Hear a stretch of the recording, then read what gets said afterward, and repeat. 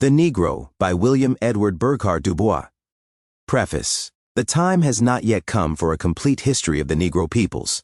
Archaeological research in Africa has just begun, and many sources of information in Arabian, Portuguese, and other tongues are not fully at our command, and too, it must frankly be confessed, racial prejudice against darker peoples is still too strong in so-called civilized centers for judicial appraisement of the peoples of Africa. Much intensive monographic work in history and science is needed to clear mooted points and quiet the controversialist who mistakes present personal desire for scientific proof. Nevertheless, I have not been able to withstand the temptation to essay such short general statement of the main known facts and their fair interpretation, as shall enable the general reader to know as men a sixth or more of the human race. Manifestly, so short a story must be mainly conclusions and generalizations with but meager indication of authorities and underlying arguments. Possibly, if the public will, a later and larger book may be more satisfactory on these points. 1. Africa. Africa is at once the most romantic and the most tragic of continents.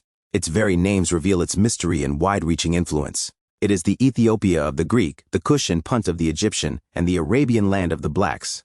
To modern Europe, it is the dark continent and land of contrasts. In literature, it is the seat of the Sphinx and the Lotus Eaters, the home of the dwarfs, gnomes, and pixies, and the refuge of the gods. In commerce, it is the slave mart and the source of ivory, ebony, rubber, gold, and diamonds.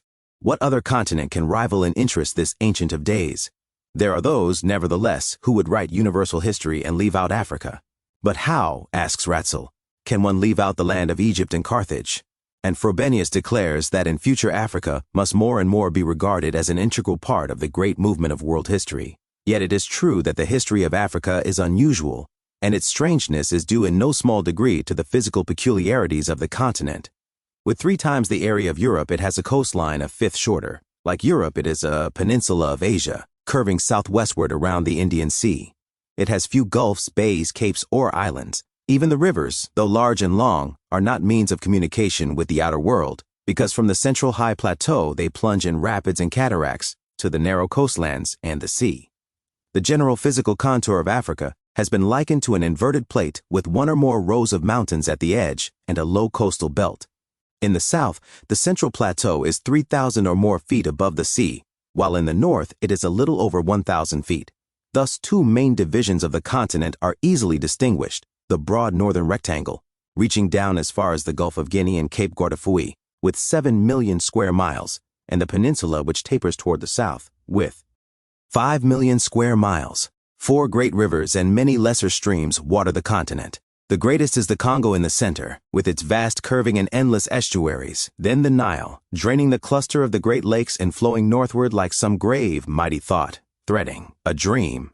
The Niger in the northwest, watering the Sudan below the Sahara, and finally, the Zambezi, with its greater Niagara in the southeast. Even these waters leave room for deserts both south and north, but the greater ones are the 3 million square miles of sand wastes in the north. More than any other land, Africa lies in the tropics, with a warm, dry climate, save in the central Congo region, where rain at all seasons brings tropical luxuriance. The flora is rich but not wide in variety, including the gum acacia, ebony, several dye woods, the kola nut, and probably tobacco and millet. To these many plants have been added in historic times. The fauna is rich in mammals, and here, too, many from other continents have been widely introduced and used. Primarily, Africa is the land of the blacks. The world has always been familiar with black men, who represent one of the most ancient of human stocks. Of the ancient world gathered about the Mediterranean, they formed a part and were viewed with no surprise or dislike, because this world saw them come and go and play their part with other men. Was Clitus, the brother-in-law of Alexander the Great, less to be honored because he happened to be black? Was Terence less famous? The medieval European world, developing under the favorable physical conditions of the North Temperate Zone, knew the black man chiefly as a legend or occasional curiosity, but still as a fellow man, an Othello or a Prester John or an Antar. The modern world, in contrast, knows the Negro chiefly as a bond slave in the West Indies and America. Add to this the fact that the darker races in other parts of the world have, in the last 4 centuries, lagged behind the flying and even feverish footsteps of Europe, and we face today a widespread assumption throughout the dominant world that color is a mark of inferiority.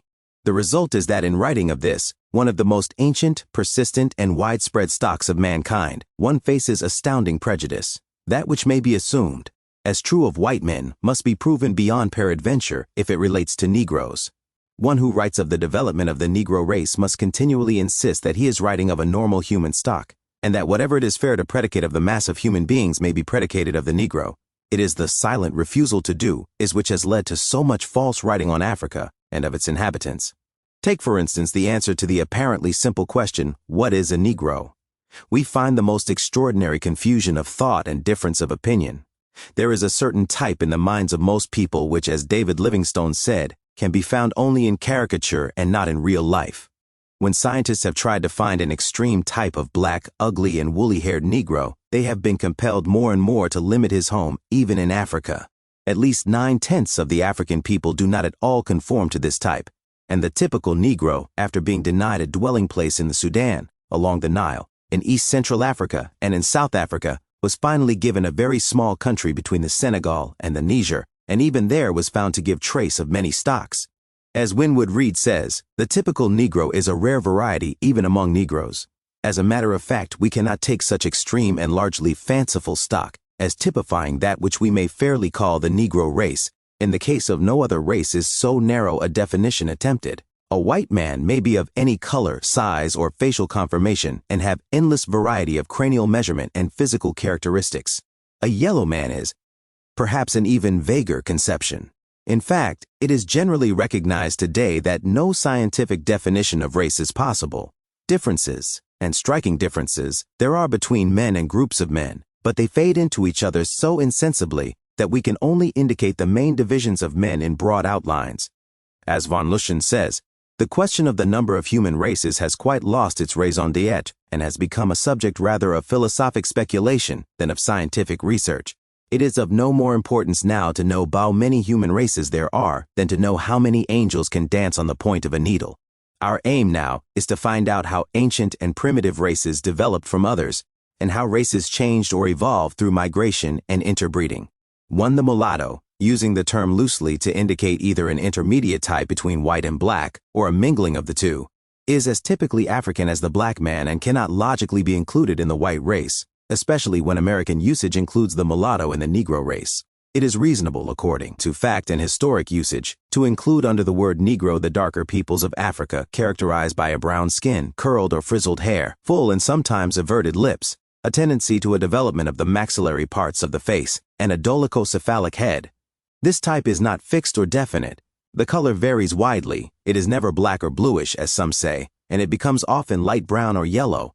The hair varies from curly to a wool-like mass, and the facial angle and cranial form show wide variation. It is as impossible in Africa as elsewhere to fix with any certainty the limits of racial variation due to climate and the variation due to intermingling. In the past, when scientists assumed one unvarying Negro type, every variation from that type was interpreted as meaning mixture of blood. Today we recognize a broader normal African type which, as Palgrave says, may best be studied among the statues of the Egyptian rooms of the British Museum, the larger gentle eye, the full but not over-protruding lips, the rounded contour, and the good-natured, easy, sensuous expression.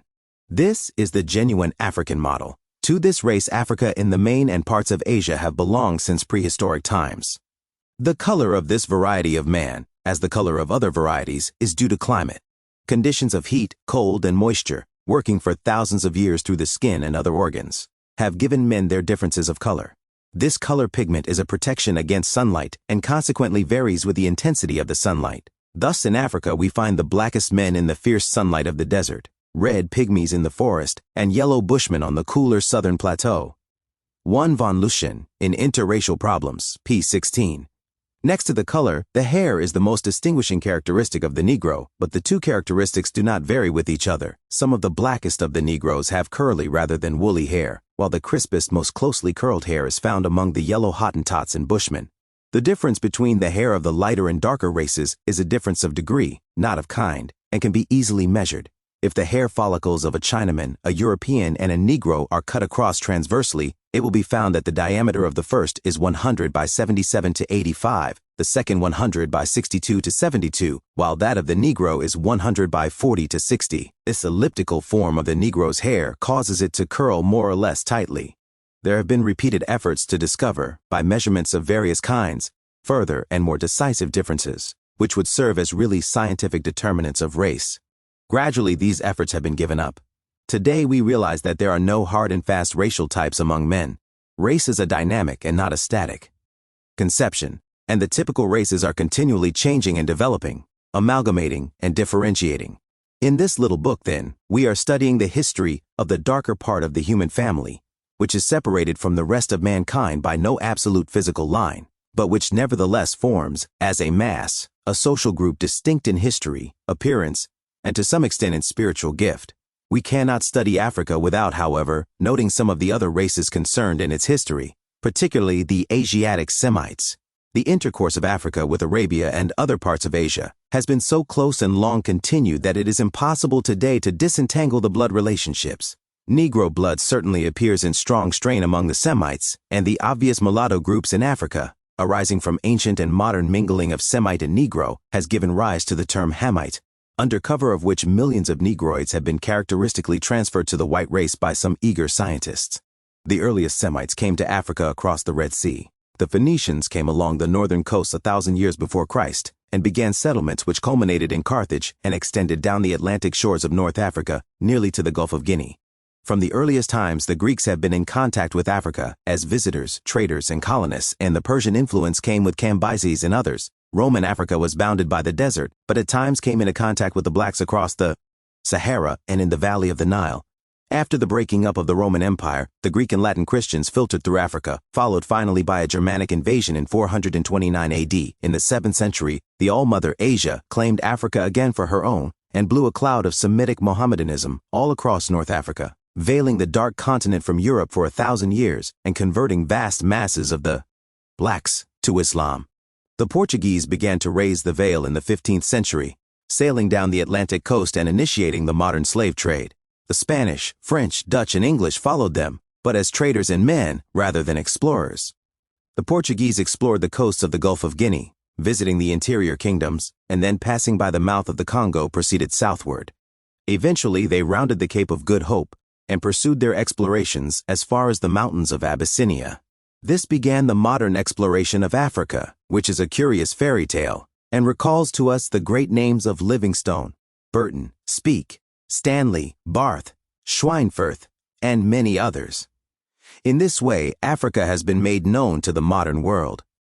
The difficulty of this modern lifting of the veil of centuries emphasizes two physical facts that underlie all African history: the peculiar inaccessibility of the continent to peoples from without, which made it so easily possible for the great human drama played here to hide itself from the ears of other worlds, and, on the other hand, the absence of interior barriers, the great stretch of that central plateau which placed practically every budding center of culture at the mercy of barbarism, sweeping 1,000 miles with no Alps or Himalayas or Appalachians to bind her. With this peculiarly uninviting coastline and the difficulties in interior segregation, must be considered the climate of Africa. While there is much diversity and many salubrious tracts along with vast barren wastes, yet, as Sir Harry Johnston well remarks, Africa is the chief stronghold of the real devil, the reactionary forces of nature hostile to the uprise of humanity. Here Beelzebub, king of the flies, marshals his vermiform and arthropod hosts insects, ticks, and nematode worms, which more than in other continents, excepting Negroid Asia, convey to the skin, veins, intestines, and spinal marrow of men and other vertebrates the microorganisms which cause deadly, disfiguring, or debilitating diseases, or themselves create the morbid condition of the persecuted human being, beasts, bird, reptile, frog, or fish. The inhabitants of this land have had a sheer fight for physical survival comparable with that in no other great continent, and this must not be forgotten when we consider their history. 2. The coming of black men. The movements of prehistoric man can be seen as yet but dimly in the uncertain mists of time. This is the story that today seems most probable. From some center in southern Asia, primitive human beings began to differentiate in two directions. Toward the south appeared the primitive Negro, long-headed and with flattened hair follicle. He spread along southern Asia and passed over into Africa, where B survives today as the reddish dwarfs of the center and the Bushmen of South Africa. Northward and eastward primitive man became broader-headed and straight-haired and spread over eastern Asia, forming the Mongolian type, either through the intermingling of these two types or, as some prefer to think, by the direct prolongation of the original primitive man. A third intermediate type of human being appeared with hair and cranial measurement intermediate between the primitive Negro and Mongolian. All these three types of men intermingled their blood freely and developed variations according to climate and environment. Other and older theories and legends of the origin and spread of mankind are of interest now only because so many human beings have believed them in the past. The biblical story of Shem, Ham, and Japheth retains the interest of a primitive myth with its measure of allegorical truth, 3, but has of course no historic basis. The older Aryan theory assumed the migration into Europe of one dominant Asiatic race of civilized conquerors, to whose blood and influence all modern culture was due. To this white race Semitic Asia, a large part of Black Africa, and all Europe was supposed to belong. This Aryan theory has been practically abandoned in the light of recent research, and it seems probable now that from the primitive Negroid stock evolved in Asia the Semites either by local variation or intermingling with other stocks. Later there developed the Mediterranean race, with Negroid characteristics, and the modern Negroes. The blue-eyed, light-haired Germanic people may have arisen as a modern variation of the mixed peoples produced by the mingling of Asiatic and African elements. The last word on this development has not yet been said, and there is still much to learn and explain, but it is certainly proved today beyond doubt that the so-called Hamites of Africa, the brown and black curly and frizzly-haired inhabitants of North and East Africa, are not white men if we draw the line between white and black in any logical way. The primitive Negroid race of men developed in Asia wandered eastward as well as westward. They entered on the one hand Burma and the South Sea Islands, and on the other hand they came through Mesopotamia and gave curly hair and a Negroid type to Jew, Syrian, and Assyrian. Ancient statues of Indian divinities show the Negro type with black face and close curled hair, and early Babylonian culture was Negroid. In Arabia the Negroes may have divided, and one stream perhaps wandered into Europe by way of Syria. Traces of these Negroes are manifest not only in skeletons but in the brunette type of all South Europe. The other branch proceeded to Egypt and tropical Africa. Another, but perhaps less probable, theory is that ancient Negroes may have entered Africa from Europe, since the most ancient skulls of Algeria are Negroid. The primitive African was not an extreme type. One may judge from modern pygmy and bushman that his color was reddish or yellow, and his skull was sometimes round like the Mongolian. He entered Africa not less than 50,000 years ago and settled eventually in the broad region between Lake Chad and the Great Lakes, and remained there long stretches of years. After a lapse of perhaps 30,000 years, there entered Africa a further migration of Asiatic people, Negroid in many characteristics, but lighter and straighter haired than the primitive Negroes. From this Mediterranean race was developed the modern inhabitants of the shores of the Mediterranean in Europe, Asia, and Africa, and by mingling with the primitive Negroes, the ancient Egyptians and modern Negroid races of Africa. As we near historic times, the migrations of men became more frequent from Asia and from Europe, and in Africa came movements and minglings which give to the whole of Africa a distinct mulatto character. The primitive Negro stock was mulatto in the sense of being not widely differentiated from the dark, original Australoid stock. As the earlier yellow Negro developed in the African tropics to the bigger, blacker type, B was continually mingling his blood with similar types developed in temperate climes to sallower color and straighter hair. We find, therefore, in Africa today every degree of development in Negroid stocks and every degree of intermingling of these developments, both among African peoples and between Africans, Europeans, and Asiatics. The mistake is continually made of considering these types as transitions between absolute Caucasians and absolute Negroes. No such absolute type ever existed on either side. Both were slowly differentiated from a common ancestry and continually remingled their blood while the differentiating was progressing. From prehistoric times down to today, Africa is in this sense primarily the land of the mulatto. So too was earlier Europe and Asia, only in these countries the mulatto was early bleached by the climate, while in Africa he was darkened. It is not easy to summarize the history of these dark African peoples because so little is known and so much is still in dispute. Yet, by avoiding the real controversies and being unafraid of mere questions of definition, we may trace a great human movement with considerable definiteness. 3 main Negro types early made their appearance: the lighter and smaller primitive stock, the larger forest Negro in the center and on the west coast, and the tall black Nilotic Negro in the eastern Sudan. In the earliest times we find the Negroes in the valley of the Nile, pressing downward from the interior. Here they mingled with Semitic types, and after a lapse of millenniums there arose from this mingling the culture of Ethiopia and Egypt, probably the first of higher human cultures. To the west of the Nile, the Negroes expanded straight across the continent to the Atlantic. Centers of higher culture appeared very early along the Gulf of Guinea, and curling backward met Egyptian, Ethiopian, and even European and Asiatic influences about Lake Chad. To the southeast, nearer the primitive seats of the earliest African immigrants and open to Egyptian and East Indian influences, the Negro culture which culminated at Zimbabwe arose, and one may trace throughout South Africa its wide ramifications. All these movements gradually aroused the central tribes to unrest. They beat against the barriers north, northeast, and west, but gradually settled into a great southeastward migration. Calling themselves proudly La Bantu, the people, they grew by agglomeration into a warlike nation, speaking one language. They eventually conquered all Africa south of the Gulf of Guinea and spread their influence to the northward. While these great movements were slowly transforming Africa, she was also receiving influences from beyond her shores and sending influences out. With mulatto Egypt, Black Africa was always in closest touch, so much so that to some all evidence of Negro uplift seem Egyptian in origin.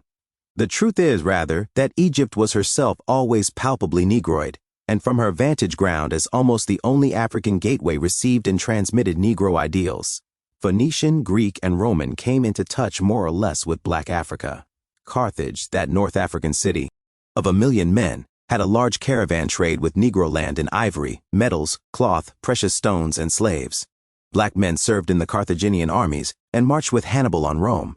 In some of the North African kingdoms, the infiltration of Negro blood was very large, and kings like Massinissa and Jugurtha were Negroid.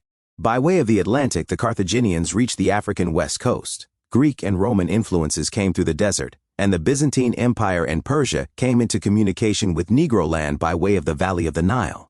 The influence of these trade routes, added to those of Egypt, Ethiopia, Benin, and Yoruba, stimulated centers of culture in the central and western Sudan, and European and African trade early reached large volume. Negro soldiers were used largely in the armies that enabled the Mohammedans to conquer North Africa and Spain. Beginning in the 10th century and slowly creeping across the desert into Negro land, the new religion found an already existing culture and came, not a conqueror, but as an adapter and inspirer. Civilization received new impetus, and a wave of Mohammedanism swept eastward, erecting the great kingdoms of Mel, the Songhai, Bornu, and the Hausa states.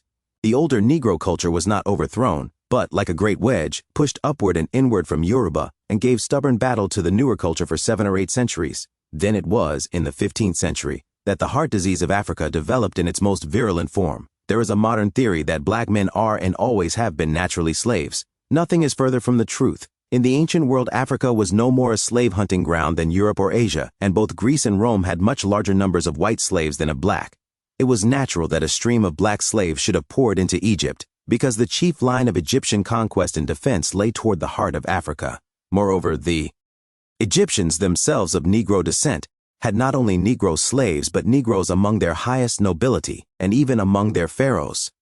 Mohammedan conquerors enslaved peoples of all colors in Europe, Asia, and Africa, but eventually their empire centered in Asia and Africa, and their slaves came principally from these countries. Asia submitted to Islam except in the Far East, which was self-protecting. Negro Africa submitted only partially, and the remaining heathen were in small states which could not effectively protect themselves against the Mohammedan slave trade. In this wise, the slave trade gradually began to center in Africa, for religious and political rather than for racial reasons. The typical African culture was the culture of family, town, and small tribe. Hence, domestic slavery easily developed a slave trade through war and commerce. Only the integrating force of state building could have stopped this slave trade. Was this failure to develop the great state a racial characteristic? This does not seem a fair conclusion. In 4 great centers, state building began in Africa. In Ethiopia, several large states were built up, but they tottered before the onslaughts of Egypt, Persia, Rome, and Byzantium on the one hand, and finally fell before the turbulent Bantu warriors from the interior. The second attempt at empire building began in the southeast, but the same Bantu hordes, pressing now slowly, now fiercely, from the congested center of the continent, gradually overthrew this state and erected on its ruins a series of smaller and more transient kingdoms.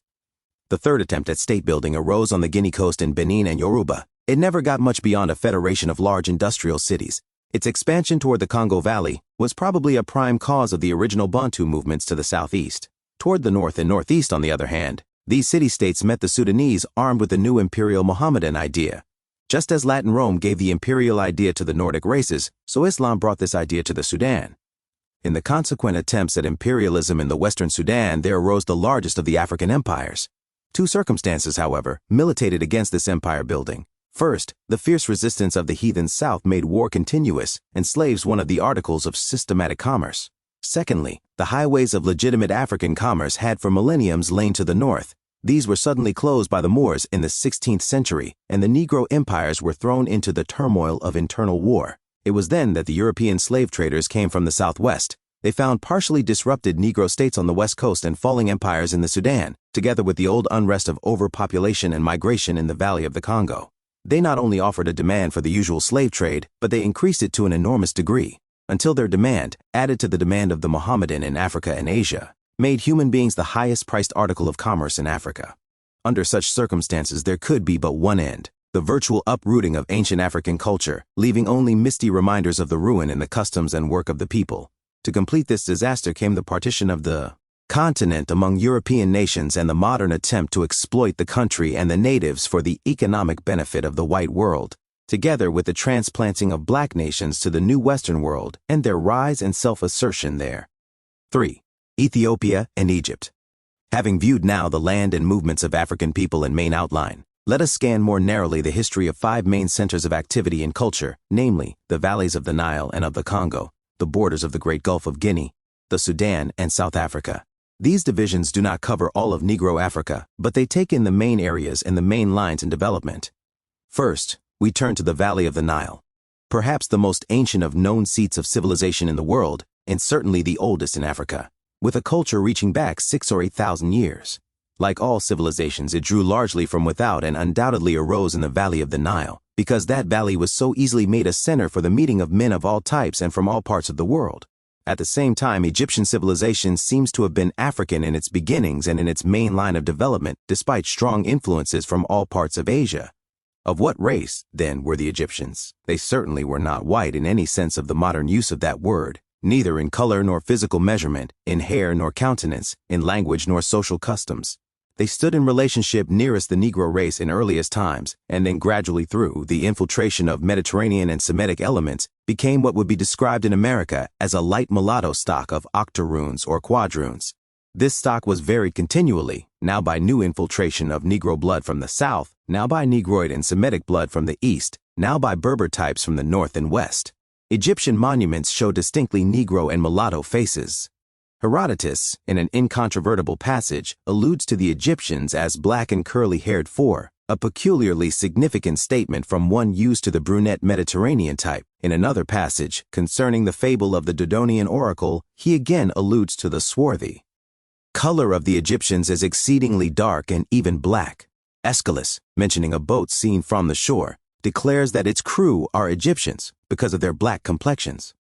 Modern measurements, with all their admitted limitations, show that in the Thebaid from 1/7 to 1/3 of the Egyptian population were Negroes, and that of the pre-dynastic Egyptians, less than half could be classed as non-Negroid.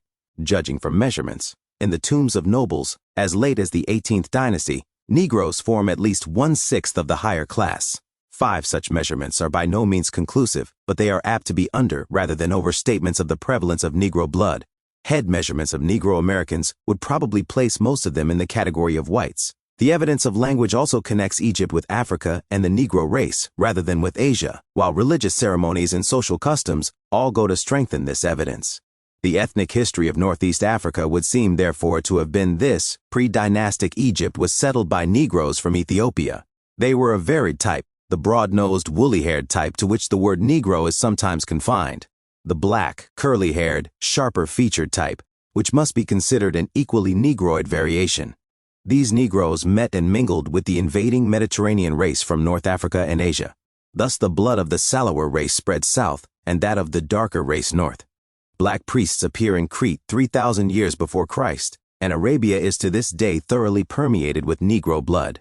Perhaps, as Chamberlain says, one of the prime reasons why no civilization of the type of that of the Nile arose in other parts of the continent, if such a thing were at all possible, was that Egypt acted as a sort of channel by which the genius of Negro land was drafted off into the service of Mediterranean and Asiatic culture. To one familiar with the striking and beautiful types arising from the mingling of Negro with Latin and Germanic types in America, the puzzle of the Egyptian type is easily solved. It was unlike any of its neighbors and a unique type until one views the modern mulatto. Then the faces of Rahotep and Nefert, of Khafra and Amenemhat I, of Ahmes and Nefertari, and even of the great Ramessu II become curiously familiar.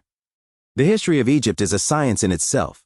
Before the reign of the first recorded king, 5,000 years or more before Christ, there had already existed in Egypt a culture and art arising by long evolution from the days of Paleolithic man among a distinctly Negroid people.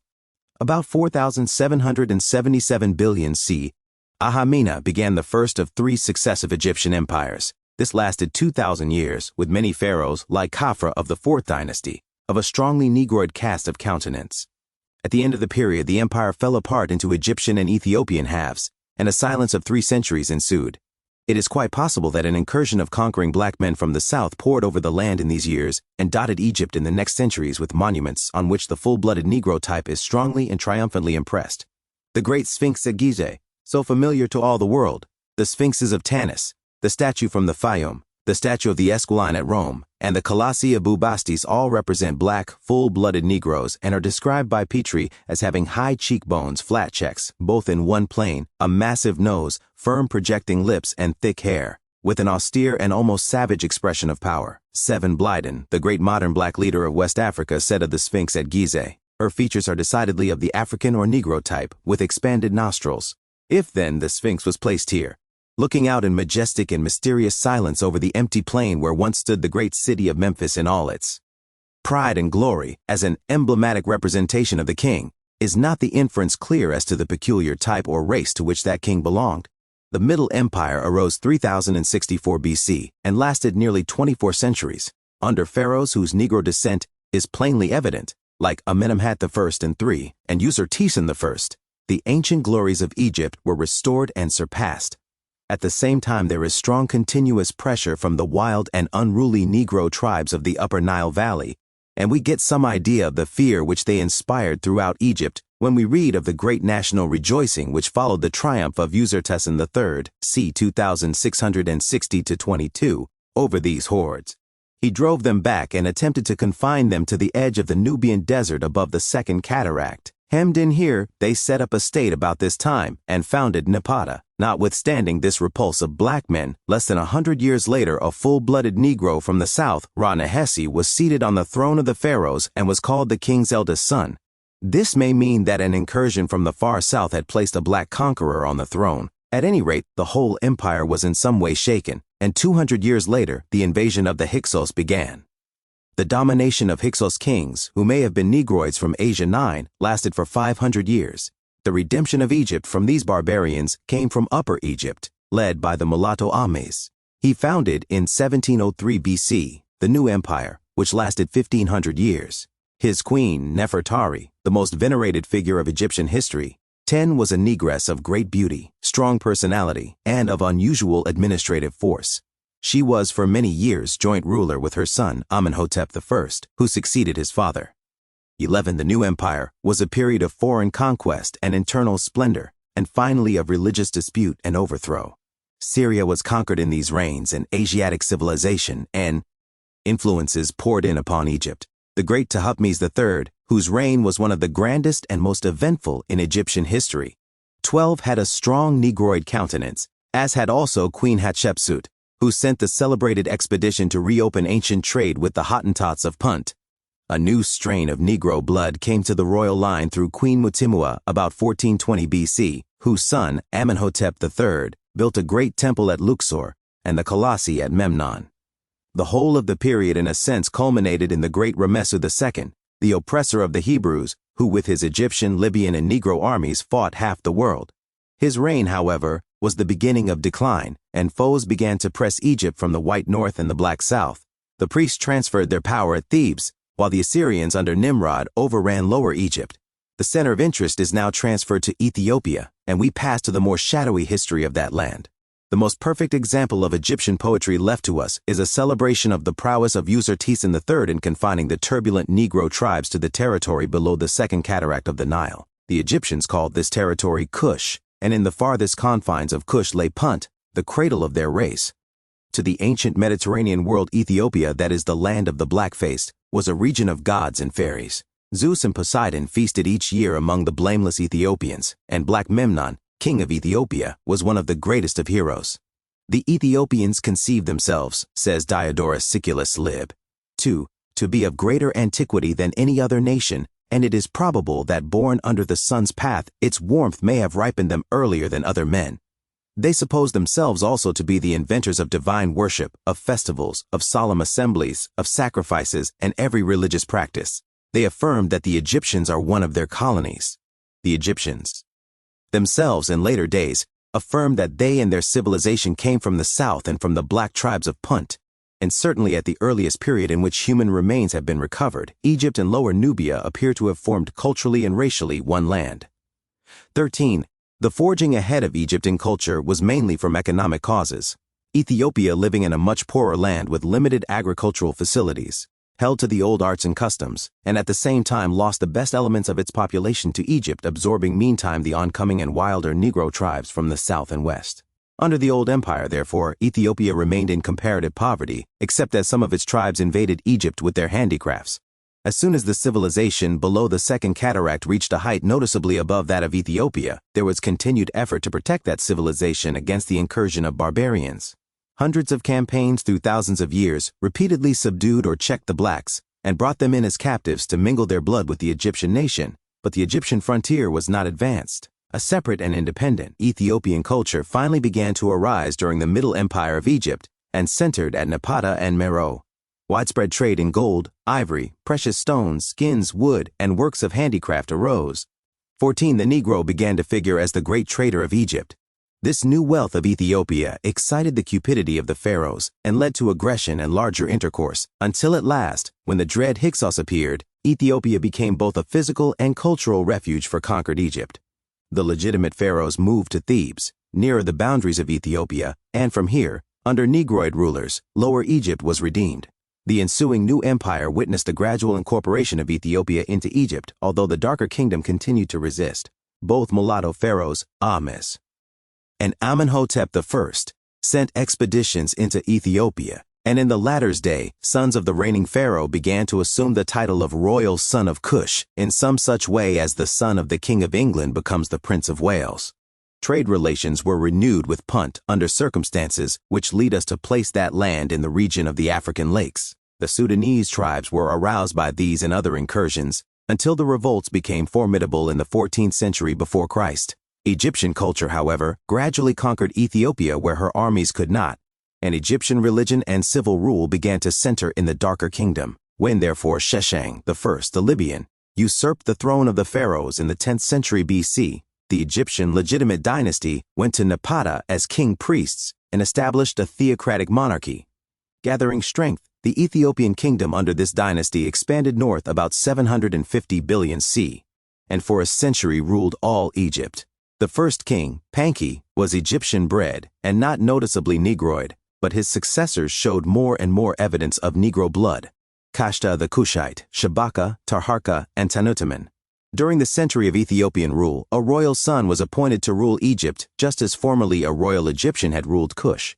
In many ways, this Ethiopian kingdom showed its Negro peculiarities, first, in its worship of distinctly Sudanese gods, secondly, in the rigid custom of female succession in the kingdom, and thirdly, by the election of kings from the various royal claimants to the throne. It was the heyday of the Negro. For the greater part of the century, Egypt itself was subject to the blacks, just as in the new empire the Sudan had been subject to Egypt. 15. Egypt now began to fall into the hands of Asia, and was conquered first by the Assyrians and then by the Persians. But the Ethiopian kings kept their independence. Aspaluta, whose mother and sister are represented as full-blooded Negroes, ruled from 630 to 600 billion c. Horshiadef, 560 to 525 BC, made 9 expeditions against the warlike tribes south of Meroe, and his successor, Nastosinan, 525 to 500 BC, was the one who repelled Cambyses. He also removed the capital from Napata to Meroe. Although Napata continued to be the religious capital, and the Ethiopian kings were still crowned on its golden throne. From the 5th to the 2nd century BC, we find the wild Sudanese tribes pressing in from the west, and Greek culture penetrating from the east. King Argamen, Ergames, showed strong Greek influences, and at the same time began to employ the Ethiopian speech and writing, and used a new Ethiopian alphabet. While the Ethiopian kings were still crowned at Napata, Meroe gradually became the real capital and supported at one time 4,000 artisans and 200,000 soldiers. It was here that the famous Candaces reigned as queens. Pliny tells us that one Candace of the time of Nero had 44 predecessors on the throne, while another Candace figures in the New Testament. 16. It was probably this latter Candace who warred against Rome at the time of Augustus and received unusual consideration from her formidable foe. The prestige of Ethiopia at this time was considerable throughout the world. Pseudo-Callisthenes tells an evidently fabulous story of the visit of Alexander the Great to Candace, queen of Meroe, which nevertheless illustrates her fame. Candace will not let him enter Ethiopia and says he is not to scorn her people because they are black, for they are whiter in soul than his white folk. She sent him gold, maidens, parrots, sphinxes, and a crown of emeralds and pearls. She ruled 80 tribes who were ready to punish those who attacked her. The Romans continued to have so much trouble with their Ethiopian frontier that finally, when Semitic mulattoes appeared in the east, the Emperor Diocletian invited the wild Sudanese tribe of Nubians, Nobadai, from the west to repel them. These Nubians eventually embraced Christianity, and northern Ethiopia came to be known in time as Nubia. The Semitic mulattoes from the east came from the highlands bordering the Red Sea and Asia. On both sides of this sea, Negro blood is strongly in evidence, predominant in Africa and influential in Asia. Ludolphus, writing in the 17th century, says that the Abyssinians are generally black, which they most admire. Trade and war united the two shores, and merchants have passed to and fro for 30 centuries. In this way, Arabian, Jewish, Egyptian, Greek, and Roman influences spread slowly upon the Negro foundation. Early legendary history declares that Queen Makeda or Nikaula of Sheba, a state of central Abyssinia, visited Solomon in 1050 billion C and had her son Menelik educated in Jerusalem. This was the supposed beginning of the Aksumite kingdom, the capital of which, Aksume, was a flourishing center of trade. Ptolemy Evergetes and his successors did much to open Abyssinia to the world, but most of the population of that day was nomadic. In the 4th century, Byzantine influences began to be felt, and in 330, Saint Athanasius of Alexandria consecrated Frumentius as Bishop of Ethiopia. He tutored the heir to the Abyssinian kingdom and began its gradual Christianization. By the early part of the 6th century, Abyssinia was trading with India and Byzantium, and was so far recognized as a Christian country that the Emperor Justinian appealed to King Caleb to protect the Christians in southwestern Arabia. Caleb conquered Yemen in 525 and held it 50 years. Eventually, a Jewish princess, Judith, usurped the Aksumite throne. The Abyssinians were expelled from Arabia, and a long period begins when, as Gibbon says, encompassed by the enemies of their religion, the Ethiopians slept for nearly 1,000 years, forgetful of the world by whom they were forgotten.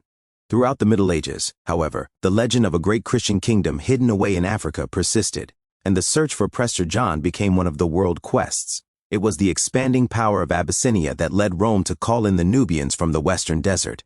The Nubians had formed a strong league of tribes, and as the ancient kingdom of Ethiopia declined, they drove back the Abyssinians, who had already established themselves at Meroe. In the 6th century, the Nubians were converted to Christianity by a Byzantine priest, and they immediately began to develop. A new capital, Dongola, replaced Napata and Meroe, and by the 12th century churches and brick dwellings had appeared. As the Mohammedan flood pressed up the Nile Valley, it was the Nubians that held it back for 2 centuries. Farther south, other wild tribes pushed out of the Sudan and began a similar development. Chief among these were the Fung, who fixed their capital at Sennar, at the junction of the White and Blue Nile. When the Mohammedan flood finally passed over Nubia, the Fung diverted it by declaring themselves Muslims. This left the Fung as the dominant power in the 15th century, from the Three Cataracts to Fazogli, and from the Red Sea at Suakin to the White Nile. Islam then swept on south in a great circle, skirted the Great Lakes, and then curled back to Somaliland, completely isolating Abyssinia. Between the 13th and 16th centuries, the Egyptian Sudan became a congeries of Mohammedan kingdoms with Arab, mulatto, and Negro kings. Far to the west, near Lake Chad, arose in 1520 the Sultanate of Bagirmi, which reached its highest power in the 7th century. This dynasty was overthrown by the Negroid Mabas, who established Wadai to the eastward about 1640. South of Wadai lay the heathen and cannibals of the Congo Valley, against which Islam never prevailed. East of Wadai and nearer the Nile lay the kindred state of Darfur, a Nubian nation whose sultans reigned over 200 years and which reached great prosperity in the early 17th century under Solomon Solon. Before the Mohammedan power reached Abyssinia, the Portuguese pioneers had entered the country from the east and begun to open the country again to European knowledge. Without doubt, in the centuries of silence, a civilization of some height had flourished in Abyssinia, but all authentic records were destroyed by fire in the 10th century. When the Portuguese came, the older Aksumite kingdom had fallen and had been succeeded by a number of petty states. The Sudanese kingdoms of the Sudan resisted the power of the Mameluke Beys in Egypt, and later the power of the Turks until the 19th century, when the Sudan was made nominally a part of Egypt. Continuous upheaval. War and conquest had by this time done their work, and little of ancient Ethiopian culture survived except the slave trade. The entrance of England into Egypt after the building of the Suez Canal stirred up eventually revolt in the Sudan for political, economic, and religious reasons. Led by a Sudanese Negro, Muhammad Ahmad, who claimed to be the Messiah, Mahdi, the Sudan arose in revolt in 1881, determined to resist a hated religion, foreign rule, and interference with their chief commerce, the trade in slaves. The Sudan was soon aflame, and the able mulatto general, Osman Digna, aided by revolt among the heathen Dinka, drove Egypt and England out of the Sudan for 16 years. It was not until 1898 that England re-entered the Sudan and in petty revenge desecrated the bones of the brave, even if misguided prophet. Meantime, this modest revolt had delayed England's designs on Abyssinia, and the Italians, replacing her, attempted a protectorate. Menelik of Shoa, one of the smaller kingdoms of Abyssinia, was a shrewd man of predominantly Negro blood and had been induced to make a treaty with the Italians after King John had been killed by the Mahdists. The exact terms of the treaty were disputed, but undoubtedly the Italians tried by this means to reduce Menelik to vassalage. Menelik stoutly resisted, and at the Great Battle of Adwa, one of the decisive battles of the modern world, the Abyssinians on March 1, 1896, inflicted a crushing defeat on the Italians, killing 4,000 of them and capturing 2,000 prisoners. The Empress, Taitu, a full-blooded Negress, led some of the charges. By this battle, Abyssinia became independent. 4. The Niger and Islam. The Arabian expression Bilad es-Sudan, land of the blacks, was applied to the whole region south of the Sahara, from the Atlantic to the Nile. It is a territory some 3,500 miles by 600 miles, containing 2 million square miles, and has today a population of perhaps 80 million. It is thus 2/3 the size of the United States and quite as thickly settled. In the western Sudan, the Niger plays the same role as the Nile in the east. In this chapter, we follow the history of the Niger. The history of this part of Africa was probably something as follows. Primitive man entering Africa from Arabia found the Great Lakes, spread in the Nile Valley, and wandered westward to the Niger. Herodotus tells of certain youths who penetrated the desert to the Niger and found there a city of black dwarfs. Succeeding migrations of Negroes and Negroids pushed the dwarfs gradually into the inhospitable forests and occupied the Sudan, pushing on to the Atlantic. Here the newcomers, curling northward, met the Mediterranean race coming down across the western desert, while to the southward the Negro came to the Gulf of Guinea and the thick forests of the Congo Valley.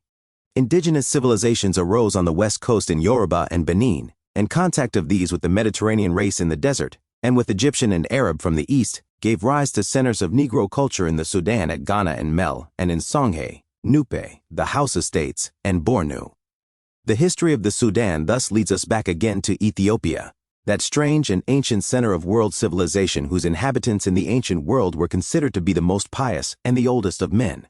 From this center, the black originators of African culture, and to a large degree of world culture, wandered not simply down the Nile, but also westward.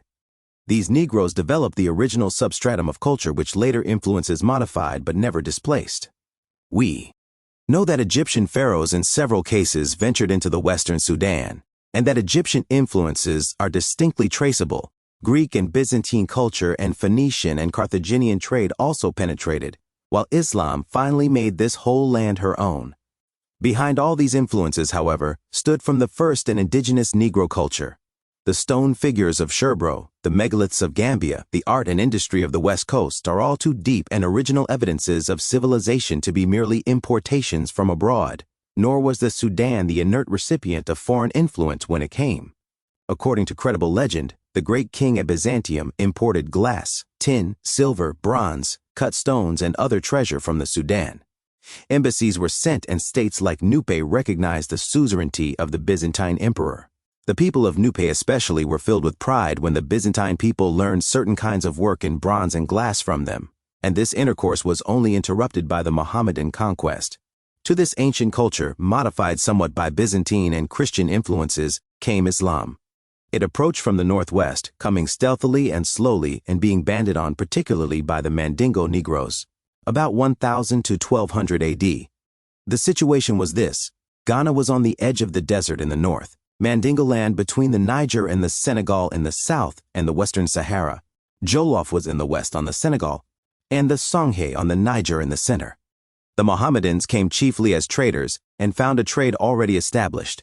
Here and there in the great cities were districts set aside for these new merchants, and the Mohammedans gave frequent evidence of their respect for these black nations. Islam did not found new states, but modified and united Negro states already ancient. It did not initiate new commerce, but developed a widespread trade already established. It is, as Frobenius says, easily proved from chronicles written in Arabic that Islam was only effective in fact as a fertilizer and stimulant. The essential point is the resuscitative and invigorative concentration of Negro power in the service of a new era and a Muslim propaganda, as well as the reaction thereby produced. Early in the 8th century, Islam had conquered North Africa and converted the Berbers. Aided by black soldiers, the Muslims crossed into Spain. In the following century, Berber and Arab armies crossed the west end of the Sahara and came to Negro land. Later, in the 11th century, Arabs penetrated the Sudan and Central Africa from the east, filtering through the Negro tribes of Darfur, Kanem, and neighboring regions. The Arabs were too nearly akin to Negroes to draw an absolute color line. Antar, one of the great pre-Islamic poets of Arabia, was the son of a black woman, and one of the great poets at the court of Harun al-Rashid was black. In the 12th century, a learned Negro poet resided at Seville, and Sijil Messa, the last town in Lower Morocco toward the desert, was founded in 757 by a Negro who ruled over the Berber inhabitants. Indeed, many towns in the Sudan and the desert were thus ruled and felt no incongruity in this arrangement. They say, to be sure, that the Moors destroyed Oud Hogast because it paid tribute to the black town of Ghana, but this was because the town was heathen and not because it was black. On the other hand, there is a story that a Berber king overthrew one of the cities of the Sudan, and all the black women committed suicide, being too proud to allow themselves to fall into the hands of white men. In the West, the Muslims first came into touch with the Negro kingdom of Ghana. Here, large quantities of gold were gathered in early days, and we have names of 74 rulers before 300 AD running through 21 generations. This would take us back approximately 1,000 years to 700 BC, or about the time that Pharaoh Necho of Egypt sent out the Phoenician expedition which circumnavigated Africa, and possibly before the time when Hanno, the Carthaginian, explored the west coast of Africa. By the middle of the 11th century, Ghana was the principal kingdom in the western Sudan. Already the town had a native and a Mussulman quarter, and was built of wood and stone with surrounding gardens. The king had an army of 200,000, and the wealth of the country was great. A century later, the king had become Mohammedan in faith, and had a palace with sculptures and glass windows. The great reason for this development was the desert trade. Gold, skins, ivory, cola nuts, gums, honey, wheat, and cotton were exported, and the whole Mediterranean coast traded in the Sudan. Other and lesser black kingdoms like Tekru, Silla, and Messina surrounded Ghana.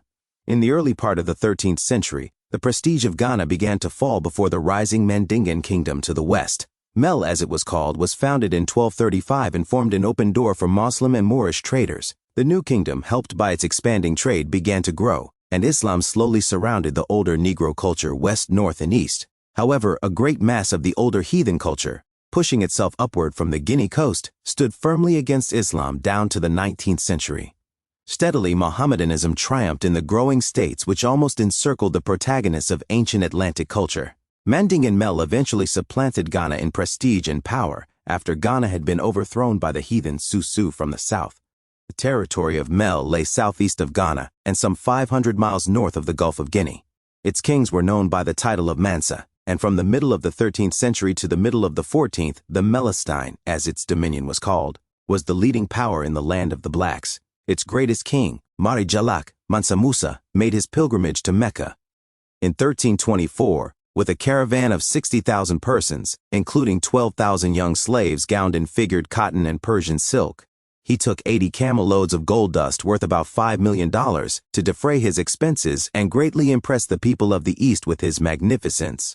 On his return, he found that Timbuktu had been sacked by the Mossi, but he rebuilt the town and filled the new mosque with learned blacks from the University of Fez. Mansa Musa reigned 25 years and was distinguished by his ability and by the holiness of his life. The justice of his administration was such that the memory of it still lives. 18. The Melestine preserved its preeminence until the beginning of the 16th century, when the rod of Sudanese empire passed to Songhai, the largest and most famous of the black empires. The known history of Songhai covers 1,000 years and 3 dynasties and centers in the Great Bend of the Niger. There were 30 kings of the first dynasty, reigning from 700 to 1335. During the reign of one of these, the Songhai kingdom became the vassal kingdom of Mel, then at the height of its glory. In addition to this, the Mossi crossed the valley, plundered Timbuktu in 1339, and separated Jenne, the original seat of the Songhay, from the main empire.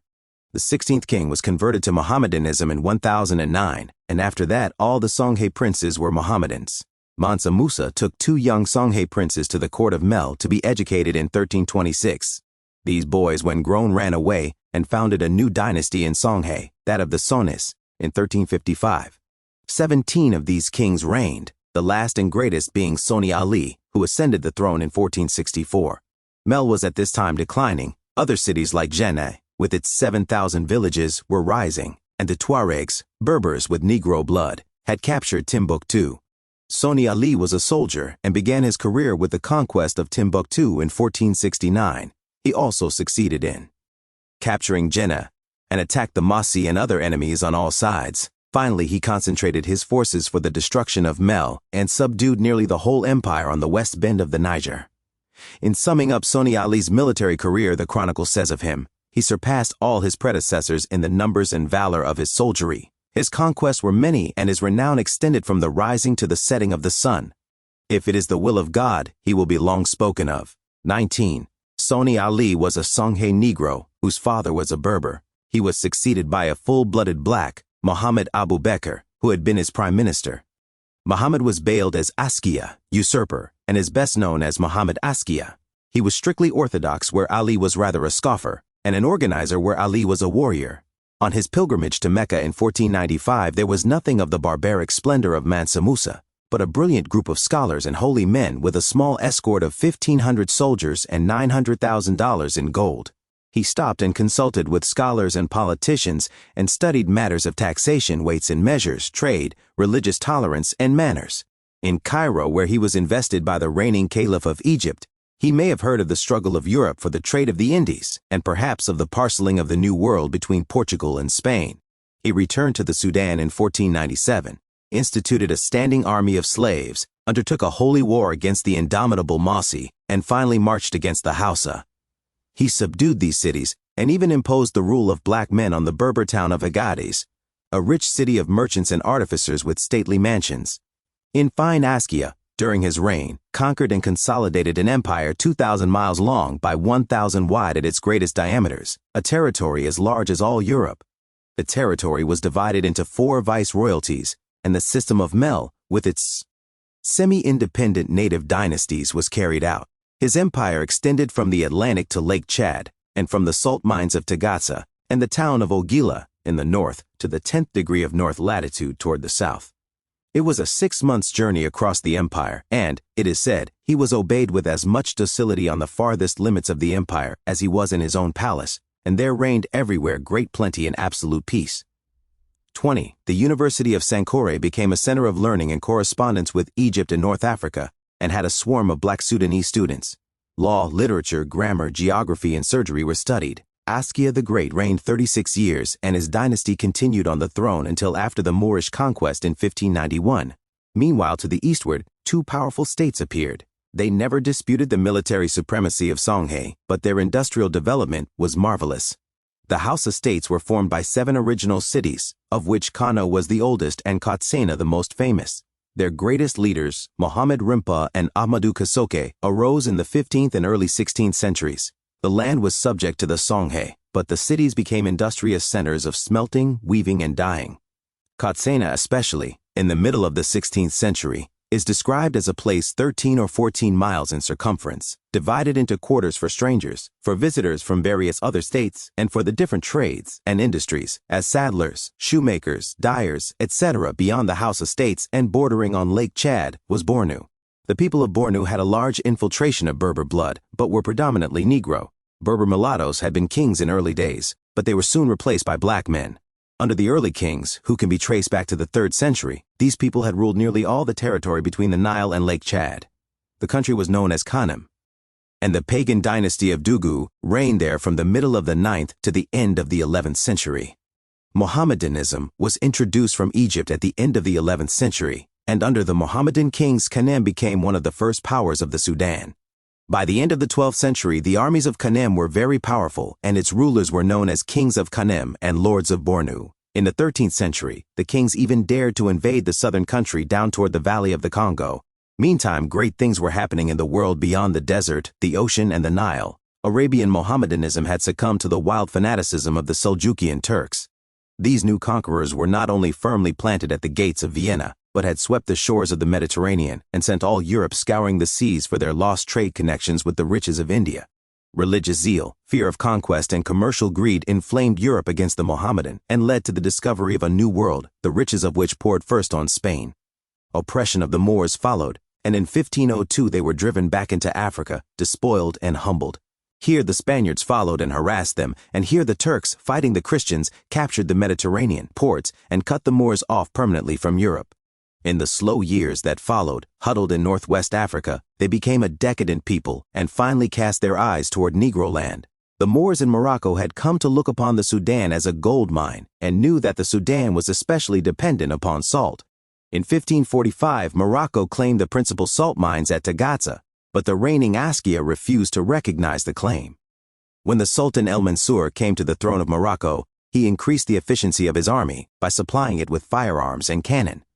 El Mansur determined to attack the Sudan and sent 400 men under Pasha Juder, who left Morocco in 1590. The Songhay, with their bows and arrows, were helpless against powder and shot, and they were defeated at Tinkadibu, April 12, 1591. Askia Ishak, the king, offered terms, and Juder Pasha referred them to Morocco. The Sultan, angry with his general's delay, deposed him and sent another, who crushed and treacherously murdered the king and set up a puppet. Thereafter there were two Askias, one under the Moors at Timbuktu, and one who maintained himself in the Hausa states, which the Moors could not subdue. Anarchy reigned in Songhay. The Moors tried to put down disorder with a high hand, drove out and murdered the distinguished men of Timbuktu, and as a result, let loose a riot of robbery and decadence throughout the Sudan. Pasha now succeeded Pasha with revolt and misrule, until in 1612 the soldiers elected their own Pasha and deliberately shut themselves up in the Sudan by cutting off approach from the north. Hausaland and Bornu were still open to Turkish and Mohammedan influence from the east, and the Gulf of Guinea to the slave trade from the south, but the face of the finest Negro civilization the modern world had ever produced was veiled from Europe and given to the defilement of wild Moorish soldiers. In 1623, it is written excesses of every kind are now committed unchecked by the soldiery, and the country is profoundly convulsed and oppressed. The Tuaregs marched down from the desert and deprived the Moors of many of the principal towns. The rest of the empire of the Songhay was by the end of the 18th century divided among separate Moorish chiefs, who bought supplies from the Negro peasantry and were at once the vainest, proudest, and perhaps the most bigoted, ferocious, and intolerant of all the nations of the South. They lived a nomadic life, plundering the Negroes. To such depths did the mighty Songhay fall. As the Songhay declined, a new power arose in the 19th century. The Fula, who vary in race from Berber mulattoes to full-blooded Negroes, may be the result of a westward migration of some people like the Luko-Ethiopi of Pliny, or they may have arisen from the migration of Berber mulattoes in the western oases, driven south by Romans and Arabs. These wandering herdsmen lived on the Senegal River and the ocean in very early times and were not heard of until the 19th century. By this time they had changed to a Negro or dark mulatto people and lived scattered in small communities between the Atlantic and Darfur. They were without political union or national sentiment, but were all Mohammedans. Then came a sudden change, and led by a religious fanatic, these despised and persecuted people became masters of the central Sudan. They were the ones who at last broke down that great wedge of resisting Atlantic culture, after it had been undermined and disintegrated by the American slave trade. Thus Islam finally triumphed in the Sudan, and the ancient culture combined with the new. In the Sudan today one may find evidences of the union of two classes of people. The representatives of the older civilization dwell as peasants in small communities, carrying on industries and speaking a large number of different languages. With them or above them is the ruling Mohammedan caste, speaking four main languages: Mandingo, Hausa, Fula, and Arabic. These latter form the state builders. Negro blood predominates among both classes, but naturally there is more Berber blood among the Mohammedan invaders. Europe during the Middle Ages had some knowledge of these movements in the Sudan and Africa. Mel and Songhay appear on medieval maps. In literature, we have many allusions. The mulatto king, Ferifus, was one of Wolfram von Eschenbach's heroes. Prester John furnished endless lore. Othello, the warrior, and the Black King represented by medieval art as among the three. Wise men. and the various Black Virgin Marys all show legendary knowledge of what African civilization was at that time doing. It is a curious commentary on modern prejudice that most of this splendid history of civilization and uplift is unknown today, and men confidently assert that Negroes have no history. 5. Guinea and Congo. One of the great cities of the Sudan was Djenné. The Chronicle says that its markets are held every day of the week and its populations are very enormous. Its 7,000 villages are so near to one another that the chief of Djenné has no need of messengers. If he wishes to send a note to Lake Debo, for instance, it is cried from the gate of the town and repeated from village to village, by which means it reaches its destination almost instantly. 23. From the name of this city, we get the modern name Guinea, which is used today to designate the country contiguous to the Great Gulf of that name, a territory often referred to in general as West Africa. Here, reaching from the mouth of the Gambia to the mouth of the Niger, is a coast of 600 miles, where a marvelous drama of world history has been enacted. The coast and its hinterland comprehends many well-known names. First comes ancient Guinea, then modern Sierra Leone and Liberia, then follow the various coasts of ancient traffic, the grain, ivory, gold, and slave coasts, with the adjoining territories of Ashanti, Dahomey, Lagos, and Benin, and farther back such tribal and territorial names as those of the Mandingos, Yorubas, the Mossi, Nupe, Borgu, and others. Recent investigation makes it certain that an ancient civilization existed on this coast, which may have gone back as far as 3,000 years before Christ. Frobenius, perhaps fancifully, identified this African coast with the Atlantis of the Greeks, and as part of that great Western movement in human culture, beyond the Pillars of Hercules, which 13 centuries before Christ strove with Egypt and the East. It is, at any rate, clear that ancient commerce reached down the west coast. The Phoenicians, 600 BC, and the Carthaginians, a century or more later, record voyages, and these may have been attempted revivals of still more ancient intercourse. These coasts, at some unknown prehistoric period, were peopled from the Niger Plateau toward the north and west by the black West African type of Negro, while along the west end of the desert, these Negroes mingled with the Berbers, forming various Negroid races. Movement and migration is evident along this coast in ancient and modern times. The Yoruba Benin Dahomey peoples were among the earliest arrivals, with their remarkable art and industry, which places them in some lines of technique abreast with the modern world. Behind them came the Mossi from the north, and many other peoples in recent days have filtered through, like the Limba and Temni of Sierra Leone and the Agni Ashanti, who moved from Borgu some 2,000 years ago to the Gold and Ivory Coasts. We have already noted in the main the history of black men along the wonderful Niger and Sine Bow pushing up from the Gulf of Guinea, a powerful wedge of ancient culture held back Islam for 1,000 years, now victorious, now stubbornly disputing every inch of retreat. The center of this culture lay probably, in oldest times, above the Bight of Benin, along the Slave Coast, and reached east, west, and north. We trace it today not only in the remarkable tradition of the natives, but in stone monuments, architecture, industrial and social organization, and works of art in bronze, glass, and terracotta. Benin art has been practiced without interruption for centuries, and von Luschen says that it is of extraordinary significance that by the 16th and 17th centuries, a local and monumental art had been learned in Benin which in many respects equaled European art and developed a technique of the very highest accomplishment. 24. Summing up Yoruban civilization, Frobenius concluded that the technical summit of that civilization was reached in the terracotta industry, and that the most important achievements in art were not expressed in stone, but in fine clay baked in the furnace. That hollow casting was thoroughly known to and practiced by these people, that iron was mainly used for decoration, that whatever their purpose, they kept their glass beads in stoneware urns within their own locality, and that they manufactured both earthen and glass ware, that the art of weaving was highly developed among them, that the stone monuments, it is true, show some dexterity in handling and are so far instructive, but in other respects evidence a cultural condition insufficiently matured to grasp the utility of stone monumental material, and, above all, that the then great and significant idea of the universe as imaged in the templum was current in those days. 25. Effort has naturally been made to ascribe this civilization to white people. First it was ascribed to Portuguese influence, but much of it is evidently older than the Portuguese discovery. Egypt and India have been evoked in Greece and Carthage.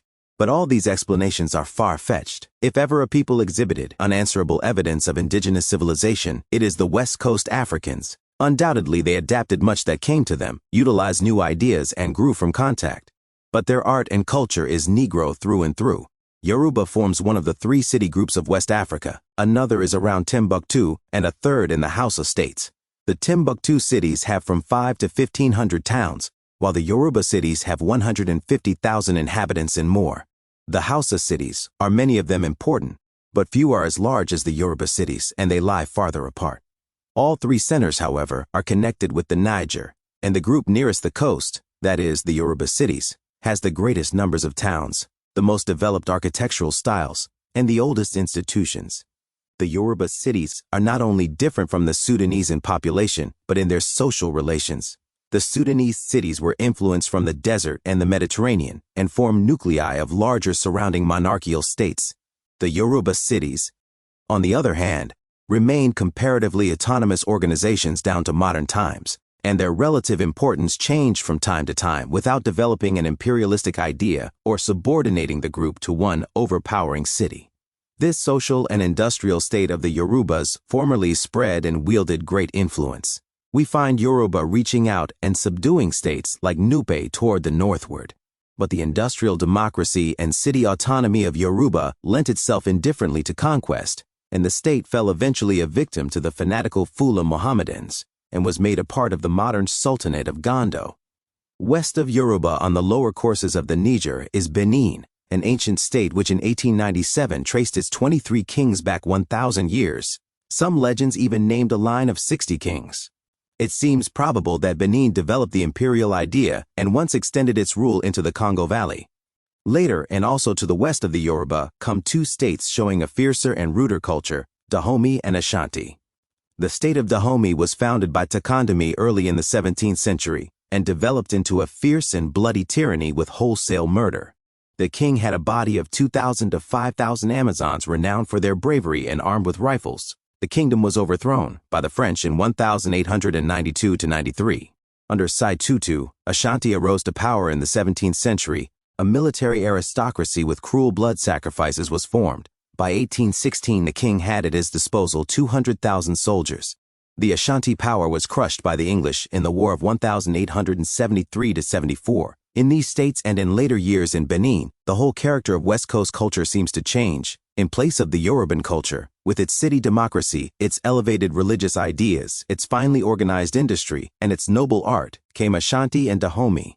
What was it that changed the character of the West Coast from this to the orgies of war and blood? Sacrifice which we read of later in these lands. There can be but one answer: the slave trade. Not simply the sale of men, but an organized traffic of such proportions and widely organized ramifications as to turn the attention and energies of men from nearly all other industries, encourage war and all the cruelest passions of way, and concentrate this traffic in precisely that part of Africa farthest from the ancient Mediterranean lines of trade. We need not assume that the cultural change was sudden or absolute.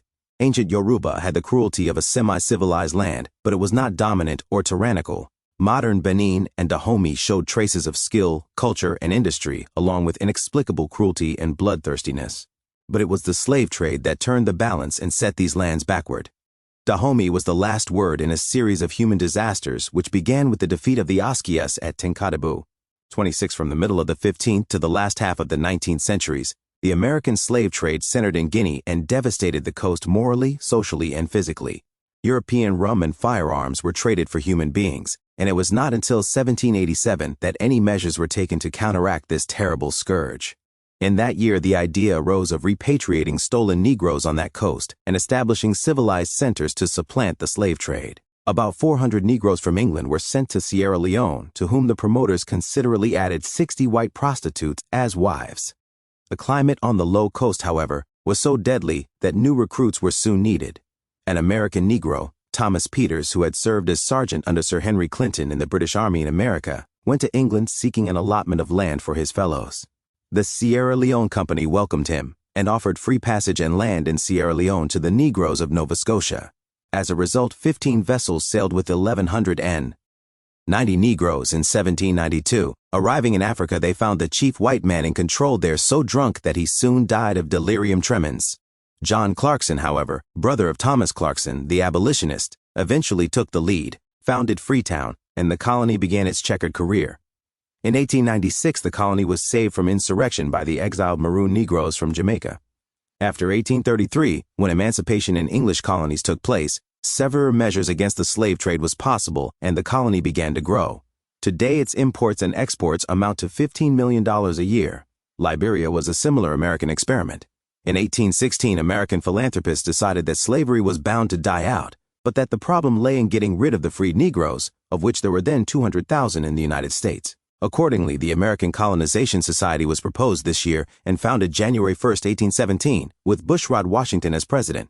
It was first thought to encourage migration to Sierra Leone, and 88 Negroes were sent, but they were not welcomed. As a result, territory was bought in the present confines of Liberia December 15, 1821, and colonists began to arrive. A little later, an African depot for recaptured slaves taken in the contraband slave trade, provided for in the Act of 1819, was established, and an agent was sent to Africa to form a settlement. Gradually, this settlement was merged with the settlement of the Colonization Society, and from this union Liberia was finally evolved. The last white governor of Liberia died in 1841 and was succeeded by the first colored governor, Joseph J. Roberts, a Virginian.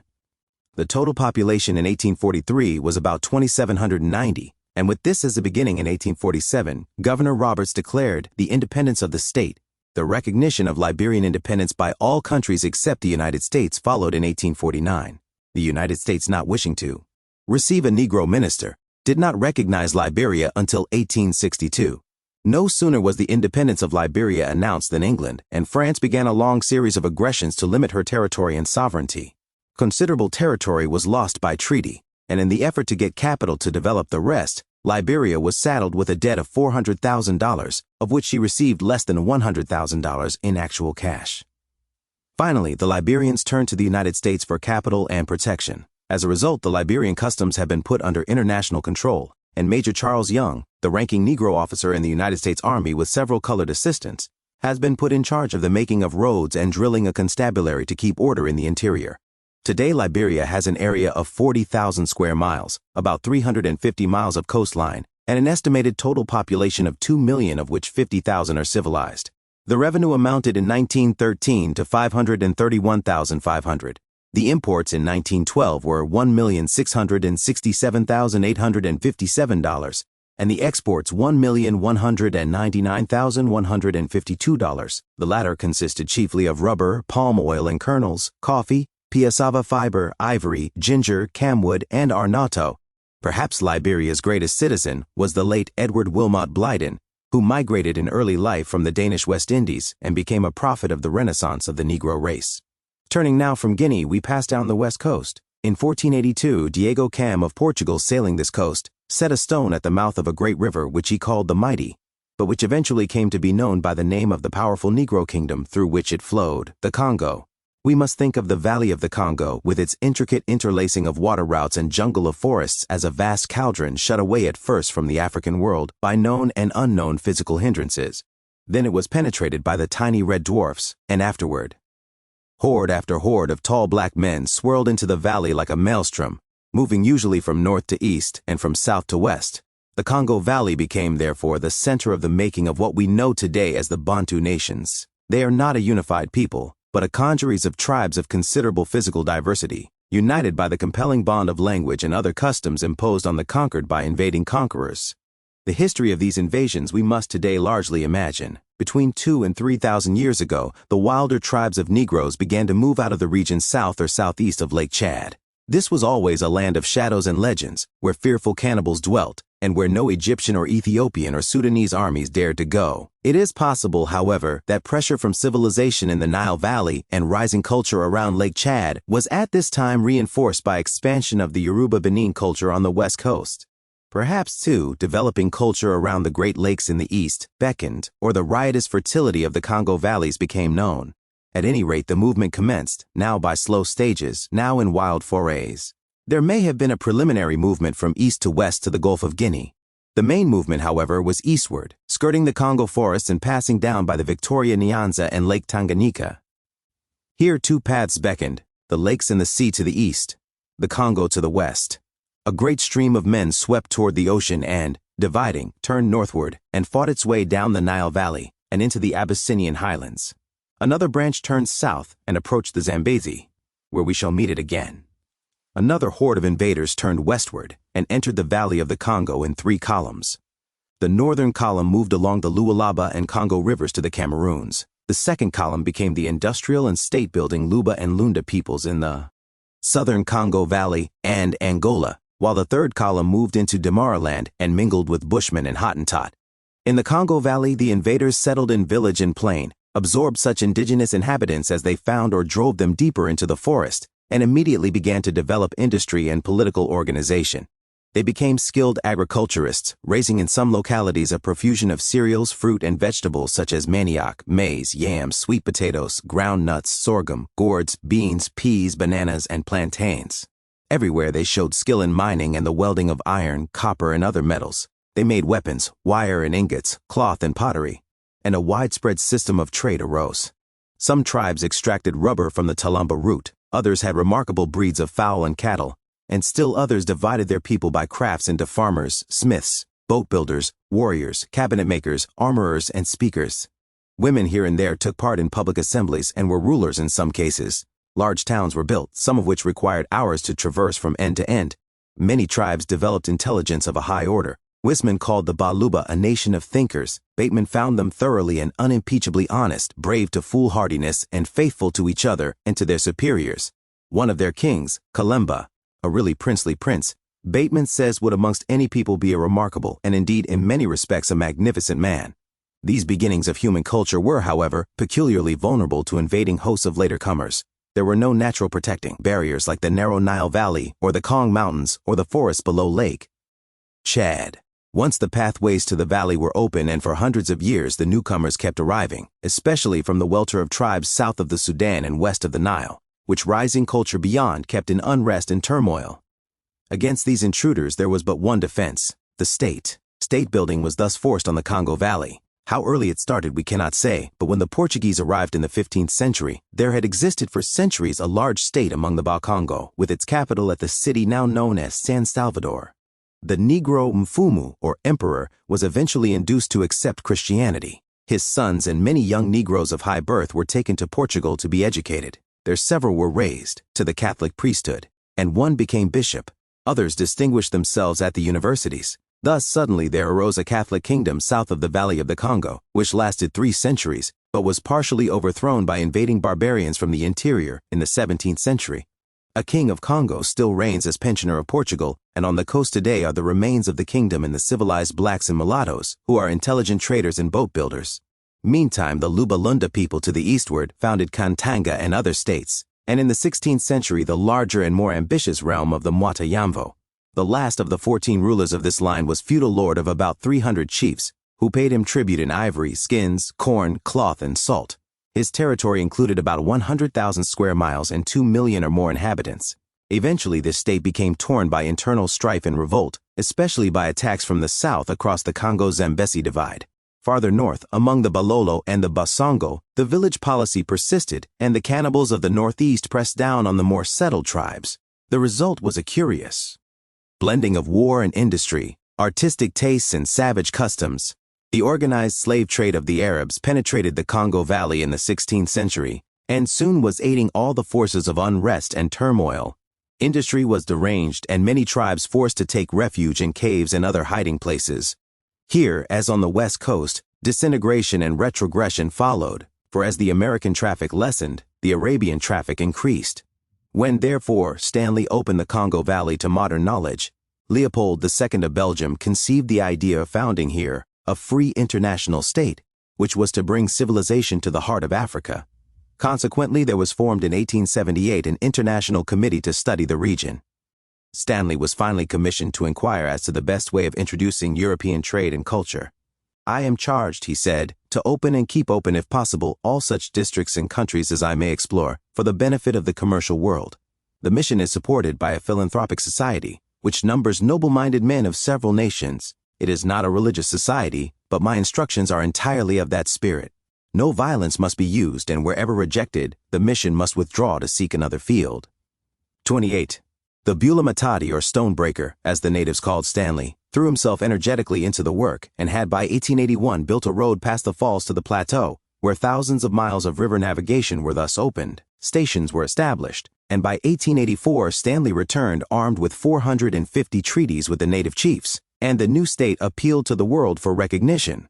The United States first recognized the Congo Free State, which was at last made a sovereign power under international guarantees by the Congress of Berlin in the year 1885, and Leopold II was chosen its king.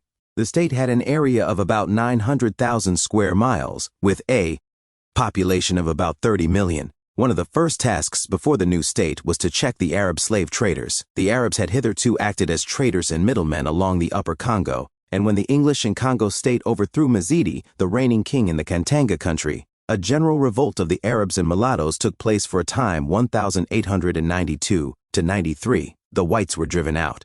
But in a year or two, the Arabs and their allies were subdued. Humanity and commerce, however, did not replace the Arab slave traders. Rather, European greed and serfdom were substituted. The land was confiscated by the state and farmed out to private Belgian corporations. The wilder cannibal tribes were formed into a militia to prey on the industrious, who were taxed with specific amounts of ivory and rubber, and scourged and mutilated if they failed to pay. Harris declares that King Leopold's regime meant the death of 12 million natives. Europe was staggered at the Leopoldian atrocities, and they were terrible indeed. But what we who were behind the scenes felt most keenly was the fact that the real catastrophe in the Congo was the desolation and murder in the larger sense. The invasion of family life, the ruthless destruction of every social barrier, the shattering of every tribal law, the introduction of criminal practices which struck the chiefs of the people dumb with horror. In a word, a veritable avalanche of filth and immorality overwhelmed the Congo tribes. 29. So notorious did the exploitation and misrule become that Leopold was forced to take measures toward reform, and finally in 1909 the Free State became a Belgian colony. Some reforms have been inaugurated and others may follow, but the Valley of the Congo will long stand as a monument of shame to Christianity and European civilization. 6. The Great Lakes and Zimbabwe. We have already seen how a branch of the conquering Bantus turned eastward by the Great Lakes, and thus reached the sea, and eventually both the Nile and South Africa. This brought them into the ancient and mysterious land, far up the Nile, south of Ethiopia. Here lay the ancient punt of the Egyptians, whether we place it in Somaliland, or, as seems far more likely, around the Great Lakes. And here, as the Egyptians thought, their civilization began. The earliest inhabitants of the land were apparently of the Bushman or Hottentot type of Negro. These were gradually pushed southward and westward by the intrusion of the Nilotic Negroes. 5,000 years before Christ, the mulatto Egyptians were in the Nile Valley below the first cataract. The Negroes were in the Nile Valley down as far as the second cataract, and between the first and second cataracts were Negroes into whose veins Semitic blood had penetrated more or less. These mixed elements became the ancestors of the modern Somali, Gala, Bishari, and Beja, and spread Negro blood into Arabia beyond the Red Sea. The Nilotic Negroes to the south early became great traders in ivory, gold, leopard skins, gums, beasts, birds, and slaves, and they opened up systematic trade between Egypt and the Great Lakes. The result was endless movement and migration, both in ancient and modern days, which makes the cultural history of the Great Lakes region very difficult to understand. Three great elements are, however, clear. First, the Egyptian element, by the northward migration of the Negro ancestors of pre-dynastic Egypt and the southern conquests and trade of dynastic Egypt. Second, the Semitic influence from Arabia and Persia. Third, the Negro influences from Western and Central Africa. The migration of the Bantu is the first clearly defined movement of modern times. As we have shown, they began to move southward at least 1,000 years before Christ, skirting the Congo forests and wandering along the Great Lakes and down to the Zambezi. What did they find in this land? We do not know certainly, but from what we do know, we may reconstruct the situation in this way. The primitive culture of the Hottentots of Punt had been further developed by them and by other stronger Negro stocks until it reached a highly developed culture. Widespread agriculture and mining of gold, silver, and precious stones started a trade that penetrated to Asia and North Africa.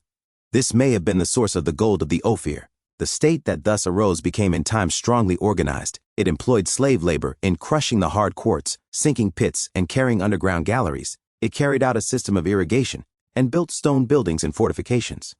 There exists today many remains of these building operations in the Kalahari Desert and in northern Rhodesia. 500 groups, covering over an area of 150,000 square miles, lie between the Limpopo and Zambezi rivers. Mining operations have been carried on in these plains for generations, and one estimate is that at least $375 million worth of gold had been extracted.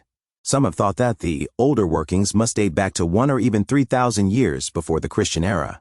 There are other mines, writes de Barros, in the 17th century, in a district called Toroa, which is otherwise known as the Kingdom of Butua, whose ruler is a prince, by name Burro, a vassal of Beno Motapa. This land is near the other which we said consisted of extensive plains. and those ruins are the oldest that are known in that region. They are all in a plain, in the middle of which stands a square fortress, all of dressed stones within and without, well wrought and of marvelous size, without any lime showing the joinings, the walls of which are over 25 hands thick, but the height is not so great compared to the thickness. And above the gateway of that edifice is an inscription which some Moorish Arab traders who were there could not read, nor say what writing it was. All these structures the people of this country call Zimbabwe, which with them means a court, for every place where Monomotapa stays is so called. Later investigation has shown that these buildings were in many cases carefully planned and built fortifications. At Nikirk, for instance, 9 or 10 hills are fortified on concentric walls 30 to 50 feet in number, with a place for the village at the top. The buildings are forts, miniature citadels, and also workshops and cattle kraals. Iron implements and handsome pottery were found here, and close to the Zambezi there are extraordinary fortifications. Farther south at Inyanga, there is less strong defense, and at Umtali there are no fortifications, showing that builders feared invasion from the north. These people worked in gold, silver, tin, copper, and bronze, and made beautiful pottery. There is evidence of religious significance in the buildings, and what is called the temple was the royal residence and served as a sort of acropolis. The surrounding residences in the valley were evidently occupied by wealthy traders and were not fortified. Here the gold was received from surrounding districts and bartered with traders. As usual, there have been repeated attempts to find an external and especially an Asiatic origin for this culture. So far, however, archaeological research seems to confirm its African origin. The implements, weapons, and art are characteristically African, and there is no evident connection with outside sources. How far back this civilization dates it is difficult to say, a great deal depending upon the dating of the Iron Age in South Africa. If it was the same as in the Mediterranean regions, the earliest limit was 1000 BC. It might, however, have been much earlier, especially if, as seems probable, the use of iron originated in Africa. On the other hand, the culmination of this culture has been placed by some as late as the modern Middle Ages. What was it that overthrew this civilization? Undoubtedly the same sort of raids of barbarous warriors that we have known in our day. For instance, in 1570, there came upon the country of Mozambique, farther up the coast, such an inundation of pagans that they could not be numbered. They came from that part of Monomotapa, where is the great lake from which spring these great rivers. They left no other signs of the towns they passed but the heaps of ruins and the bones of inhabitants. So too, it is told how the Zimbas came, a strange people never before seen there, who, leaving their own country, traversed a great part of this Ethiopia like a scourge of God, destroying every living thing they came across. They were 20,000 strong and marched without children or women, just as 400 years later the Zulu Impi marched. Again in 1602, a horde of people came from the interior called the Kabayers, or cannibals. They entered the kingdom of Monomotapa, and the reigning king, being weak, was in great terror. Thus gradually the Monomotapa fell, and its power was scattered until the Kafir Zulu raids of our day. The Arab writer Makudi, in the 10th century, visited the East African coast somewhere north of the equator. He found the Indian Sea at that time frequented by Arab and Persian vessels, but there were no Asiatic settlements on the African shore. The Bantu, or as he calls them, Zenji, inhabited the country as far south as Sofala, where they bordered upon the Bushmen. These Bantus were under a ruler with the dynastic title of Waklimi. He was paramount over all the other tribes of the north and could put 300,000 men in the field. They used oxen as beasts of burden, and the country produced gold in abundance, while panther skin was largely used for clothing. Ivory was sold to Asia, and the Bantu used iron for personal adornment instead of gold or silver. They rode on their oxen, which ran with great speed, and they ate millet and boni and the flesh of animals. Inland among the Bantu arose later the line of rulers called the Monomotapa among the gifted Makalanga. Their state was very extensive, ranging from the coast far into the interior and from Mozambique down to the Limpopo. It was strongly organized, with feudatory allied states, and carried on an extensive commerce by means of the traders on the coast. The kings were converted to nominal Christianity by the Portuguese. There are indications of trade between Nupe in West Africa and Sofala on the Cass Coast, and certainly trade between Asia and East Africa is earlier than the beginning of the Christian era. The Asiatic traders settled on the coast and by means of mulatto and Negro merchants brought Central Africa into contact with Arabia, India, China, and Malaysia. The coming of the Asiatics was in this wise. Zaide, great-grandson of Ali, nephew and son-in-law of Muhammad, was banished from Arabia as a heretic. He passed over to Africa and formed temporary settlements. His people mingled with the blacks, and the resulting mulatto traders, known as the Amoxide, seem to have wandered as far south as the equator. Soon other Arabian families came over on account of oppression and founded the towns of Mogadiscio and Brava, both not far north of the equator.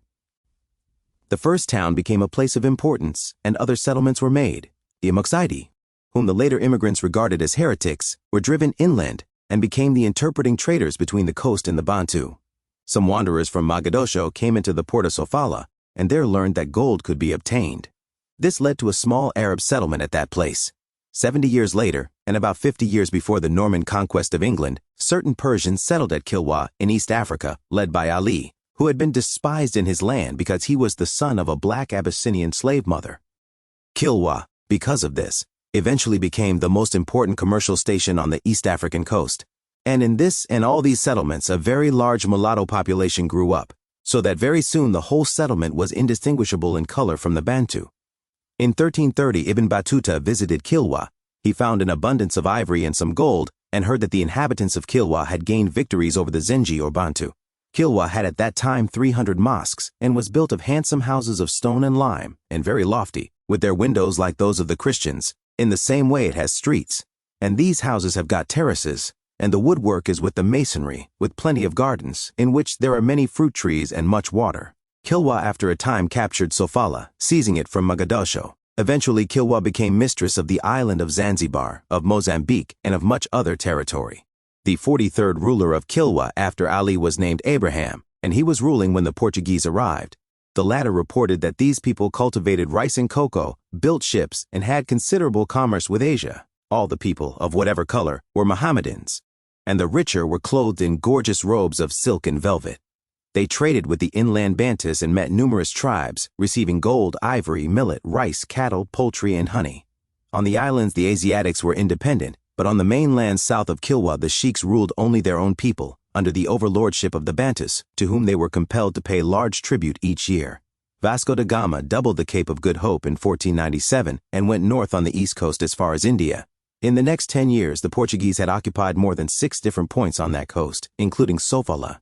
Thus civilization waxed and waned in East Africa among prehistoric Negroes, Arab and Persian mulattoes on the coast, in the Zend or Zeng Empire of Bantu Negroes, and later in the Bantu rule of the Monomotapa, and thus too among later throngs of the fiercer, warlike Bantu.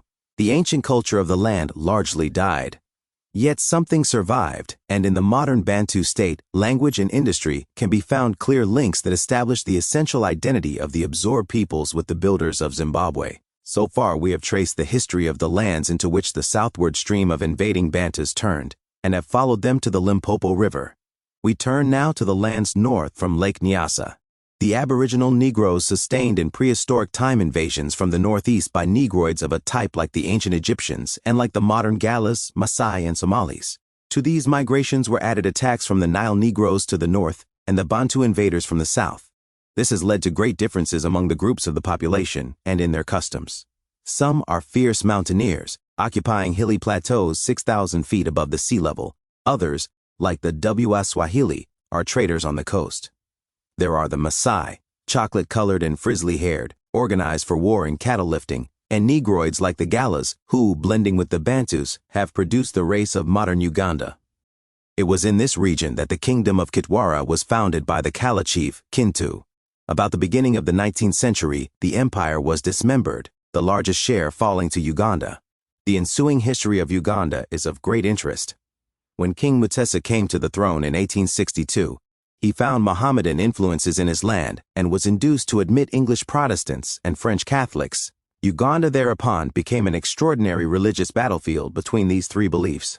Mutesa's successor, Mwanga, caused an English bishop to be killed in 1885, believing, as has since proven quite true, that the religion he offered would be used as a cloak for conquest.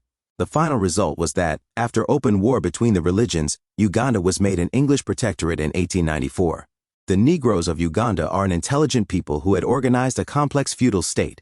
At the head stood the king, and under him 12 feudal lords. The present king, Daudi Chua, is the young grandson of Mutesa and rules under the overlordship of England. Many things show the connection between Egypt and this part of Africa. The same glass beads are found in Uganda and Upper Egypt, and similar canoes are built. Harps and other instruments bear great resemblance. Finally, the Bahima, as the Gala invaders are called, are startlingly Egyptian in type. At the same time, they are undoubtedly Negro in hair and color. Perhaps we have here the best racial picture of what ancient Egyptian and Upper Nile regions were in pre-dynastic times and later. Thus in outline was seen the mission of the people, Labantu as they call themselves. They migrated, they settled, they tore down, and they learned, and they in turn were often overthrown by succeeding tribes of their own folk. They rule with their tongue and their power all Africa south of the equator, save where the Europeans have entered. They have never been conquered, although the gold and diamond traders have sought to debauch them, and the ivory and rubber capitalists have cruelly wronged their weaker groups. They are the Africans with whom the world of tomorrow must reckon, just as the world of yesterday knew them to its cost. 7. The War of Races. At Land's End. Primitive man in Africa is found in the interior jungles and down at Land's End in South Africa. The pygmy people in the jungles represent today a small survival from the past, but a survival of curious interests, pushed aside by the torrent of conquest. Also pushed on by these waves of Bantu conquest, moved the ancient abattoir or Bushmen. They are small in stature, yellow in color, with crisp curled hair. The traditions of the Bushmen say that they came southward from the regions of the Great Lakes, and indeed the king and queen of Punt, as depicted by the Egyptians, were Bushmen or Hottentots. Their tribes may be divided, in accordance with their noticeable artistic talents, into the painters and the sculptors. The sculptors entered South Africa by moving southward through the more central portions of the country, crossing the Zambezi and coming down to the Cape. The painters, on the other hand, came through Damaraland on the west coast. When they came to the great mountain regions, they turned eastward and can be traced as far as the mountains opposite Delagoa Bay. The mass of them settled down in the lower part of the Cape and in the Kalahari Desert. The painters were true cave dwellers, but the sculptors lived in large communities on the stony hills, which they marked with their carvings. These Bushmen believed in an ancient race of people who preceded them in South Africa. They attributed magic power to these unknown folk and said that some of them had been translated as stars to the sky. Before their groups were dispersed, the Bushmen had regular government. Tribes with their chiefs occupied well-defined tracts of country and were subdivided into branch tribes under subsidiary chiefs. The Great Cave represented the dignity and glory of the entire tribe. The Bushmen suffered most cruelly in the succeeding migrations and conquests of South Africa. They fought desperately in self-defense. They saw their women and children carried into bondage, and they themselves hunted like wild beasts. Both savage and civilized men appropriated their land. Still, they were brave people. In this struggle for existence, their bitterest enemies, of whatever shade of color they might be, were forced to make an unqualified acknowledgement of the courage and daring they so invariably exhibited. Here, to a remote corner of the world, where, as one of their number said, they had supposed that the only beings in the world were Bushmen and lions, came a series of invaders. It was the outer ripples of civilization starting far away, the indigenous and external civilizations of Africa beating with great impulse among the Ethiopians and the Egyptian mulattoes and Sudanese Negroes and Yorubans, and driving the Bantu race southward. The Bantus crowded more and more upon the primitive Bushmen, and probably a mingling of the Bushmen, and the Bantus gave rise to the Hottentots. The Hottentots, or as they called themselves, Khoi Khoin, men of men, were physically a stronger race than the Abattoir, and gave many evidences of degeneration from a high culture, especially in the phenomenal perfection of a language which is so highly developed, both in its rich phonetic system, as represented by a very delicately graduated series of vowels and diphthongs, and in its varied grammatical structure, that Lepsius sought for its affinities in the Egyptian at the other end of the continent. When South Africa was first discovered, there were two distinct types of Hottentot. The more savage Hottentots were simply large, strong Bushmen using weapons superior to the Bushmen, without domestic cattle or sheep. Other tribes nearer the center of South Africa were handsomer in appearance and raised an Egyptian breed of cattle which they rode. In general, the Hottentots were yellow, with close curled hair, high cheekbones, and somewhat oblique eyes. Their migration commenced about the end of the 14th century and was, as is usual in such cases, a scattered, straggling movement. The traditions of the Hottentots point to the lake country of Central Africa as their place of origin, whence they were driven by the Bechuana tribes of the Bantu. They fled westward to the ocean and then turned south and came upon the Bushmen, whom they had only partially subdued when the Dutch arrived as settlers in 1652. The Dutch Boers began by purchasing land from the Hottentots, and then, as they grew more powerful, they dispossessed the dark men and tried to enslave them.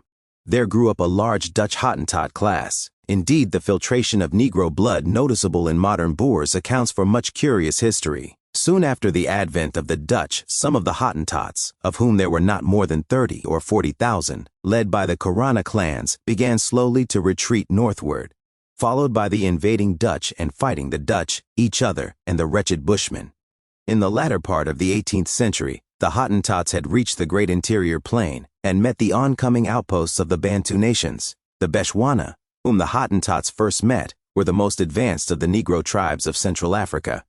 They had crossed the Zambezi in the 14th or 15th century. Their government was a sort of feudal system with hereditary chiefs and vassals. They were careful agriculturists, laid out large towns with great regularity, and were the most skilled of smiths. They used stone in building, carved on wood, and many of them too were keen traders.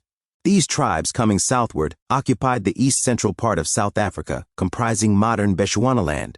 Apparently they had started from the central lake country somewhere late in the 15th century, and by the middle of the 18th century one of their great chiefs, Tau, met the oncoming Hottentots. The Hottentots compelled Tau to retreat, but the mulatto Griquas arrived from the south, and, allying themselves with the Bechuana, stopped the rout. The Griquas sprang from and took their name from an old Hottentot tribe. They were led by Kokan barons, and by adding other elements they became, partly through their own efforts and partly through the efforts of the missionaries, a community of fairly well-civilized people. In Griqualand West, the mulatto Griquas, under their chiefs Koke and Waterboar, lived until the discovery of diamonds. The Griquas and Bechuana tribes were thus gradually checking the Hottentots when, in the 19th century, there came two new developments. First, the English took possession of Cape Colony, and the Dutch began to move in larger numbers toward the interior. Secondly, a newer and fiercer element of the Bantu tribes, the Zulu Kafirs, appeared.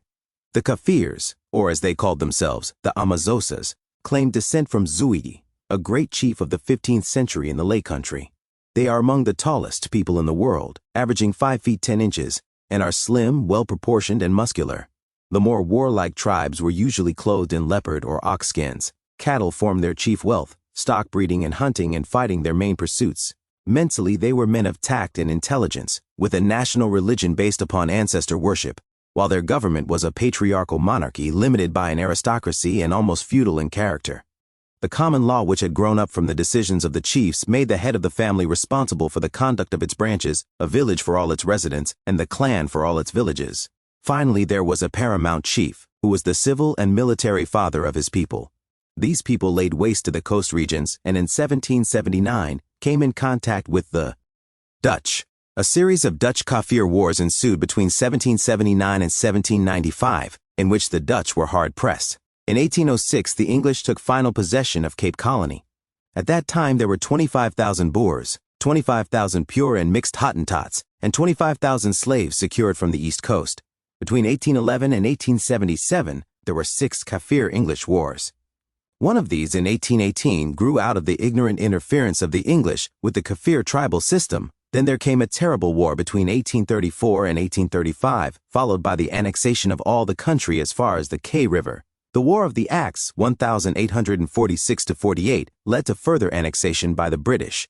Hostilities broke out again in 1856 and 1863. In the former year, despairing of resistance to invading England, a prophet arose who advised the wholesale destruction of all Kafir property except weapons, in order that this faith might bring back their dead heroes. The result was that almost a third of the nation perished from hunger. Fresh troubles occurred in 1877, when the Amasosa Confederacy was finally broken up, and today gradually these tribes are passing from independence to a state of mild vassalage to the British. Meantime, the more formidable part of the Zulu Kafirs had been united under the terrible Chief Shaka. He had organized a military system, not a new one by any means, but one of which we bear rumors back in the lake regions in the 14th and 15th centuries. MacDonald says, "There has probably never been a more perfect system of discipline than that by which Chaka ruled his army and kingdom.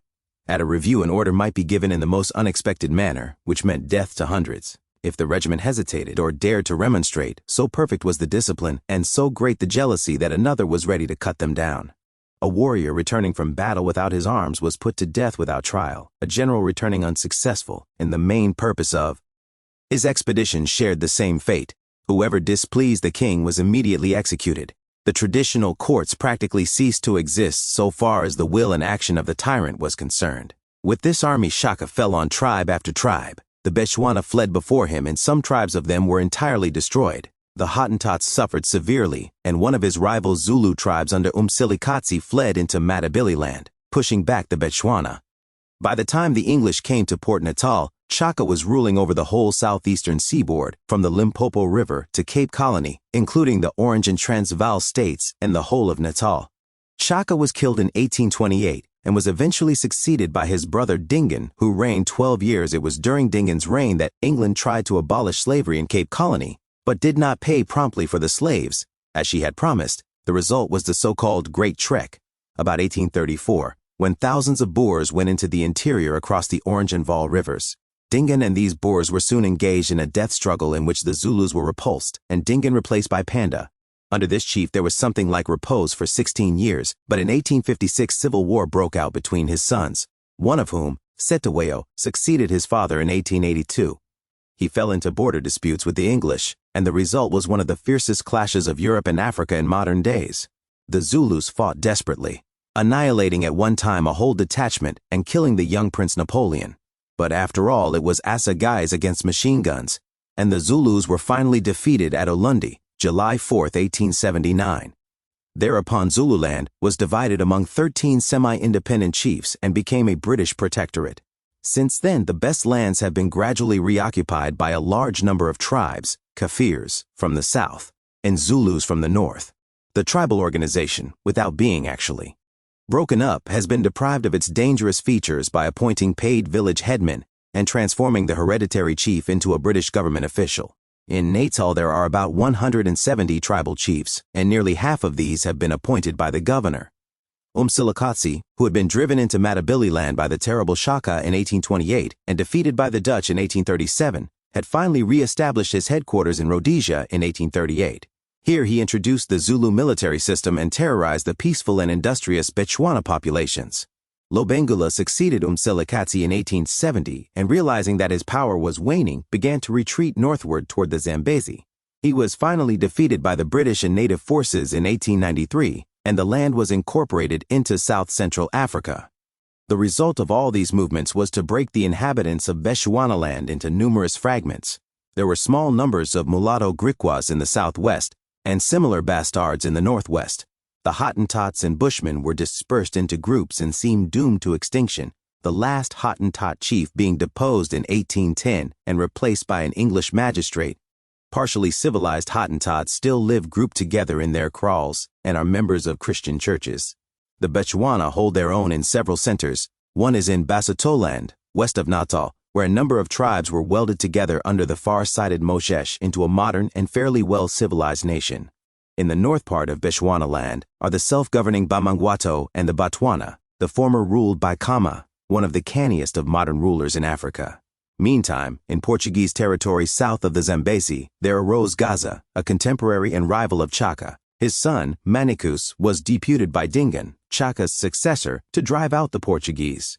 This Manicus failed to do, and to escape vengeance he migrated north of the Limpopo. Here he established his military kraal in a district 3,650 feet above the sea and 120 miles inland from Sofala. From this place his soldiery nearly succeeded in driving the Portuguese out of East Africa. He was succeeded by his son, Umzila, and Umzila's brother, Guzana 61, better known as Gungunyana, who exercised for a time joint authority. Gungunyana was finally overthrown in November 1895, captured and removed to the Azores. North of the Zambezi, in British territory, the chief role in recent times has been played by the Bechuana, the first of the Bantu to return northward after the South African migration. Livingstone found there the Makolo, who with other tribes had moved northward on account of the pressure of the Dutch and Zulus below, and by conquering various tribes in the Zambezi region had established a strong power. This kingdom was nearly overthrown by the rebellion of the Barotse, and in 1875 the Barotse kingdom comprised a large territory. Today their king, Loanika, rules directly and indirectly 50,000 square miles with a population between 1 and 2.5 million. They are under a protectorate of the British. In southwest Africa, Hottentot mulattoes crossing from the Cape caused widespread change. They were strong men and daring fighters and soon became dominant in what is now German Southwest Africa, where they fought fiercely with the Bantu Ova Hereros. Armed with firearms, these Namakwa Hottentots threatened Portuguese West Africa, but Germany intervened, ostensibly to protect missionaries. By spending millions of dollars and thousands of soldiers, Germany has nearly exterminated these brave men. Thus, we have between the years 1400 and 1900, a great period of migration up to 1750, when Bushmen, Hottentot, Bantu, and Dutch appeared in succession at Land's End. In the latter part of the 18th century, we have the clash of the Hottentots and Bechuana, followed in the 19th century by the terrible wars of Chaka, the Kafirs, and Matabele.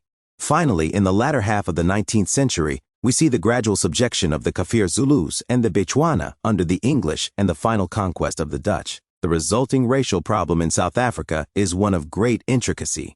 To the racial problem has been added the tremendous problem of modern capital brought by the discovery of gold and diamond mines, so that the future of the Negro race is peculiarly bound up in developments here at Land's End, where the ship of the Flying Dutchman beats back and forth on its endless quest. 8. African culture. We have followed the history of mankind in Africa down the valley of the Nile, past Ethiopia to Egypt. We have seen kingdoms arise along the great bend of the Niger and strive with the ancient culture at its mouth. We have seen the remnants of mankind at Land's End, the ancient culture at Punt and Zimbabwe, and followed the invading Bantu east, south, and west to their greatest center in the vast jungle of the Congo valleys. We must now gather these threads together and ask what manner of men these were, and how far and in what way they progressed on the road of human culture. That Negro peoples were the beginners of civilization along the Ganges, the Euphrates, and the Nile seems proven. Early Babylon was founded by a Negroid race. Hammurabi's Code, the most ancient known, says Anna and Bell called me, Hammurabi the exalted prince, the worshipper of the gods, to cause justice to prevail in the land, to destroy the wicked, to prevent the strong from oppressing the weak, to go forth like the sun over the blackhead race, to enlighten the land, and to further the welfare of the people. The Assyrians show a distinct Negroid strain, and early Egypt was predominantly Negro. These earliest of cultures were crude and primitive, but they represented the highest attainment of mankind after tens of thousands of years in unawakened savagery. It has often been assumed that the Negro is physically inferior to other races and markedly distinguishable from them. Modern science gives no authority for such an assumption. The supposed inferiority cannot rest on color, for that is due to the combined influences of a great number of factors of environment working through physiological processes, and however marked the contrast may be, there is no corresponding difference in anatomical structure discoverable. So, too, difference in texture of hair is a matter of degree, not kind, and is caused by heat, moisture, exposure, and the like. The bony skeleton presents no distinctly racial lines of variation. Prognathism presents too many individual varieties to be taken as a distinctive character of race difference in physical measurements, does not show the Negro to be a more primitive evolutionary form. Comparative ethnology today affords no support to the view which sees in the so-called lower races of mankind a transition stage from beast to man.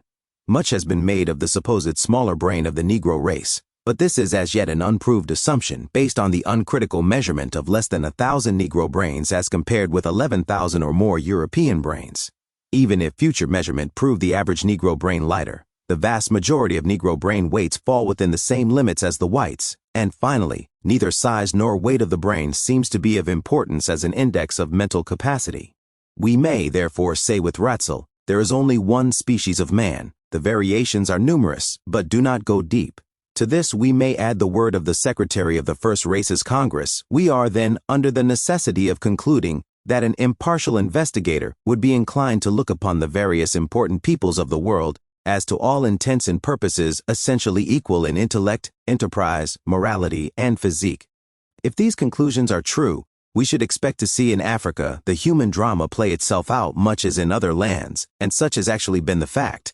At the same time, we must expect peculiarities arising from the physiography of the land, its climate, its rainfall, its deserts, and the peculiar inaccessibility of the coast. 3 principal zones of habitation appear.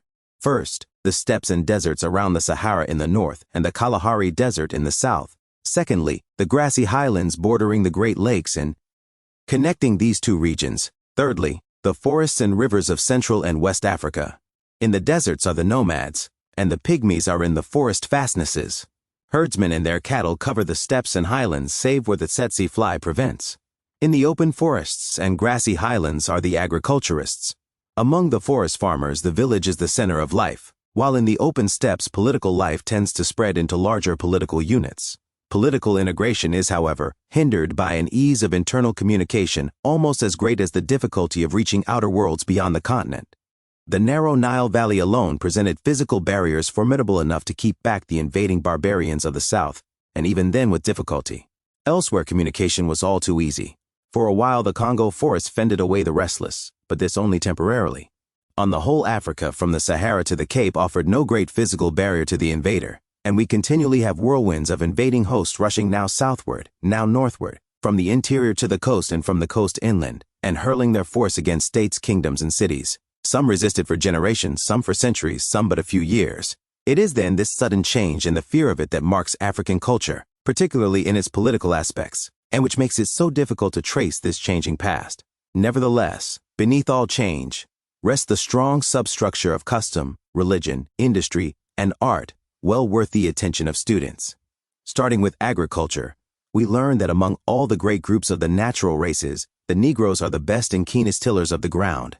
A minority despise agriculture and breed cattle. Many combine both occupations. Among the genuine tillers, the whole life of the family is taken up in agriculture, and hence the months are by preference called after the operations, which they demand. Constant clearings change forests to fields, and the ground is manured with the ashes of the burnt thicket.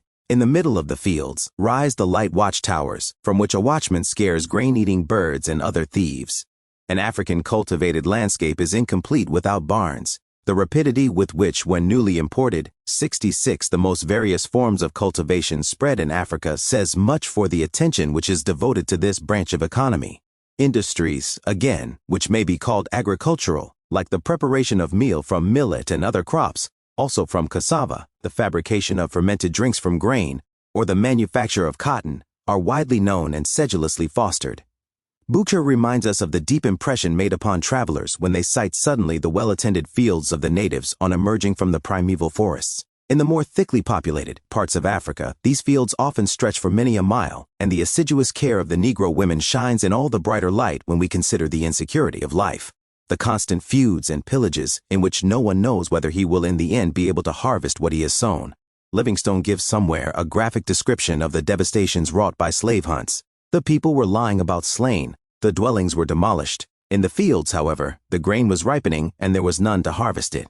Sheep, goat, and chickens are domestic animals all over Africa, and von Franzius considers Africa the home of the house cattle and the Negro as the original tamer. Northeastern Africa especially is noted for agriculture, cattle raising, and fruit culture. In the eastern Sudan, and among the great Bantu tribes extending from the Sudan down toward the south, cattle are evidences of wealth, one tribe, for instance, having so many oxen that each village had 10 or 12,000 head. Lenz, 1884, Bouet-Villiomez, 1848, Heckward, 1854, Bosman, 1805, and Baker, 1868, all bear witness to this, and Schweinfurth, 1878, tells us of great cattle parks with 2,000 to 3,000 head, and of numerous agricultural and cattle-raising tribes. Von der Decken, 1859-61, described the paradise of the dwellers about Kilimanjaro. The bananas, fruit, beans, and peas, cattle raising with stall feed, the fertilizing of the fields, and irrigation. The Negroid Gallas have 7 or 8 cattle to each inhabitant. Livingstone bears witness to the busy cattle raising of the Bantus and Kafirs. Hulub, 1881, and Chapman, 1868, tell of agriculture and fruit raising in South Africa. Shutt, 1884, found the tribes in the southwestern basin of the Congo with sheep, swine, goats, and cattle. On this agricultural and cattle-raising economic foundation has arisen the organized industry of the artisan, the trader, and the manufacturer. While the Pygmies, still living in the age of wood, make no iron or stone implements, they seem to know how to make bark cloth and fiber baskets and simple outfits for hunting and fishing. Among the Bushmen, the art of making weapons and working in hides is quite common. The Hottentots are further advanced in the industrial arts, being well versed in the manufacture of clothing, weapons, and utensils, in the dressing of skins and furs, as well as in the plaiting of cords and the weaving of mats. We find evidences of their workmanship. In addition, they are good workers in iron and copper, using the sheepskin bellows for this purpose. The Ashantis of the Gold Coast know how to make cotton fabrics, turn and glaze earthenware, forge iron, fabricate instruments and arms, embroider rugs and carpets, and set gold and precious stones. 43. Among the people of the Banana Zone we find rough basket work, coarse pottery, grass cloth, and spoons made of wood and ivory. The people of the Millet Zone, because of uncertain agricultural resources, quite generally turn to manufacturing. Charcoal is prepared by the smiths, iron is smelted, and numerous implements are manufactured. Among them we find axes, hatchets, hoes, knives, nails, scythes, and other hardware. Cloaks, shoes, sandals, shields, and water and oil vessels are made from leather, which the natives have dressed. Soap is manufactured in the Bauchi district. Glass is made, formed, and colored by the people of Newfoundland, and in almost every city cotton is spun and woven and dyed. Barth tells us that the weaving of cotton was known in the Sudan as early as the 11th century. There is also extensive manufacture of wooden ware, tools, implements, and utensils. In describing particular tribes, Baker and Felkin tell of smiths of wonderful adroitness, goatskins prepared better than a European tanner could do, drinking cups and kegs of remarkable symmetry, and polished clay floors. Schweinfurth says, "The arrow and the spearheads are of the finest and most artistic work. Their bristle-like barbs and points are baffling when one knows how few tools these smiths have. Excellent wood carving is found among the Bongo, Ovambo, and Makalolo. Pottery and basketry and careful hut building distinguish many tribes." Cameron, 1877, tells of villages so clean, with huts so artistic that, save in book knowledge, the people occupied no low plane of civilization. The Mangbetu work both iron and copper. The masterpieces of the Monbuto smiths are the fine chains worn as ornaments, and which in perfection of form and fineness compare well with our best steel chains. Schubatz, in 1911, called the Mangbetu a highly cultivated people in architecture and handicraft. Barth found copper exported from Central Africa in competition with European copper at Kano. Nor is the iron industry confined to the Sudan. About the Great Lakes and other parts of Central Africa, it is widely distributed. Thornton says, "This iron industry proves that the East Africans stand by no means on so low a plane of culture as many travelers would have us think. It is unnecessary to be reminded what a people without instruction, and with the rudest tools to do such skilled work, could do if furnished with steel tools." Arrows made east of Lake Nyanza were found to be nearly as good as the best Swedish iron in Birmingham. From Egypt to the Cape, Livingstone assures us that the mortar and pestle, the long-handled axe, the goatskin bellows, etc. have the same form, size, etc., pointing to a migration southwestward.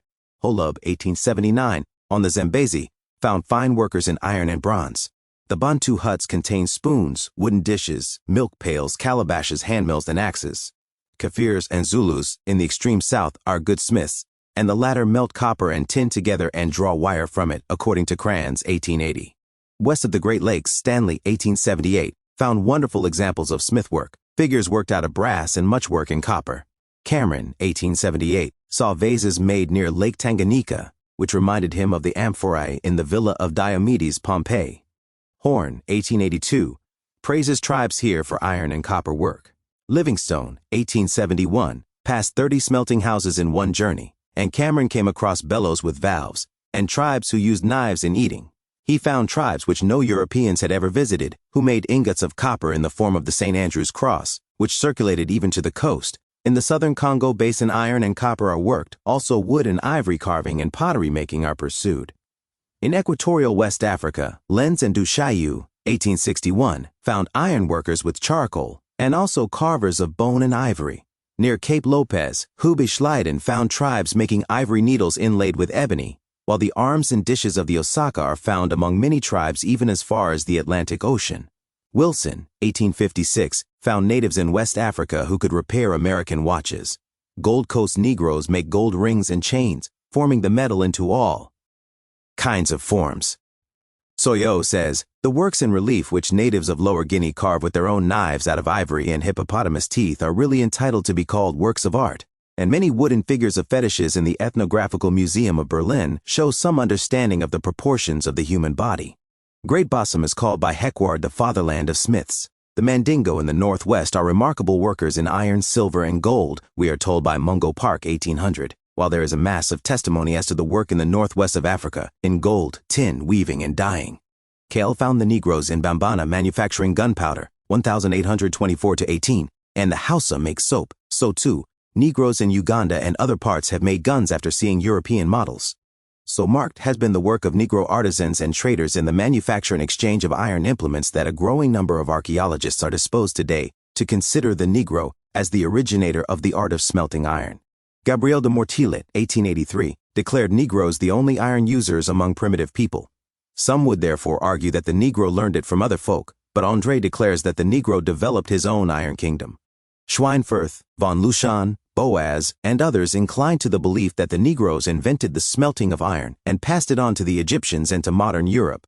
Boaz says, "It seems likely that at a time when the European was still satisfied with rude stone tools, the African had invented or adopted the art of smelting iron. Consider for a moment what this invention has meant for the advance of the human race. As long as the hammer, knife, saw, drill, the spade, and the hoe had to be chipped out of stone, or had to be made of shell or hard wood, effective industrial work was not impossible, but difficult. A great progress was made when copper found in large nuggets was hammered out into tools and later on, shaped by melting, and when bronze was introduced, but the true advancement of industrial life did not begin until the hard iron was discovered. It seems not unlikely that the people who made the marvelous discovery of reducing iron ores by smelting were the African Negroes. Neither ancient Europe, nor ancient Western Asia, nor ancient China knew the iron, and everything points to its introduction from Africa. At the time of the great African discoveries toward the end of the past century, the trade of the blacksmith was found all over Africa, from north to south and from east to west. With his simple bellows and a charcoal fire, he reduced the ore that is found in many parts of the continent and forged implements of great usefulness and beauty. Torde has argued recently, "I feel convinced by certain arguments that seem to prove to my satisfaction that we are indebted to the Negro for the very keystone of our modern civilization, and that we owe him the discovery of iron. That iron could be discovered by accident in Africa seems beyond doubt. If this is so in other parts of the world, I am not competent to say. I will only remind you that Schweinfurth and Petherick record the fact that in the northern part of East Africa smelting furnaces are worked without artificial air current, and, on the other hand, Stuhlmann and Coleman found near Victoria Nyanza that the natives simply mixed powdered ore with charcoal and by introduction of air currents obtained the metal. These simple processes make it simple that iron should have been discovered in East or Central Africa. No bronze implements have ever been found in Black Africa. Had the Africans received iron from the Egyptians, bronze would have preceded this metal and all traces of it would not have disappeared. Black Africa was for a long time an exporter of iron, and even in the 12th century exports to India and Java are recorded by Idrisi.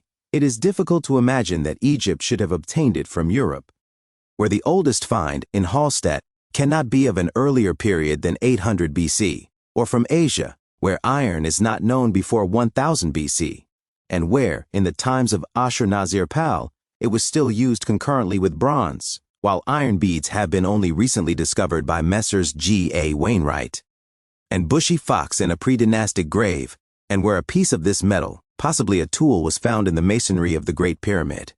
The Negro is a born trader. Lenz says, "Our sharpest European merchants, even Jews and Armenians, can learn much of the cunning and trade of the Negroes. We know that the trade between Central Africa and Egypt was in the hands of Negroes for thousands of years. And in early days, the cities of the Sudan and North Africa grew rich through Negro trade." Leo Africanus, writing of Timbuktu in the 16th century, said, "It is a wonder to see what plenty of merchandise is daily brought hither, and bow costly and sumptuous all things be. Here are many shops of artificers and merchants, and especially of such as weave linen and cloth. Long before cotton weaving was a British industry, West Africa and the Sudan were supplying a large part of the world with cotton cloth. Even today, cities like Kuka on the west shore of Lake Chad and Sokoto are manufacturing centers where cotton is spun and woven, skins tanned, implements and iron ornaments made. Travelers, says Bucher, have often observed this tribal or local development of industrial technique. The native villages, relates a Belgian observer of the Lower Congo, are often situated in groups. Their activities are based upon reciprocality, and they are to a certain extent the complements of one another. Each group has its more or less strongly defined specialty. One carries on fishing, another produces palm wine, a third devotes itself to trade and is broker for the others, supplying the community with all products from outside. Another has reserved to itself work in iron and copper, making weapons for war and hunting, various utensils, etc. None may, however, pass beyond the sphere of its own specialty, without exposing itself to the risk of being universally proscribed. From the Longo coast, Bastian tells of a great number of centers for special products of domestic industry. Loango excels in mats and fishing baskets, while the carving of elephants' tusks is specially followed in Chilungo. The so-called mafuka hats with raised patterns are drawn chiefly from the bordering country of Kakongo and Mayume. In Bakunya are made potter's wares, which are in great demand. In Basanza, excellent swords. In Basundi, especially beautiful ornamented copper rings. On the Congo, clever wood and tablet carvings. In Loango, ornamented clothes and intricately designed mats. In Mayumbe, clothing of finely woven matwork. In Kakongo, embroidered bats and also burnt clay pitchers. And among the Bayakas and Manteches, stuffs of woven grass. A native Negro student tells of the development of trade among the Ashanti. It was a part of the state system of Ashanti to encourage trade. The king, once in every 40 days, at the Adai custom, distributed among a number of chiefs various sums of gold dust with a charge to turn the same to good account. These chiefs then sent down to the coast caravans of tradesmen, some of whom would be their slaves, sometimes some 200 or 300 strong, to barter ivory for European goods, or buy such goods with gold dust which the king obtained from the royal alluvial workings. Down to 1873, a constant stream of Ashanti traders might be seen daily wending their way to the merchants of the coast and back again, yielding more certain wealth and prosperity to the merchants of the Gold Coast and Great Britain than may be expected for some time yet to come from the mining industry and railway development put together. The trade chiefs would, in due time, render a faithful account to the king's stewards, being allowed to retain a fair portion of the profit. In the king's household, too, B would have special men who directly traded for him. Important chiefs carried on the same system of trading with the coast as did the king. Thus, every member of the state, from the king downward, took an active interest in the promotion of trade and in the keeping open of trade routes into the interior. The trade thus encouraged and carried on in various parts of West Africa reached wide areas. From the Fish River to Kuka, and from Lagos to Zanzibar, the markets have become great centers of trade, the leading implement to civilization. Permanent markets are found in places like Ujiji and Nyangwe, where everything can be bought and sold from earthenware to wives. From the 1 to 3,000 traders flocked here. How like is the market traffic, with all its uproar and sound of human voices, to one of our own markets.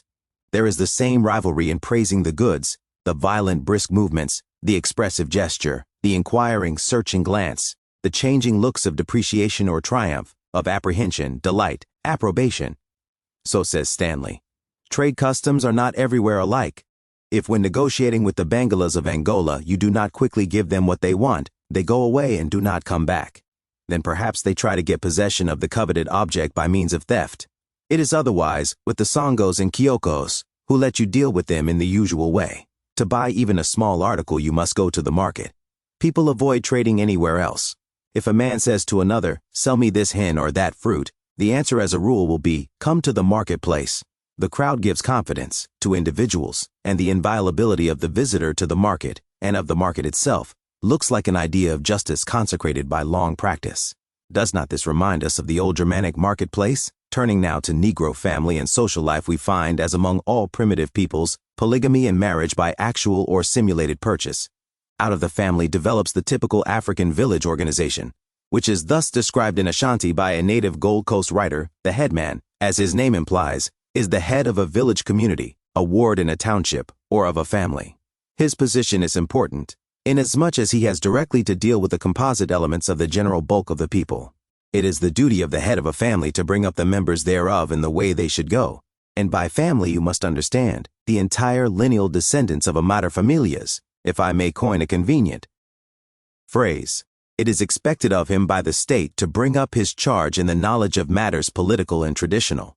It is his work to train up his wards in the ways of loyalty and obedience to the powers that be. He is held responsible for the freaks of recalcitrant members of his family, and he is looked to keep them within bounds and to insist upon conformity of their party with the customs, laws, and traditional observances of the community. In early times he could send off to exile by sale a troublesome relative who would not observe the laws of the community. It is a difficult task that he is set to, but in this matter he has all-powerful helpers in the female members of the family, who will be either the aunts or the sisters or the cousins or the nieces of the headman, and as their interests are identical with his in every particular, the good women spontaneously train up their children to implicit obedience to the headman, whose rule in the family thus becomes a simple and an easy matter. The hand that rocks the cradle rules the world. What a power for good in the native state system would the mothers of the Gold Coast and Ashanti become by judicious training upon native lines. The headman is par excellence the judge of his family or ward. Not only is he called upon to settle domestic squabbles, but frequently he sits judge over more serious matters arising between one member of the ward and another, and where he is a man of ability and influence, men from other wards bring him their disputes to settle. When he so settles disputes, he's entitled to a hearing fee, which, however, is not so much as would be payable in the regular court of the king or chief. The headman is naturally an important member of his company, and often is a captain thereof. When he combines the two offices of headman and captain, he renders to the community a very important service.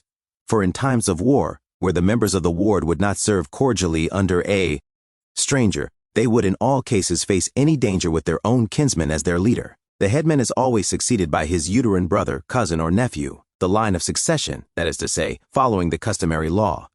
We may contrast this picture with the more warlike Bantus of Southeast Africa. Each tribe lived by itself in a town with from 5 to 15,000 inhabitants, surrounded by gardens of millet, beans, and watermelon. Beyond these roamed their cattle, sheep, and goats.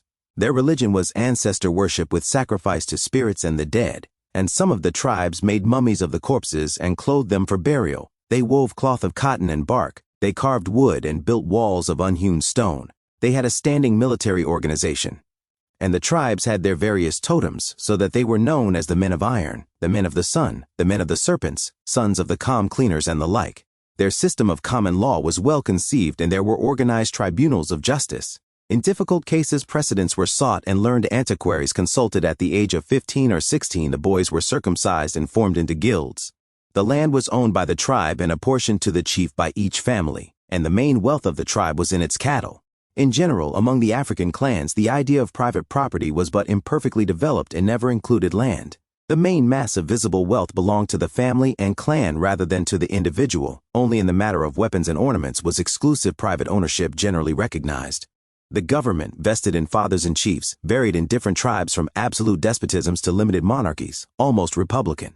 Viewing the Basuto National Assembly in South Africa, Lord Bryce recently wrote, "The resemblance to the primary assemblies of the early peoples of Europe is close enough to add another to the arguments, which discredit the theory that there is any such thing as an Aryan type of institutions. While women are sold into marriage throughout Africa, nevertheless their status is far removed from slavery. In the first place, the tracing of relationships through the female line, which is all but universal in Africa, gives the mother great influence. Parental affection is very strong, and throughout Negro Africa the mother is the most influential counselor, even in cases of tyrants like Chaka or Mutesa.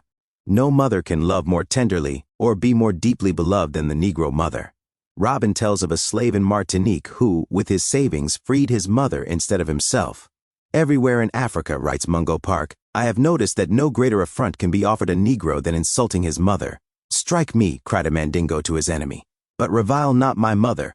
The Herero swears by my mother's tears.' The Angola Negroes have a saying, 'As a mist lingers on the swamps, so lingers the love of father and mother.' Black queens have often ruled African tribes. Among the Balolo, we are told, women take part in public assemblies where all important questions are discussed. The system of educating children among such tribes as the Yoruba is worthy of emulation by many more civilized peoples. Close-knit with the family and social organization comes the religious life of the Negro. The religion of Africa is the universal animism or fetishism of primitive peoples, rising to polytheism and approaching monotheism chiefly, but not wholly, as a result of Christian and Islamic missions. Of fetishism there is much misapprehension. It is not mere senseless degradation. It is a philosophy of life. Among primitive Negroes there can be, as Miss Kingsley reminds us, no such divorce of religion from practical life as is common in civilized lands. Religion is life, and fetish an expression of the practical recognition of dominant forces in which the Negro lives. To him, all the world is spirit.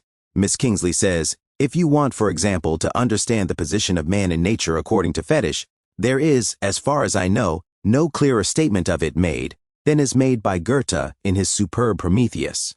Fetish is a severely logical way of accounting for the world in terms of good and malignant spirits. It is this power of being able logically to account for everything that is, I believe, at the back of the tremendous permanency of fetish in Africa and the cause of many of the relapses into it by Africans converted to other religions. It is also the explanation of the fact that white men who live in the districts where death and danger are everyday affairs, under a grim pall of boredom, are liable to believe in fetish, though ashamed of so doing. For the African, whose mind has been soaked in fetish during his early and most impressionable years, the voice of fetish is almost irresistible when affliction comes to him. Ellis tells us of the spirit belief of the U people, who believe that men and all nature have the indwelling Kra, which is immortal, that the man himself after death may exist as a ghost, which is often conceived of as departed from the Ka, a shadowy continuing of the man. Bryce, speaking of the Kafirs of South Africa, says, "To the Kafirs, as to the most savage races, the world was full of spirits, spirits of the rivers, the mountains, and the woods. Most important were the ghosts of the dead, who had power to injure or help the living, and who were therefore propitiated by offerings at stated periods, as well as on occasions when their aid was especially desired."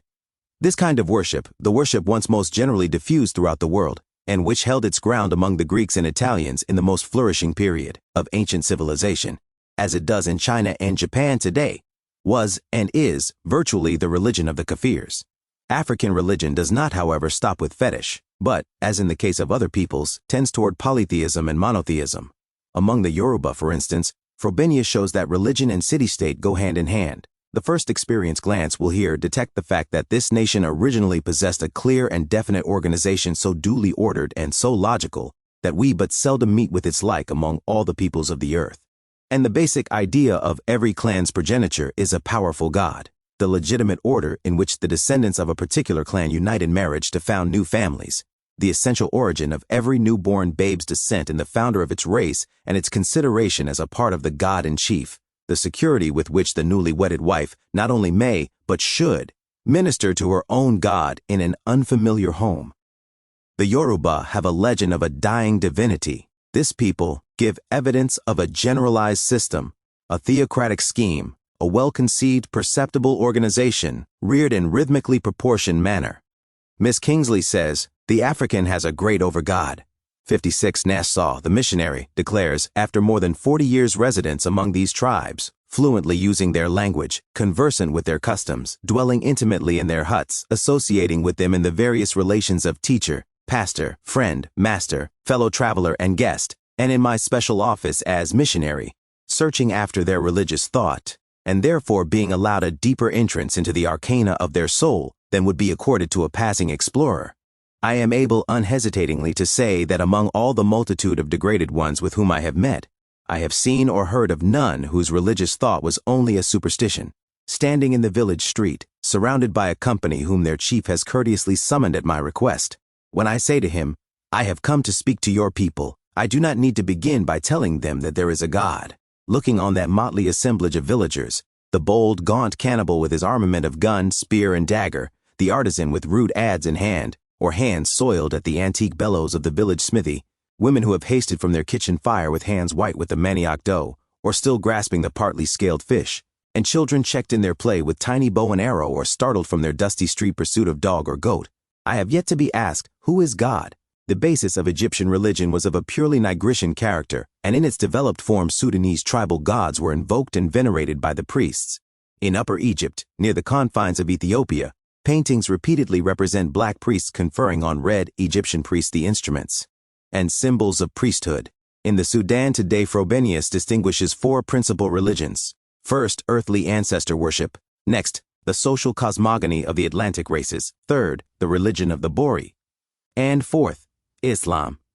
The Bori religion spreads from Nubia as far as the Hausa, and from Lake Chad in the Niger as far as the Yoruba. It is the religion of possession and has been connected by some with Asiatic influences. From without have come 2 great religious influences, Islam and Christianity.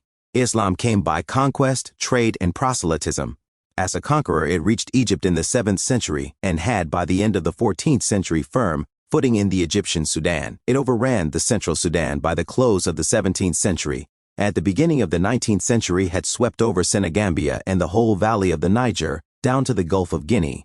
On the east, Islam approached as a trader in the 8th century. It spread into Somaliland and overran Nubia in the 14th century. Today, Islam dominates Africa north of 10 degrees north latitude and is strong between 5 and 10 degrees north latitude. In the east, it reaches below the Victoria Nyanza. Christianity early entered Africa. Indeed, as Mommsen say, it was through Africa that Christianity became the religion of the world. Tertullian and Cyprian were from Carthage, Arnobius from Sicca Veneria, Lactantius and probably in like manner Minucius Felix, in spite of their Latin names, were natives of Africa, and not less so Augustine. In Africa, the Church found its most zealous confessors of the faith and its most gifted defenders. The Africa referred to here, however, was not Negro land, but Africa above the desert, where Negro blood was represented in the ancient Mediterranean race and by intercourse across the desert. On the other hand, Christianity was early represented in the valley of the Nile under the most holy pope and patriarch of the great city of Alexandria, and of all of the land of Egypt, of Jerusalem, the holy city, of Nubia, Abyssinia, and Pentapolis, and all the preaching of St. Mark. This patriarchate had 100 bishoprics in the 4th century and included thousands of black Christians. Through it, the cross preceded the crescent in some of the remotest parts of black Africa. All these beginnings were gradually overthrown by Islam, except among the Copts in Egypt and in Abyssinia. The Portuguese in the 16th century began to replant the Christian religion, and for a while had great success. Both on the east and west coasts, Roman Catholic enterprise halted in the 18th century, and the Protestants began. Today the west coast is studded with English and German missions. South Africa is largely Christian through French and English influence, and the region about the Great Lakes is becoming Christianized. The Roman Catholics have lately increased their activities, and above all, the Negroes of America have entered with their own churches and with the curiously significant Ethiopian movement. Coming now to other spiritual aspects of African culture. We can speak at present only in a fragmentary way. Roughly speaking, Africa can be divided into 2 language zones. North of the 5th degree of north latitude is the zone of diversity, with at least 100 groups of widely divergent languages. South of the line there is one minor language, Bushman Hottentot, spoken by less than 50,000 people, and elsewhere the predominant Bantu tongue with its various dialects, spoken by at least 50 million. The Bantu tongue, which thus rules all Central, West, and South Africa, is an agglutinative tongue which makes a special use of prefixes. The hundreds of Negro tongues or dialects in the north represent most probably the result of war and migration and the breaking up of ancient centers of culture. In Abyssinia and the Great Horn of East Africa, the influence of Semitic tongues is noted. Despite much effort on the part of students, it has been impossible to show any Asiatic origin for the Egyptian language. As Sergi maintains, everything favors an African origin. 60%, the most brilliant suggestion of modern days, links together the Egyptian of North Africa and the Hottentot and Bushman tongues of South Africa. Language was reduced to writing among the Egyptians and Ethiopians and to some extent elsewhere in Africa. Over 100 manuscripts of Ethiopian and Ethiopic Arabian literature are extant, including a version of the Bible and historical chronicles. The Arabic was used as the written tongue of the Sudan, and Negroland has given us in this tongue many chronicles and other works of black authors. The greatest of these, the Epic of the Sudan, Tariq-es-Sudan, deserves to be placed among the classics of all literature. In other parts of Africa, there was no written language, but there was, on the other hand, an unusual perfection of oral tradition through bards and extraordinary efficiency in telegraphy by drum and horn. The folklore and proverbs of the African tribes are exceedingly rich. Some of these have been made familiar to English writers through the work of Uncle Remus. Others have been collected by Johnston, Ellis, and Thiel. A black bard of our own day has described the onslaught of the Matabele in poetry of singular force and beauty. They saw the clouds ascend from the plains. It was the smoke of burning towns. The confusion of the whirlwind was in the heart of the great chief of the blue-colored cattle. The shout was raised, "They are friends." But they shouted again, "They are foes," till their near approach proclaimed them Matabele. The men seized their arms and rushed out as if to chase the antelope. The onset was as the voice of lightning, and their javelins as the shaking of the forest in the autumn storm. There can be no doubt of the Negro's deep and delicate sense of beauty in form, color, and sound. Soyo says of African industry, "Whoever denies to them independent invention and individual taste in their work either shuts his eyes intentionally before perfectly evident facts, or lack of knowledge renders him an incompetent judge." M. Rudot had lately told us, "Bao the Negro race brought art and sculpture to prehistoric Europe." The bones of the European Negroids are almost without exception found in company with drawings and sculpture in high and low relief. Some of their sculptures, like the Wellendorf Venus, are unusually well finished for primitive man. So too the painting and carving of the Bushmen and their forerunners in South Africa has drawn the admiration of students. The Negro has been prolific in the invention of musical instruments and has given a new and original music to the Western world. Schweinfurth, who has preserved for us much of the industrial art of the Negroes, speaks of their delight in the production of works of art for the embellishment and convenience of life. Frobenius expressed his astonishment at the originality of the African in the Yoruba temple which he visited. The lofty veranda was divided from the passageway by fantastically carved and colored pillars. On the pillars were sculptured knights, men climbing trees, women, gods, and mythical beings. The dark chamber lying beyond showed a splendid red room with stone hatchets, wooden figures, cowrie beads, and jars. The whole picture, the columns carved in colors in front of the colored altar, the old man sitting in the circle of those who reverenced him, the open scaffolding of 90 rafters made a magnificent impression. The Germans have found, in Cameroon, towns built, castellated, and fortified in a manner that reminds one of the prehistoric cities of Crete. The buildings and fortifications of Zimbabwe have already been described, and something has been said of the art of Benin, with its brass and bronze and ivory. All the work of Benin in bronze and brass was executed by casting, and by methods so complicated that it would be no easy task for a modern European craftsman to imitate them. Perhaps no race has shown in its earlier development a more magnificent art impulse than the Negro, and the student must not forget how far Negro genius entered into the art in the valley of the Nile from Meroe and Napata down to the great temples of Egypt. Frobenius has recently directed the world's attention to art in West Africa. Quartz and granite he found treated with great dexterity. But more magnificent than the stone monument is the proof that some remote era glass was made and molded in Yorubaland, and that the people here were brilliant in the production of terracotta images. The great mass of potsherds, lumps of glass, heaps of slag, etc. proves, at all events, that the glass industry flourished in this locality in ages past. It is plain that the glass beads found to have been so very common in Africa were not only not imported, but were actually manufactured in great quantities at home. The terracotta pieces are remains of another ancient and fine type of art, and were eloquent of a symmetry, a vitality, a delicacy of form, and practically a reminiscence of the ancient Greeks. The antique bronze head Frobenius describes as a head of marvelous beauty, wonderfully cast, and almost equal in beauty and, at least, no less noble in form, and as ancient as the terracotta heads. In a park of monuments, Frobenius saw the celebrated forge and hammer, a mighty mass of iron, like a falling drop in shape, and a block of quartz fashioned like a drum. Frobenius thinks these were relics dating from past ages of culture, when the manipulation of quartz and granite was thoroughly understood, and when iron manipulation gave evidence of a skill not met with today. Even when we contemplate such revolting survivals of savagery as cannibalism, we cannot jump too quickly at conclusions. Cannibalism is spread over many parts of Negro Africa, yet the very tribes who practice cannibalism show often other traits of industry and power.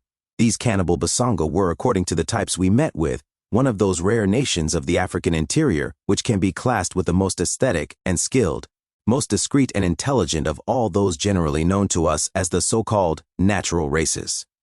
Before the Arabic and European invasion, they did not dwell in hamlets, but in towns with 20 or 30,000 inhabitants, in towns whose highways were shaded by avenues of splendid palms planted at regular intervals, and laid out with the symmetry of colonnades. Their pottery would be fertile in suggestion to every art craftsman in Europe. Their weapons of iron were so perfectly fashioned that no industrial art from abroad could improve upon their workmanship.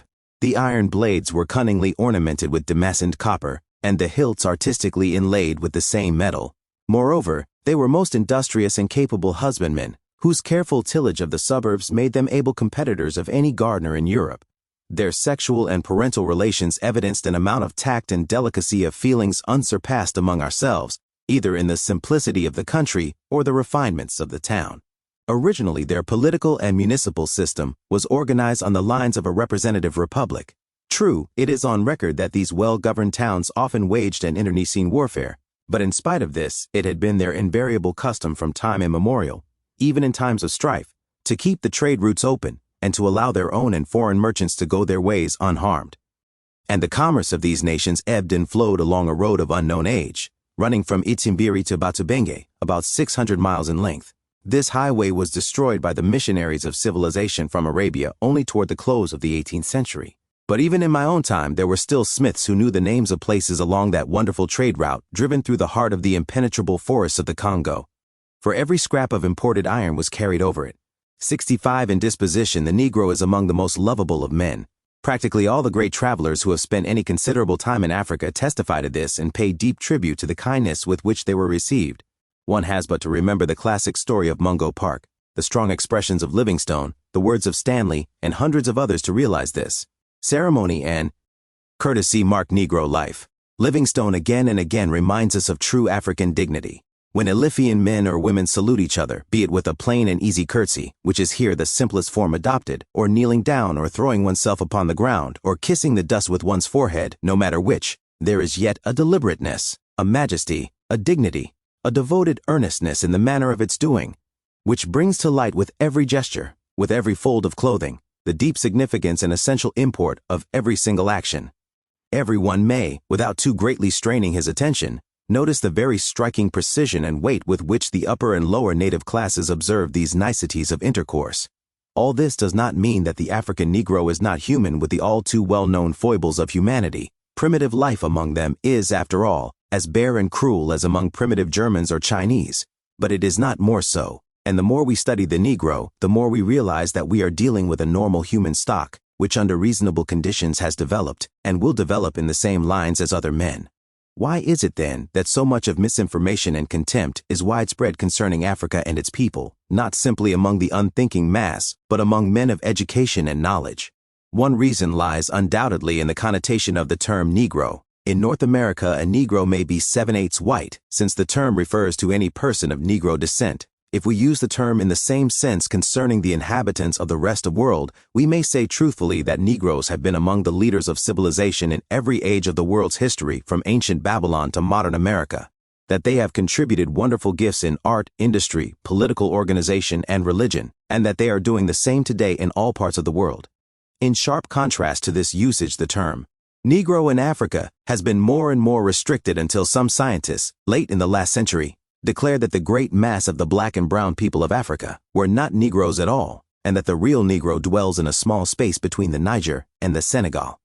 Ratzel says, if we ask what justifies so narrow a limitation, we find that the hideous Negro type, which the fancy of observers once saw all over Africa, but which, as Livingstone says, is really to be seen only as a sign in front of tobacco shops, has on closer inspection evaporated from all parts of Africa, to settle no one knows how in just this region.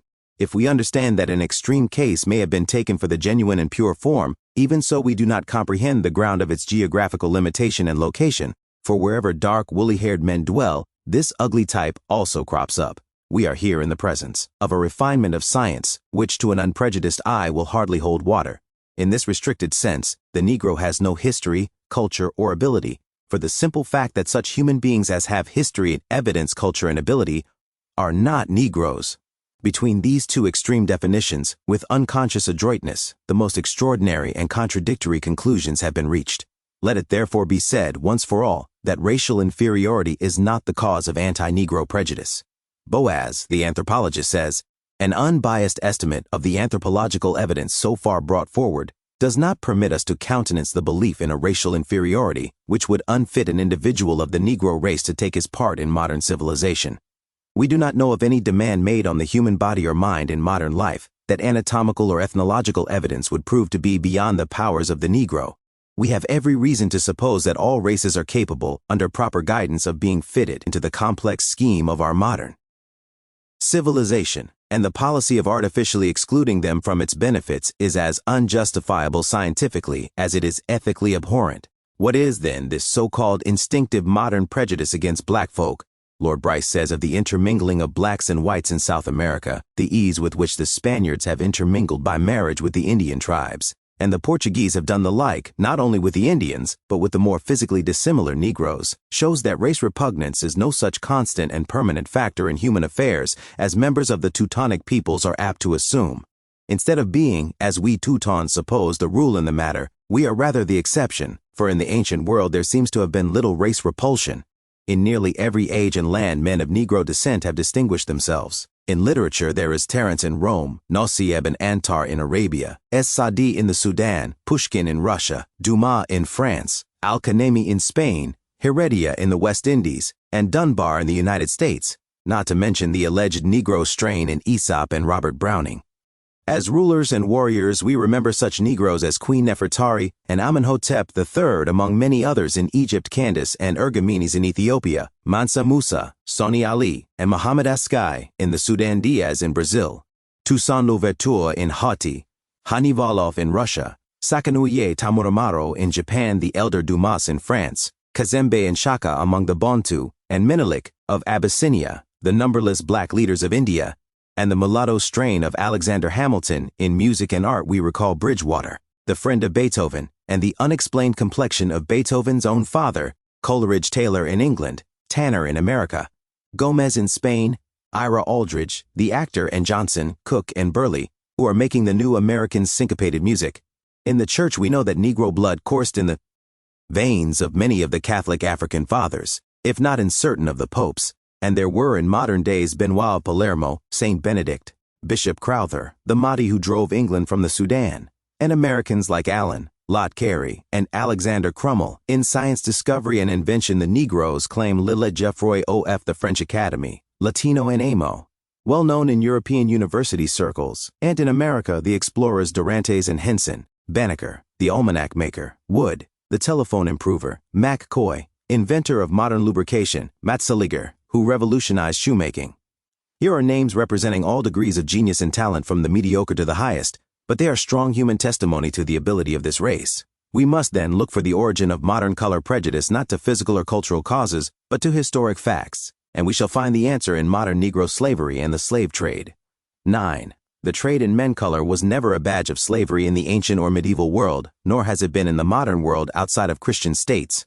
Homer sings of a black man, a reverend herald of visage solemn, sad but sable hue, short woolly curls, or fleeced his bending head. Eurybiates, in whose large soul alone Ulysses viewed an image of his own. Greece and Rome had their chief supplies of slaves from Europe and Asia. Egypt enslaved races of all colors, and if there were more blacks than others among her slaves, there were also more blacks among her nobles and pharaohs, and both facts are explained by her racial origin and geographical position. The fall of Rome led to a cessation of the slave trade, but after a long interval came the white slave trade of the Saracens and Moors, and finally the modern trade in Negroes. Slavery as it exists universally among primitive people is a system whereby captives in war are put to tasks about the homes and in the fields, thus releasing the warriors for systematic fighting and the women for leisure. Such slavery has been common among all peoples and was widespread in Africa. The relative number of African slaves under these conditions was small and the labor not hard. They were members of the family and might and did often rise to high position in the tribe. Remembering that in the 15th century there was no great disparity between the civilization of Negroland and that of Europe, what made the striking difference in subsequent development? European civilization, cut off by physical barriers from further incursions of barbaric races, settled more and more to systematic industry and to the domination of one religion. African culture and industries were threatened by powerful barbarians from the west and central regions of the continent and by the Moors in the north, and Islam had only partially converted the leading peoples. When, therefore, a demand for workmen arose in America, European exportation was limited by religious ties and economic stability. African exportation was encouraged not simply by the Christian attitude toward heathen, but also by the Muslim enmity toward the unconverted Negroes. Two great modern religions, therefore, agreed at least in the policy of enslaving heathen blacks, while the overthrow of black Askias by the Moors at Tenkatabu brought that economic chaos among the advanced Negro peoples and movement among the more barbarous tribes which proved of prime advantage to the development of a systematic trade in men. The modern slave trade began with the Mohammedan conquest in Africa, when heathen Negroes were seized to supply the harems, and as soldiers and servants. They were bought from the bastards and seized in war until the growing wealth and luxury of the conquerors demanded larger numbers. Then Negroes from the Egyptian Sudan, Abyssinia, and Zanzibar began to pass into Arabia, Persia, and India in increased numbers. As Negro kingdoms and tribes rose to power, they found the slave trade lucrative and natural, since the raids in which slaves were captured were ordinary intertribal wars. It was not until the 18th and 19th centuries that the demand for slaves in Christian lands made slaves the object and not the incident of African wars. In Mohammedan countries there were gleams of hope in slavery. In fiction and in truth the black slave had a chance. Once converted to Islam he became a brother to the best, and the brotherhood of the faith was not the sort of idle lie that Christian slave masters made it. In Arabia black leaders arose like Antar. In India black slaves carved out principalities where their descendants still rule.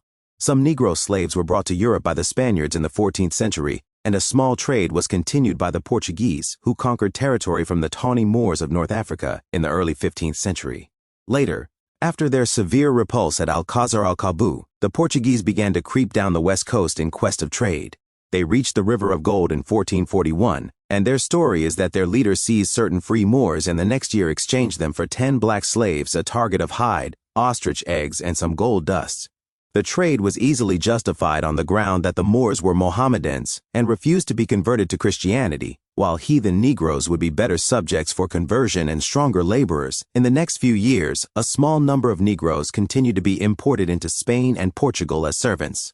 We find, for instance, in 1474, that Negro slaves were common in Seville. There is a letter from Ferdinand and Isabella in the year 1474 to a celebrated Negro, Juan de Valladolid, commonly called the Negro Count, El Conde Negro, nominating him to the office of mayoral of the Negroes in Seville.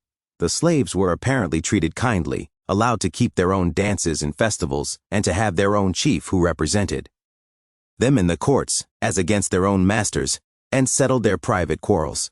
Between 1455 and 1492, little mention is made of slaves in the trade with Africa. Columbus is said to have suggested Negroes for America, but Ferdinand and Isabella refused.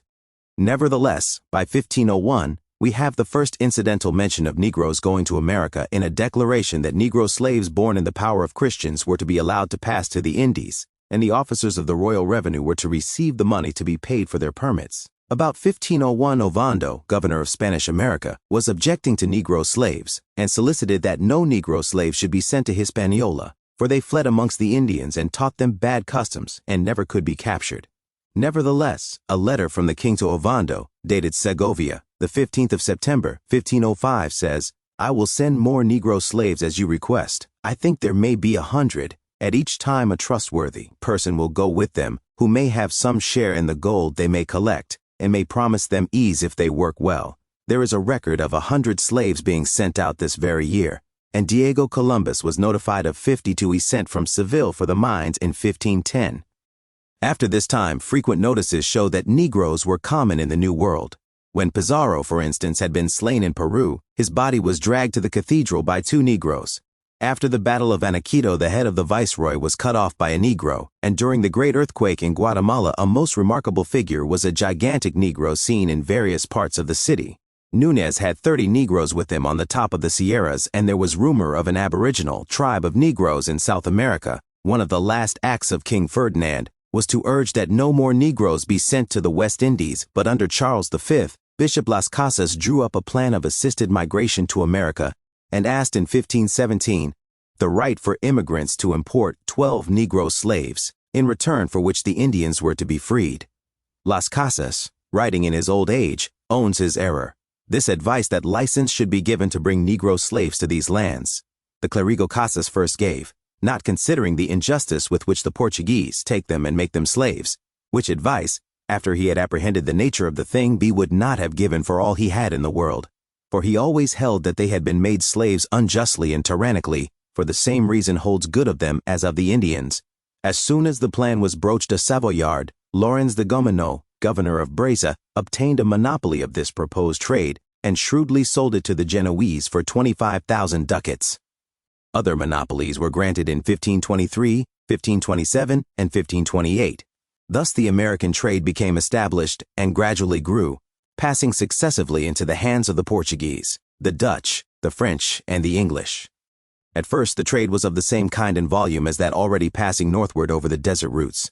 Soon, however, the American trade developed, a strong, unchecked demand for brute labor in the West Indies and on the continent of America grew until it culminated in the 18th century, when Negro slaves were crossing the Atlantic at the rate of 50 to 100,000 a year. This called for slave raiding on a scale that drew upon every part of Africa, upon the West Coast, the Western and Egyptian Sudan, the Valley of the Congo, Abyssinia, the Lake regions, the East Coast, and Madagascar. Not simply the degraded and weaker types of Negroes were seized, but the strong Bantu, the Mandingo and Songhay, the Nubian and Nile Negroes, the Fula, and even the Asiatic Malay were represented in the raids. There was thus begun in modern days a new slavery and slave trade. It was different from that of the past, because more and more it came in time to be founded on racial caste, and this caste was made the foundation of a new industrial system. For 400 years, from 1450 to 1850, European civilization carried on a systematic trade in human beings of such tremendous proportions that the physical, economic, and moral effects are still plainly to be remarked throughout the world. To this must be added the large slave trade of Mussulman lands, which began with the 7th century and raged almost unchecked until the end of the 19th century. These were not days of decadence, but a period that gave the world Shakespeare, Martin Luther and Raphael, Harun al-Rashid and Abraham Lincoln. It was the day of the greatest expansion of 2 of the world's most pretentious religions and of the beginnings of the modern organization of industry. In the midst of this advance and uplift, this slave trade and slavery spread more human misery, inculcated more disrespect for and neglect of humanity, a greater callousness to suffering, and more petty, cruel human hatred than can well be calculated. We may excuse and palliate it, and write history so as to let men forget it, it remains the most inexcusable and despicable blot on modern human history. The Portuguese built the first slave-trading fort at Elmina, on the Gold Coast, in 1482, and extended their trade down the west coast and up the east coast. Under them, the abominable traffic grew larger and larger, until it became far the most important in money value of all the commerce of the Zambezi Basin. There could be no extension of agriculture, no mining, no progress of any kind where it was so extensively carried on. It was the Dutch, however, who launched the overseas slave trade as a regular institution. They began their fight for freedom from Spain in 1579, in 1595. As a war measure against Spain, who at that time was dominating Portugal, they made their first voyage to Guinea. By 1621, they had captured Portugal's various slave forts on the west coast, and they proceeded to open 16 forts along the coast of the Gulf of Guinea. Ships sailed from Holland to Africa, got slaves in exchange for their goods, carried the slaves to the West Indies or Brazil, and returned home laden with sugar. In 1621, the private companies trading in the West were all merged into the Dutch West India Company, which sent in 4 years 15,430 Negroes to Brazil, carried on war with Spain, supplied even the English plantations, and gradually became the great slave carrier of the day.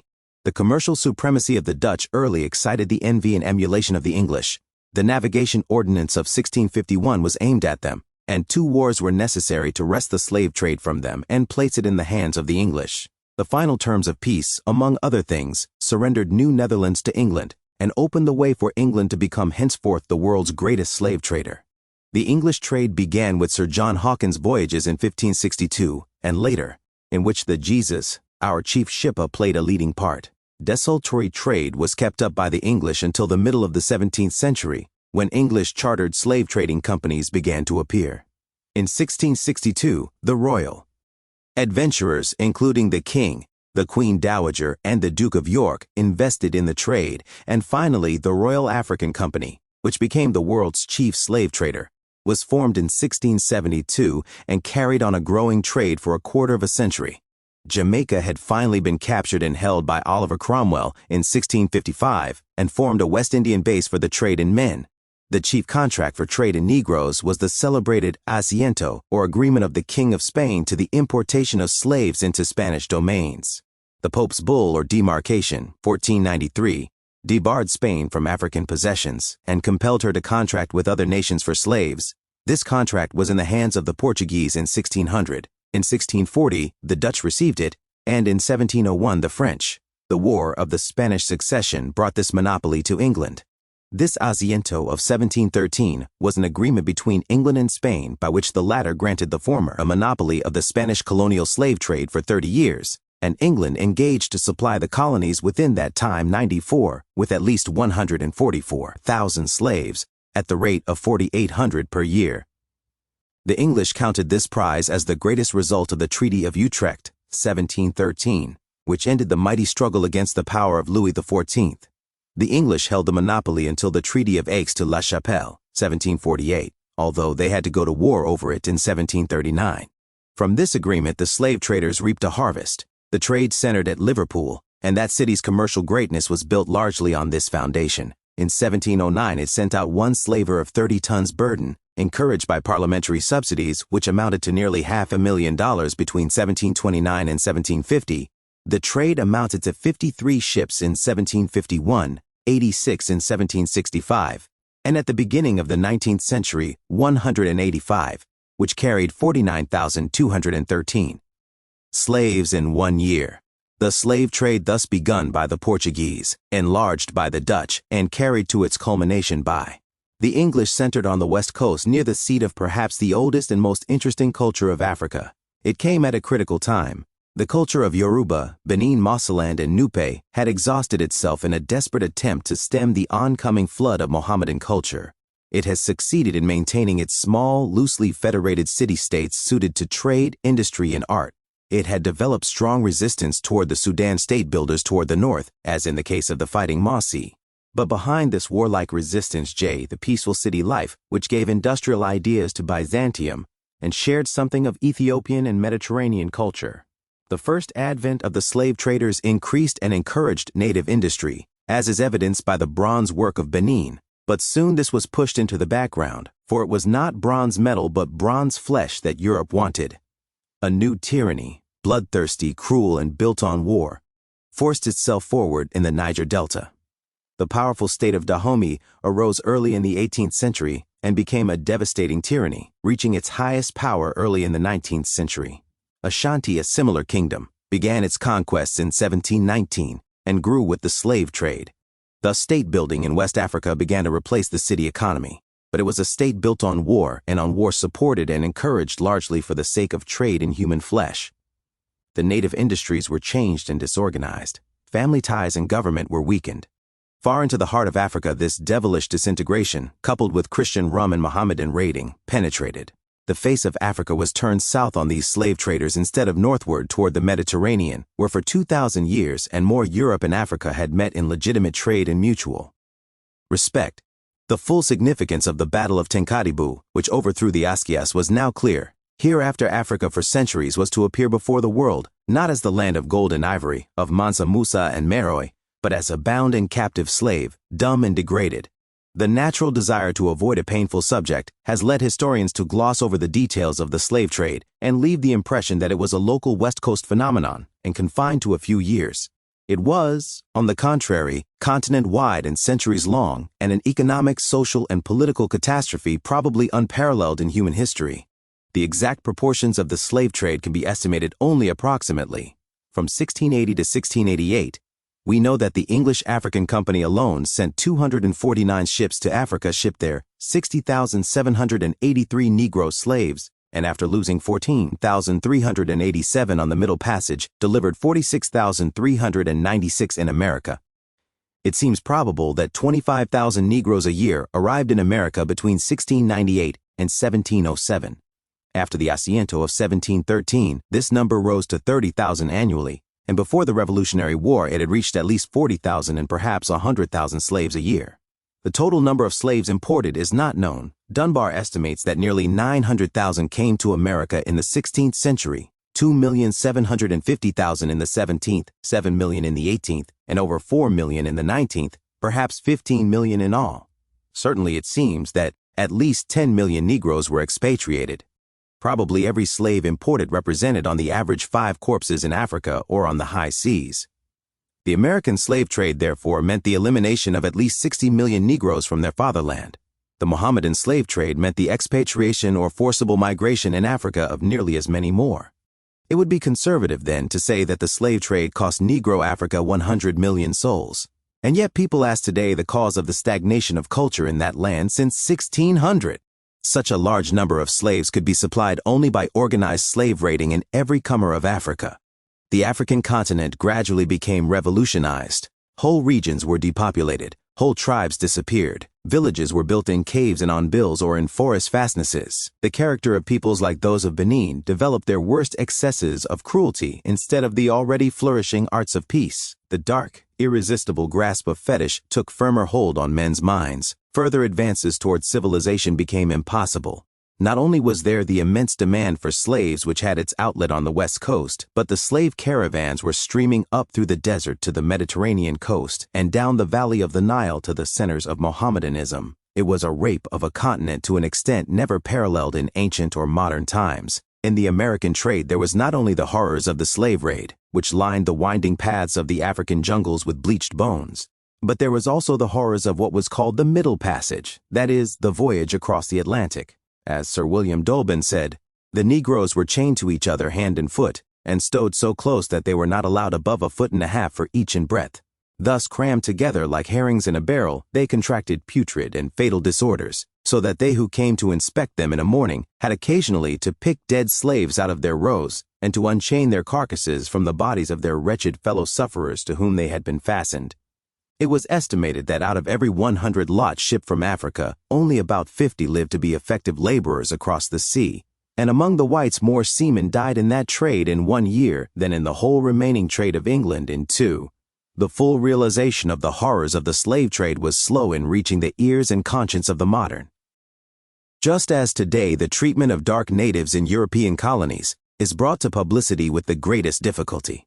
The first move against the slave trade in England came in Parliament in 1776, but it was not until 31 years later, in 1807, that the trade was banned through the arduous labors of Clarkson, Wilberforce, Sharp, and others.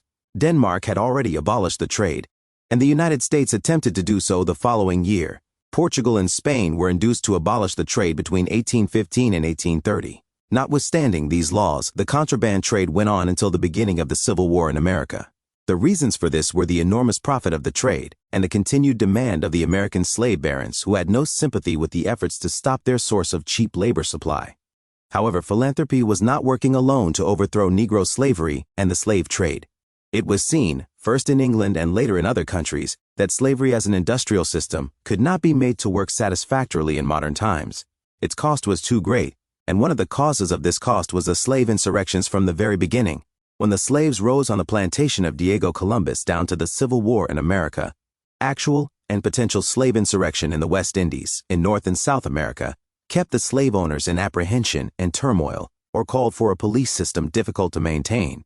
In North America, revolt finally took the form of organized running away to the north, and this, with the growing scarcity of suitable land and the moral revolt, led to the Civil War and the disappearance of the American slave trade. There was still, however, the Mohammedan slave trade to deal with, and this has been the work of the 19th and early 20th centuries. In the last quarter of the 19th century, 10,000 slaves annually were being distributed on the southern and eastern coast of the Mediterranean and at the Great Slave Market in Bornu. On the east coast of Africa in 186 Z, 19,000 slaves were passed into Zanzibar and thence into Arabia and Persia. As late as 1880, 3,000 annually were being thus transplanted. But now the trade is about stopped. Today, the only centers of actual slave trading may be said to be the cocoa plantations of the Portuguese islands on the west coast of Africa and the Congo Free State. Such is the story of the rape of Ethiopia, a sordid, pitiful, cruel tale Raphael painted, Luther preached, Corneille wrote, and Milton sung, and through it all, for 400 years, the dark captives wound to the sea amid the bleaching bones of the dead. For 400 years, the sharks followed the scurrying ships. For 400 years, America was strewn with the living and dying millions of a transplanted race. For 400 years, Ethiopia stretched forth her hands unto God. 10. The West Indies and Latin America. That was a wonderful century, the 15th, when men realized that beyond the scowling waste of western waters were dreams come true. Curious and yet crassly human, it is that, with all this poetry and romance, arose at once the filthiest institution of the modern world and the costliest. For on Negro slavery in America was built, not simply the abortive Cotton Kingdom, but the foundations of that modern imperialism which is based on the despising of backward men. According to some accounts, Alonzo, the Negro, piloted one of the ships of Columbus, and certainly there was Negro blood among his sailors as early as 1528. There were nearly 10,000 Negroes in the New World. We hear of them in all parts. In Honduras, for instance, a Negro is sent to burn a native village. In 1555, the town council of Santiago de Chile voted to allow an enfranchised Negro possession of land in the town, and evidently treated him just as white applicants were treated. De Leon, who explored the coast of Virginia in the first quarter of the 16th century, used Negro slaves, who afterward revolted, to build his ships and help in exploration.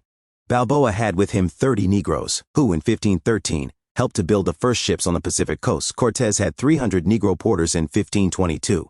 Before 1530, there were enough Negroes in Mexico to lead to an insurrection where the Negroes fought desperately, but were overcome and their ringleaders executed. Later, the followers of another Negro insurgent, Bayano, were captured and sent back to Spain. Negroes founded the town of Santiago del Príncipe in 1570, and in 1540, a Negro slave of Hernandez de Alarcón was the only one of the party to carry a message across the country to the Zunis of New Mexico. A Negro, Stephen Durantes, discovered New Mexico. This Stephen, or Estebanico, was sent ahead by certain Spanish friars to the 7 cities of Cibola. As soon as Stephen had left said friars, he determined to earn all the reputation and honor for himself, and that the boldness and daring of having alone discovered those villages of high stories so much spoken of throughout that country should be attributed to him, and carrying along with him the people who followed him, he endeavored to cross the wilderness which is between Cibola and the country he had gone through, and he was so far ahead of the friars that when they arrived at Chichilticalli, which is on the edge of the wilderness, he was already at Cibola, which is 80 leagues of wilderness beyond.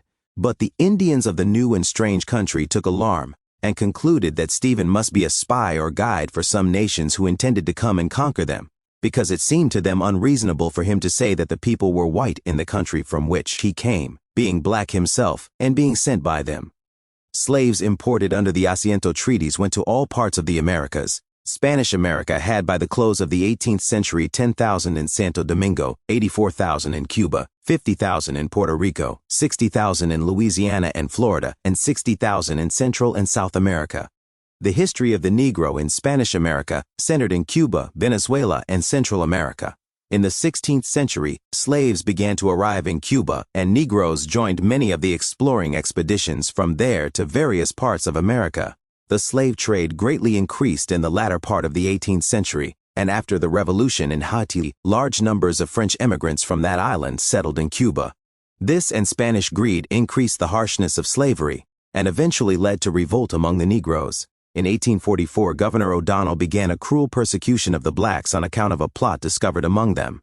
Finally, in 1866, the 10 Years' War broke out, in which Negro and white rebels joined. They demanded the abolition of slavery and equal political rights for natives and foreigners, whites and blacks. The war was cruel and bloody, but ended in 1878 with the abolition of slavery, while a further uprising the following year secured civil rights for Negroes. Spanish economic oppression continued, however, and the leading chiefs of the 10 Years' War, including such leaders as the mulatto, Antonio Maceo, with large numbers of Negro soldiers, took the field again in 1895. The result was the freeing of Cuba by the intervention of the United States. Negro regiments from the United States played here a leading role. A number of leaders in Cuba, in political, industrial, and literary lines, have been men of Negro descent. Slavery was abolished by Guatemala in 1824 and by Mexico in 1829. Argentina, Peru, Bolivia, Chile, and Paraguay ceased to recognize it about 1825. Between 1840 and 1845, it came to an end in Colombia, Venezuela, and Ecuador. Bolivar Páez, Sucre, and other South American leaders used Negro soldiers in fighting for freedom, 1814-16, and Haiti twice, at critical times, rendered assistance and received Bolivar twice as a refugee. Brazil was the center of Portuguese slavery, but slaves were not introduced in large numbers until about 1720, when diamonds were discovered in the territory above Rio de Janeiro. Gradually, the seaboard from Pernambuco to Rio de Janeiro and beyond became filled with Negroes, and although the slave trade north of the equator was theoretically abolished by Portugal in 1815 and south of the equator in 1830, and by Brazil in these regions in 1826 and 1830, nevertheless, between 1825 and 1850, over 1.25 million of Negroes were introduced. Not until Brazil abolished slavery in 1888 did the importation wholly cease. Brazilian slavery allowed the slave to purchase his freedom, and the color line was not strict. Even in the 18th century, there were black clergy and bishops. Indeed, the Negro clergy seemed to have been on a higher moral level than the whites. Insurrection was often attempted, especially among the Mohammedan Negroes around Bahia. In 1695, a tribe of revolted slaves held out for a long time. In 1719, a widespread conspiracy failed, but many of the leaders fled to the forest. In 1828, 1,000 rose and revolted Bahia, and again in 1830. From 1831 to 1837, revolt was in the air, and in 1835 came the Great Revolt of the Mohammedans, who attempted to enthrone a queen. The Negroes fought with furious bravery, but were finally defeated. By 1872, the number of free Negroes had very greatly increased, so that emancipation did not come as a shock. While Mohammedan Negroes still gave trouble and were in some cases sent back to Africa, yet on the whole emancipation was peaceful, and whites, Negroes, and Indians are today amalgamating into a new race. At the present moment, there is scarcely a lowly or a highly placed federal or provincial official at the head of or within any of the great departments of state that has not more or less Negro or Amerindian blood in his veins. Lord Bryce says, "It is hardly too much to say that along the coast from Rio to Bahia and Pernambuco, as well as in parts of the interior behind these two cities, the black population predominates. The Brazilian lower class intermarries freely with the black people. The Brazilian middle class intermarries with mulattoes and quadroons. Brazil is the one country in the world, besides the Portuguese colonies on the east and west coasts of Africa, in which a fusion of the European and African races is proceeding unchecked by law or custom. The doctrines of human equality and human solidarity have here their perfect work. The result is so far satisfactory that there is little or no class friction. The white man does not lynch or maltreat the Negro. Indeed, I have never heard of a lynching anywhere in South America, except occasionally, as part of a political convulsion. The Negro is not accused of insolence and does not seem to develop any more criminality than naturally belongs to any ignorant population with loose notions of morality and property. What ultimate effect the intermixture of blood will have on the European element in Brazil, I will not venture to predict. If one may judge from a few remarkable cases, it will not necessarily reduce the intellectual standard. One of the ablest and most refined Brazilians I have known had some color, and other such cases have been mentioned to me. Assumptions and preconceptions must be eschewed, however plausible they may seem. 78. A Brazilian writer said at the first Races Congress, the cooperation of the Metas 79 in the advance of Brazil is notorious and far from inconsiderable. They played the chief part, during many years in Brazil, in the campaign for the abolition of slavery. I could quote celebrated names of more than one of these Metis who put themselves at the head of the literary movement. They fought with firmness and intrepidity in the press and on the platform. They faced with courage the gravest perils to which they were exposed in their struggle against the powerful slave owners, who had the protection of a conservative government. They gave evidence of sentiments of patriotism, self-denial, and appreciation during the long campaign in Paraguay, fighting heroically at the boarding of the ships in the naval battle of Riachuelo, and in the attacks on the Brazilian army on numerous occasions in the course of this long South American war. It was owing to their support that the Republic was erected on the ruins of the empire. 80%. The Dutch brought the first slaves to the North American continent. John Rolfe relates that the last of August 1619, there came to Virginia a Dutch man of war that sold us 20 negars. 81. This was probably one of the ships of the numerous private Dutch trading companies which early entered into the developed and the lucrative African slave trade. Although the Dutch thus commenced the continental slave trade, they did not actually furnish a very large number of slaves to the English colonies outside the West Indies.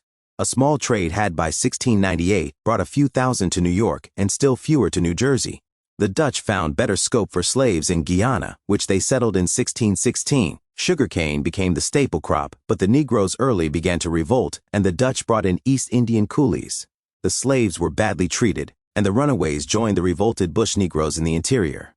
From 1715 to 1775, there was continuous fighting with the bush Negroes or insurrections, until at last in 1749 a formal treaty between 1,600 Negroes and the Dutch was made. Immediately a new group revolted under a Mohammedan, Arabi, and they obtained land and liberty. In 1763 the coast Negroes revolted. They were checked, but made terms and settled in the interior. The bush Negroes fought against both French and English to save Guyana to the Dutch, but Guyana was eventually divided between the three. The bush Negroes still maintained their independence and vigor. The French encouraged settlements in the West Indies in the 17th century, but at last, finding that French immigrants would not come, they began about 1642 to import Negroes. Owing to wars with England, slaves were supplied by the Dutch and Portuguese, although the Royal Senegal Company held the coveted Asiento from 1701 to 1713. It was in the island of Haiti, however, that French slavery centered. Pirates from many nations, but chiefly French, began to frequent the island, and in 1663 the French annexed the eastern part, thus dividing the island between France and Spain. By 1680 there were so many slaves and mulattoes that Louis XIV issued his celebrated Code Noir, which was notable in compelling bachelor masters, fathers of slave children, to marry their concubines. Children followed the condition of the mother as to slavery or freedom. They could have no property, harsh punishments were provided for, but families could not be separated by sale except in the case of grown children. Emancipation with full civil rights was made possible for any slave 20 years of age or more. When Louisiana was settled and the Alabama coast, slaves were introduced there. Louisiana was transferred to Spain in 1762 against the resistance of both settlers and slaves, but Spain took possession in 1769 and introduced more Negroes. Later, in Haiti, a more liberal policy encouraged trade. War was over and capital and slaves poured in. Sugar, coffee, chocolate, indigo, dyes, and spices were raised. There were large numbers of mulattoes, many of whom were educated in France, and many masters married Negro women who had inherited large properties. Just as in the United States today, white men are marrying eagerly the landed Indian women in the West. When white immigration increased in 1749, however, prejudice arose against these mulattoes and severe laws were passed depriving them of civil rights, entrance into the professions, and the right to hold office. Severe edicts were enforced as to clothing, names, and social intercourse. Finally, after 1777, mulattoes were forbidden to come to France. When the French Revolution broke out, the Haitians managed to send 2 delegates to Paris. Nevertheless, the planters maintained the upper hand, and one of the colored delegates, O.J., on returning, started a small rebellion. He and his companions were killed with great brutality. This led the French government to grant full civil rights to free Negroes. Immediately, planters and free Negroes flew to arms against each other, and then suddenly, August 22, 1791, the black slaves, of whom there were 452,000, arose in revolt to help the free Negroes. For many years, runaway slaves had hidden in the mountains under their own chiefs. One of the earliest of these chiefs was Polydor in 1724, who was succeeded by Macandal. The great chief of these runaways or maroons at the time of the slave revolt was Jean-François, who was soon succeeded by Biassou. Pierre-Dominique Toussaint, known as Toussaint Louverture, joined these maroon bands where he was called the Doctor of the Armies of the King, and soon became chief aide to Jean-François and Biassou. Upon their deaths, Toussaint rose to the chief command. He acquired complete control over the blacks, not only in military matters, but in politics and social organization. The soldiers regarded him as a superior being, and the farmers prostrated themselves before him. All his generals trembled before him. Dessalines did not dare to look in his face, and all the world trembled before his generals. The revolt once started, blacks and mulattoes murdered whites without mercy, and the whites retaliated. Commissioners were sent from France, who asked simply civil rights for freedmen and not emancipation. Indeed, that was all that Toussaint himself had as yet demanded. The planters, intrigued with the British, and this, together with the beheading of the king, an impious act in the eyes of Negroes, induced Toussaint to join the Spaniards. In 1793, British troops were landed, and the French commissioners in desperation declared the slaves emancipated. This at once won back Toussaint from the Spaniards. He became supreme in the north, while Rigaud, leader of the mulattoes, held the south and the west. By 1798, the British, having lost most of their forces by yellow fever, surrendered Mole Saint-Nicolas to Toussaint and departed. Rigaud finally left for France, and Toussaint in 1800 was master of Haiti. He promulgated a constitution under which Haiti was to be a self-governing colony. All men were equal before the law, and trade was practically free. Toussaint was to be president for life, with the power to name his successor. Napoleon Bonaparte, master of France, had this time dreams of a great American empire, and replied to Toussaint's new government by sending 25,000 men under his brother-in-law to subdue the presumptuous Negroes as a preliminary step to his occupation and development of the Mississippi Valley. Fierce fighting and yellow fever decimated the French, but matters went hard with the Negroes too, and Toussaint finally offered to yield. He was courteously received with military honors, and then, as soon as possible, treacherously seized, bound, and sent to France. He was imprisoned at Fort Dieu and died, perhaps of poison, after studied humiliations, April 7, 1803. Thus perished the greatest of American Negroes and one of the great men of all time, at the age of 56. A French planter said, "God in his terrestrial globe did not commune with a purer spirit." Wendell Phillips said, "Some doubt the courage of the Negro. Go to Haiti and stand on those 50,000 graves of the best soldiers France ever had and ask them what they think of the Negro's sword." I would call him Napoleon, but Napoleon made his way to empire over broken oaths and through a sea of blood. This man never broke his word. I would call him Cromwell, but Cromwell was only a soldier, and the state he founded went down with him into his grave.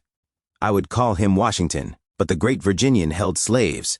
This man risked his empire rather than permit the slave trade in the humblest village of his dominions. You think me a fanatic, for you read history, not with your eyes but with your prejudices. But 50 years hence, when truth gets a bearing, the muse of history will put Phocion for the Greek, Brutus for the Roman, Hampden for the English, Lafayette for France, choose Washington as the bright consummate flower of our earlier civilization, then, dipping her pen in the sunlight, will write in the clear blue, above them all, the name of the soldier, the statesman, the martyr, Toussaint Louverture. The treacherous killing of Toussaint did not conquer Haiti. In 1802 and 1803, some 40,000 French soldiers died of war and fever. A new colored leader, Dessalines, arose, and all the 8,000 remaining French surrendered to the blockading British fleet. The effect of all this was far-reaching. Napoleon gave up his dream of American empire and sold Louisiana for a song. Thus all of Indian Territory, all of Kansas and Nebraska, and Iowa, and Wyoming, and Montana, and the Dakotas, and most of Colorado and Minnesota, and all of Washington and Oregon states, came to us as the indirect work of a despised Negro. Praise, if you will, the work of a Robert Livingstone or a Jefferson. But today let us not forget our debt to Toussaint Louverture, who was indirectly the means of America's expansion by the Louisiana Purchase of 1803. With the freedom of Haiti in 1801 came a century of struggle to fit the people for the freedom they had won. They were yet slaves, crushed by a cruel servitude, without education or religious instruction. The Haitian leaders united upon Dessalines to maintain the independence of the Republic. Dessalines, like Toussaint and his lieutenant Christophe, was noted in slavery days for his severity toward his fellows and the discipline which he insisted on. He had other characteristics of African chieftains. There were seasons when he broke through his natural sullenness and showed himself open, affable, and even generous. His vanity was excessive and manifested itself in singular perversities. He was a man of great personal bravery and succeeded in maintaining the independence of Haiti, which had already cost the Frenchmen 50,000 lives. On January 1, 1804, at the place whence Toussaint had been treacherously seized and sent to France, the independence of Haiti was declared by the military leaders. Dessalines was made governor-general for life and afterward proclaimed himself emperor. This was not an act of grandiloquence and mimicry. It is truer to say that in it both Dessalines and later Christophe were actuated by a clear insight into the social history and peculiarities of their people. There was nothing in the Constitution which did not have its companion in Africa, where the organization of society was despotic, with elective hereditary chiefs, royal families, polygamic marriages, councils, and regencies. The population was divided into soldiers and laborers. The territory was parceled out to chiefs, and the laborers were bound to the soil and worked under rigorous inspection. Part of the products were reserved for their support, and the rest went to the chiefs, the king, the general government, and the army. The army was under stern discipline, and military service was compulsory. Women did much of the agricultural labor. Under Toussaint, the administration of this system was committed to Dessalines, who carried it out with rigor. It was afterward followed by Christophe. The latter even imported 4,000 Negroes from Africa, from whom he formed a national guard for patrolling the land. These regulations brought back for a time a large part of the former prosperity of the island. The severity with which Dessalines enforced the laws soon began to turn many against him. The educated mulattoes especially objected to submission to the savage African Moors. Dessalines started to suppress their revolt, but was killed in ambush in October 1806. Great Britain now began to intrigue for a protectorate over the island, and the Spanish end of the island threatened attack. These difficulties were overcome, but at a cost of great internal strain. After the death of Dessalines, it seemed that Haiti was about to dissolve into a number of petty subdivisions. At one time, Christophe was ruling as king in the north, Pétion as president at Port-au-Prince, Rigaud in the south, and a semi-brigand, Gaumont, in the extreme southwest. Very soon, however, the rivalry narrowed down to Pétion and Christophe. Pétion was a man of considerable ability and did much, not simply for Haiti, but for South America. Already as early as 1779, before the revolution in Haiti, the Haitian Negroes had helped the United States. The British had captured Savannah in 1778. The French fleet appeared on the coast of Georgia late that year and was ordered to recruit men in Haiti. 800 young freedmen, blacks and mulattoes, offered to take part in the expedition, and they fought valiantly in the siege and covered themselves with glory. It was this legion that made the charge on the British and saved the retreating American army. Among the men who fought there was Christophe. When Simon Bolivar, Commodore Ory, and many Venezuelan families were driven from their country in 1815, they and their ships took temporary refuge in Haiti. Notwithstanding the embarrassed condition of the Republic, Pétion received them and gave them 4,000 rifles with ammunition, provisions, and last and best a printing press. He also settled some international quarrels among members of the groups, and Bolivar expressed himself afterward as being overwhelmed with magnanimous favors. Pétion died in 1818 and was succeeded by his friend Boyer. Christophe committed suicide the following year, and Boyer became not simply ruler of Western Haiti, but also, by arrangement with the eastern end of the island, gained the mastery there, where they were afraid of Spanish aggression. Thus, from 1822 to 1843, Boyer, a man of much ability, ruled the whole of the island and gained the recognition of Haitian independence from France and other nations. France under Charles X demanded an indemnity of $30 million to reimburse the planters for confiscated lands and property. This Haiti tried to pay, but the annual installment was a tremendous burden to the impoverished country. Further negotiations were entered into. Finally, in 1838, France recognized the independence of the Republic, and the indemnity was reduced to $12 million. Even this was a large burden for Haiti, and the payment of it for years crippled the island. The United States and Great Britain in 1825-26 recognized the independence of Haiti. A concordat was arranged with the Pope for governing the church in Haiti, and finally, in 1860, the church placed under the French hierarchy. Thus, Boyer did unusually well, but his necessary concessions to France weakened his influence at home. And finally, an earthquake, which destroyed several towns in 1842, raised the superstitious of the populace against him. He resigned in 1843, leaving the treasury well filled, but with his withdrawal, the Spanish portion of the island was lost to Haiti. The subsequent history of Haiti since 1843 has been the struggle of a small divided country to maintain political independence. The rich resources of the country called for foreign capital, but outside capital meant political influence from abroad, which the little nation rightly feared. Within, the old antagonism between the freedman and the slave settled into a color line between the mulatto and the black, which for a time meant the difference between educated liberalism and reactionary ignorance. This difference has largely disappeared, but some vestiges of the color line remain. The result has been reaction and savagery under Suluk, Dominique, and Nord Alexis, and decided advance under presidents like Nisage Saget, Solomon, Legitime, and Hippolyte. In political life, Haiti is still in the 16th century, but in economic life she has succeeded in placing on their own little farms the happiest and most contented peasantry in the world after raising them from a veritable hell of slavery. If modern capitalistic greed can be restrained from interference until the best elements of Haiti secure permanent political leadership, the triumph of the revolution will be complete. In other parts of the French, American dominion, the slaves achieved freedom also by insurrection. In Guadeloupe, they helped the French drive out the British and thus gained emancipation. In Martinique, it took 3 revolts and a civil war to bring freedom. The English slave empire in America centered in the Bermudas, Barbados, Jamaica, and the Lesser Islands, and in the United States. Barbados developed a savage slave code, and the result was attempted slave insurrections in 1674, 1692, and 1702. These were not successful, but a rising in 1816 destroyed much property under the leadership of a mulatto, Washington Franklin, and the repeal of bad laws and eventual enfranchisement of the colored people followed. One Barbadian mulatto, Sir Conrad Reeves, has held the position of Chief Justice in the island and was knighted. A Negro insurrection in Dominica under Farcel greatly exercised England in 1791 and 1794 and delayed slave trade abolition in 1844. In 1847, further uprisings took place, and these continued from 1853 to 1893. The chief island domain of English slavery was Jamaica. It was Oliver Cromwell who, in his zeal for God and the slave trade, sent an expedition to seize Haiti. His fleet, driven off there, took Jamaica in 1655.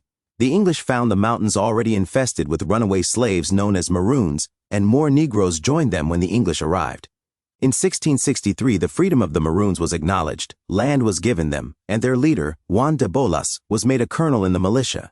He was killed, however, in the following year, and from 1664 to 1738, the 3,000 or more black Maroons fought the British Empire in guerrilla warfare. Soldiers, Indians, and dogs were sent against them, and finally in 1738, Captain Cudjoe and other chiefs made a formal treaty of peace with Governor Trelawney. They were granted 2,500 acres and their freedom was recognized. The peace lasted until 1795, when they rebelled again and gave the British a severe drubbing, besides murdering planters. Bloodhounds again were imported. The Maroons offered to surrender on the express condition that none of their number should be deported from the island, as the legislature wished. General Walpole hesitated but could get peace on no other terms and gave his word.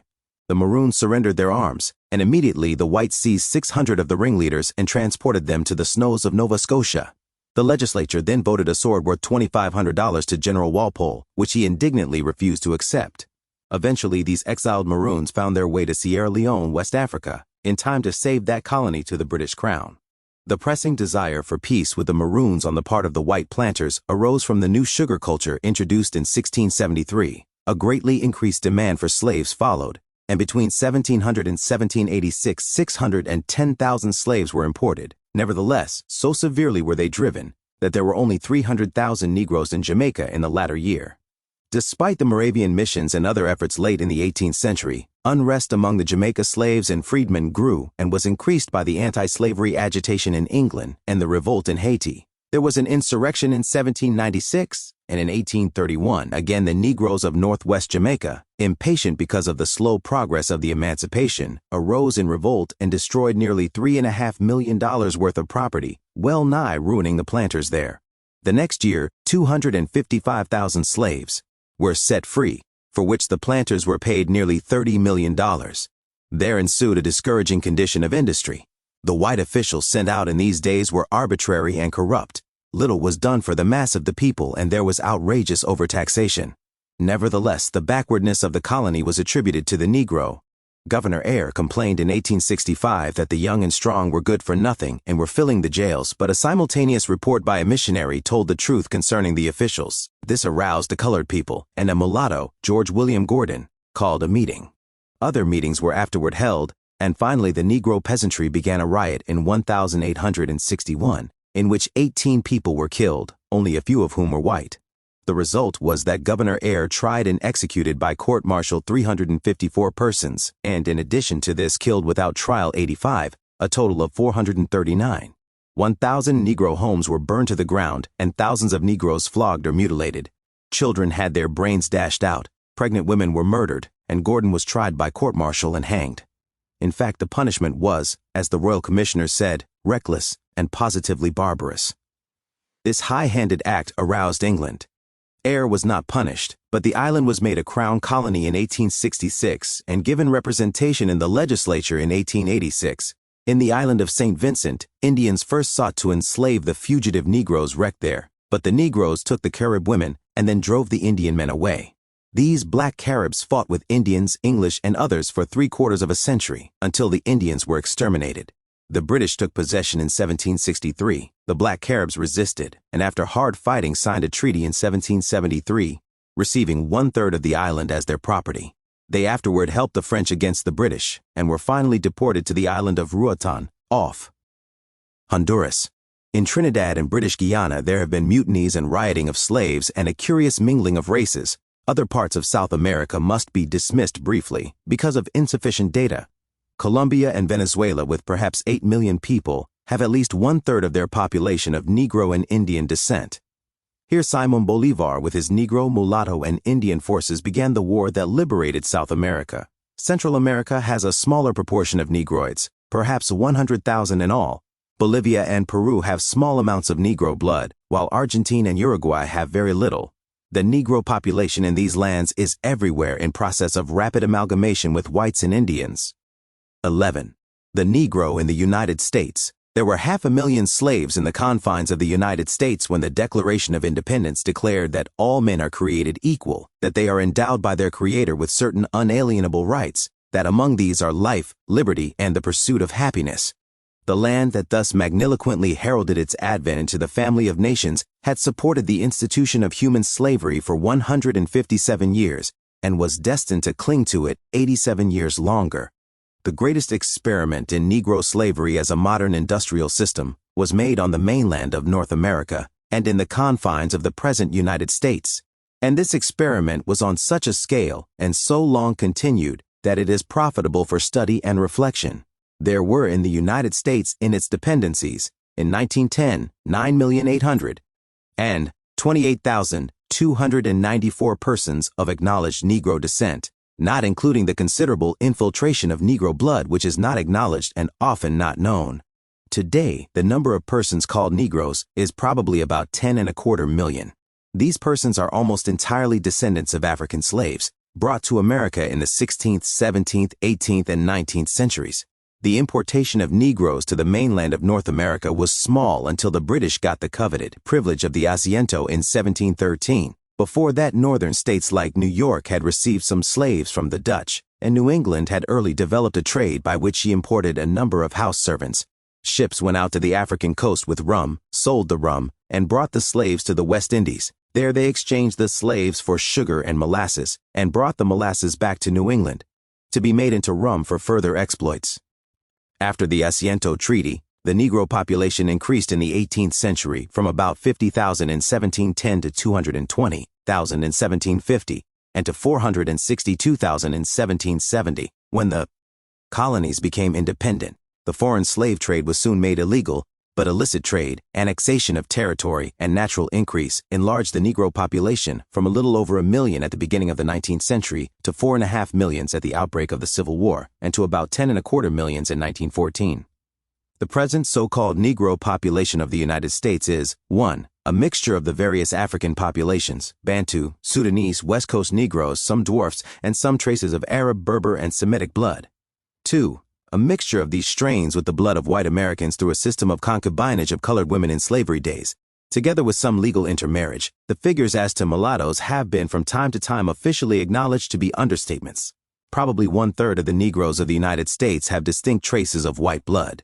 This blending of the races has led to interesting human types, but racial prejudice has hitherto prevented any scientific study of the matter. In general, the Negro population in the United States is brown in color, darkening to almost black and shading off in the other direction to yellow and white, and is indistinguishable in some cases from the white population.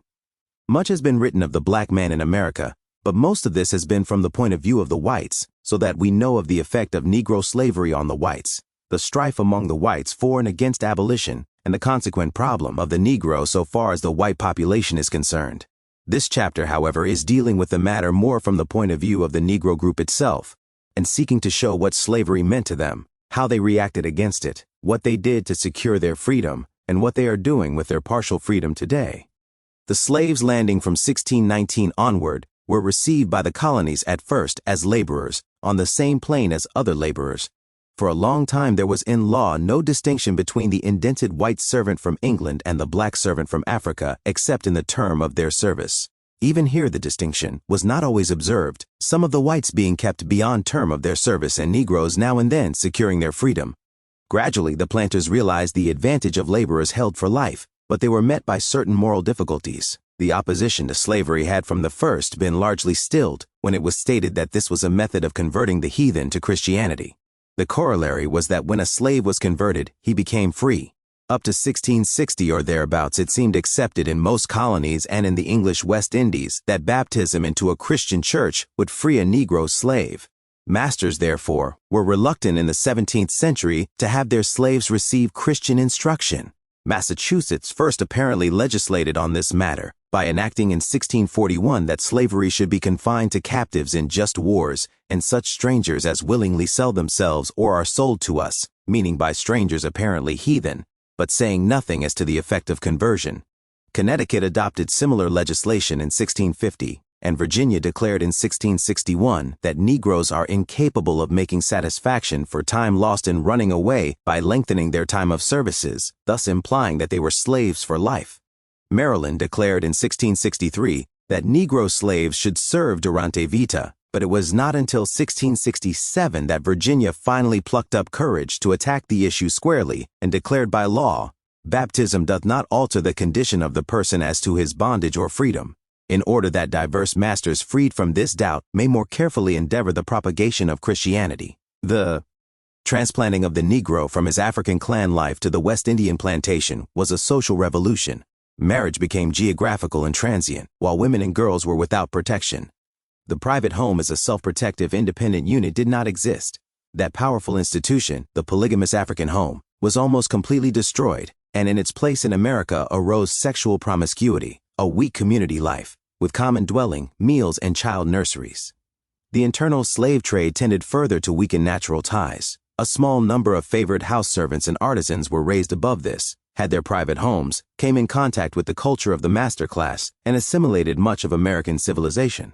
This was, however, exceptional. Broadly speaking, the greatest social effect of American slavery was to substitute for the polygamous Negro home a new polygamy, less guarded, less effective, and less civilized. At first sight, it would seem that slavery completely destroyed every vestige of spontaneous movement among the Negroes. This is not strictly true. The vast power of the priest in the African state is well known. His realm alone, the province of religion and medicine, remained largely unaffected by the plantation system. The Negro priest, therefore, early became an important figure on the plantation and found his function as the interpreter of the supernatural, the comforter of the sorrowing, and as the one who expressed, rudely but picturesquely, the longing and disappointment and resentment of a stolen people.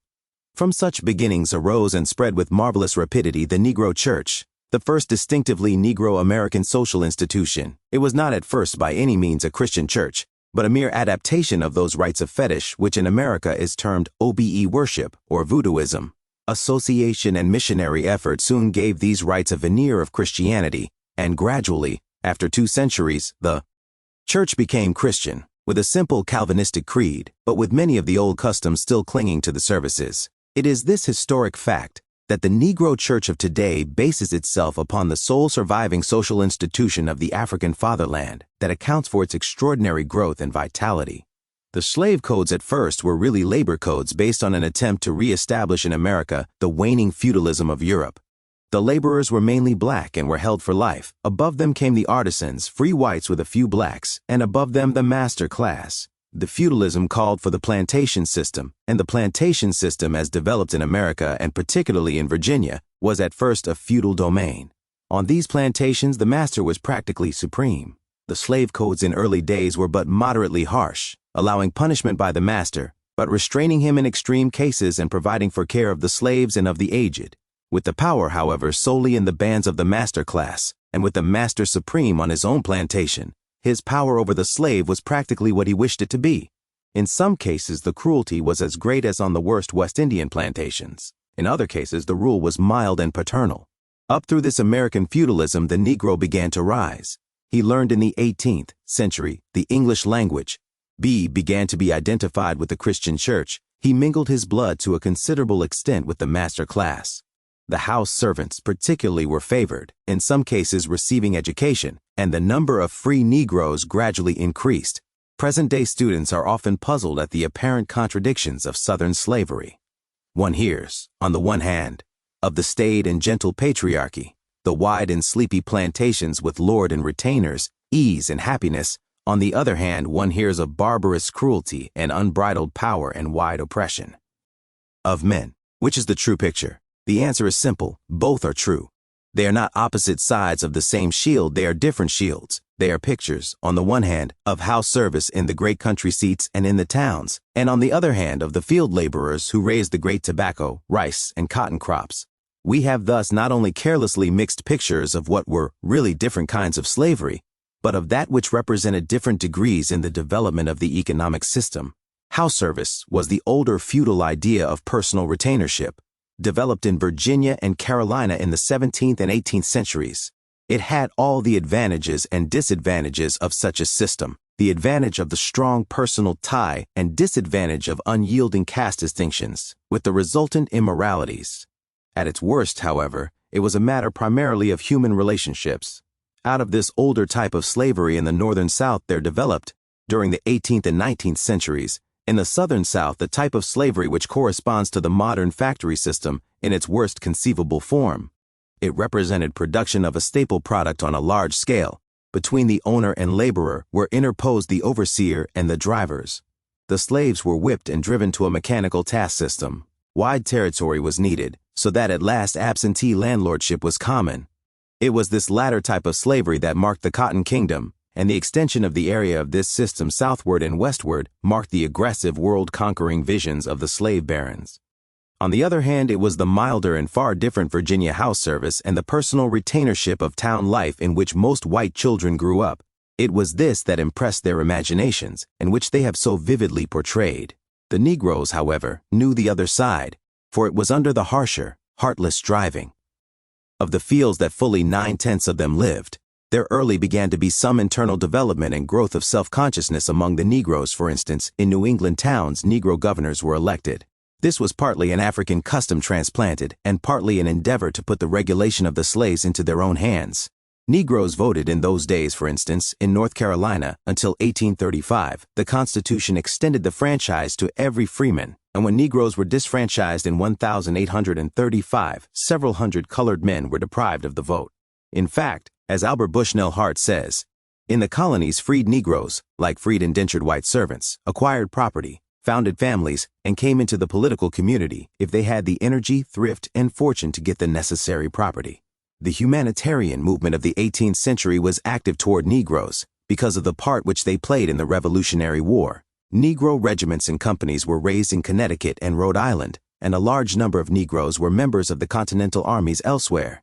Individual Negroes distinguished themselves. It is estimated that 5,000 Negroes fought in the American armies. The mass of the Americans considered at the time of the adoption of the Constitution that Negro slavery was doomed. There soon came a series of laws emancipating slaves in the North. Vermont began in 1779, followed by judicial decision in Massachusetts in 1780, and gradual emancipation in Pennsylvania. Beginning the same year, emancipation was accomplished in New Hampshire in 1783, and in Connecticut and Rhode Island in 1784. The momentous exclusion of slavery in the Northwest Territory took place in 1787, and gradual emancipation began in New York and New Jersey in 1799 and 1804. Beneficial and insurance societies began to appear among colored people. Nearly every town of any size in Virginia in the early 18th century had Negro organizations for caring for the sick and burying the dead. As the number of free Negroes increased, particularly in the North, these financial societies began to be openly formed. One of the earliest was the Free African Society of Philadelphia. This eventually became the present African Methodist Church, which has today 500,000 members and over $11 million worth of property. Negroes began to be received into the white church bodies in separate congregations, and before 1807 there is the record of the formation of 8 such Negro churches. This brought forth leaders who were usually preachers in these churches. Richard Allen, the founder of the African Methodist Church, was one. Lot Carey, one of the founders of Liberia, was another.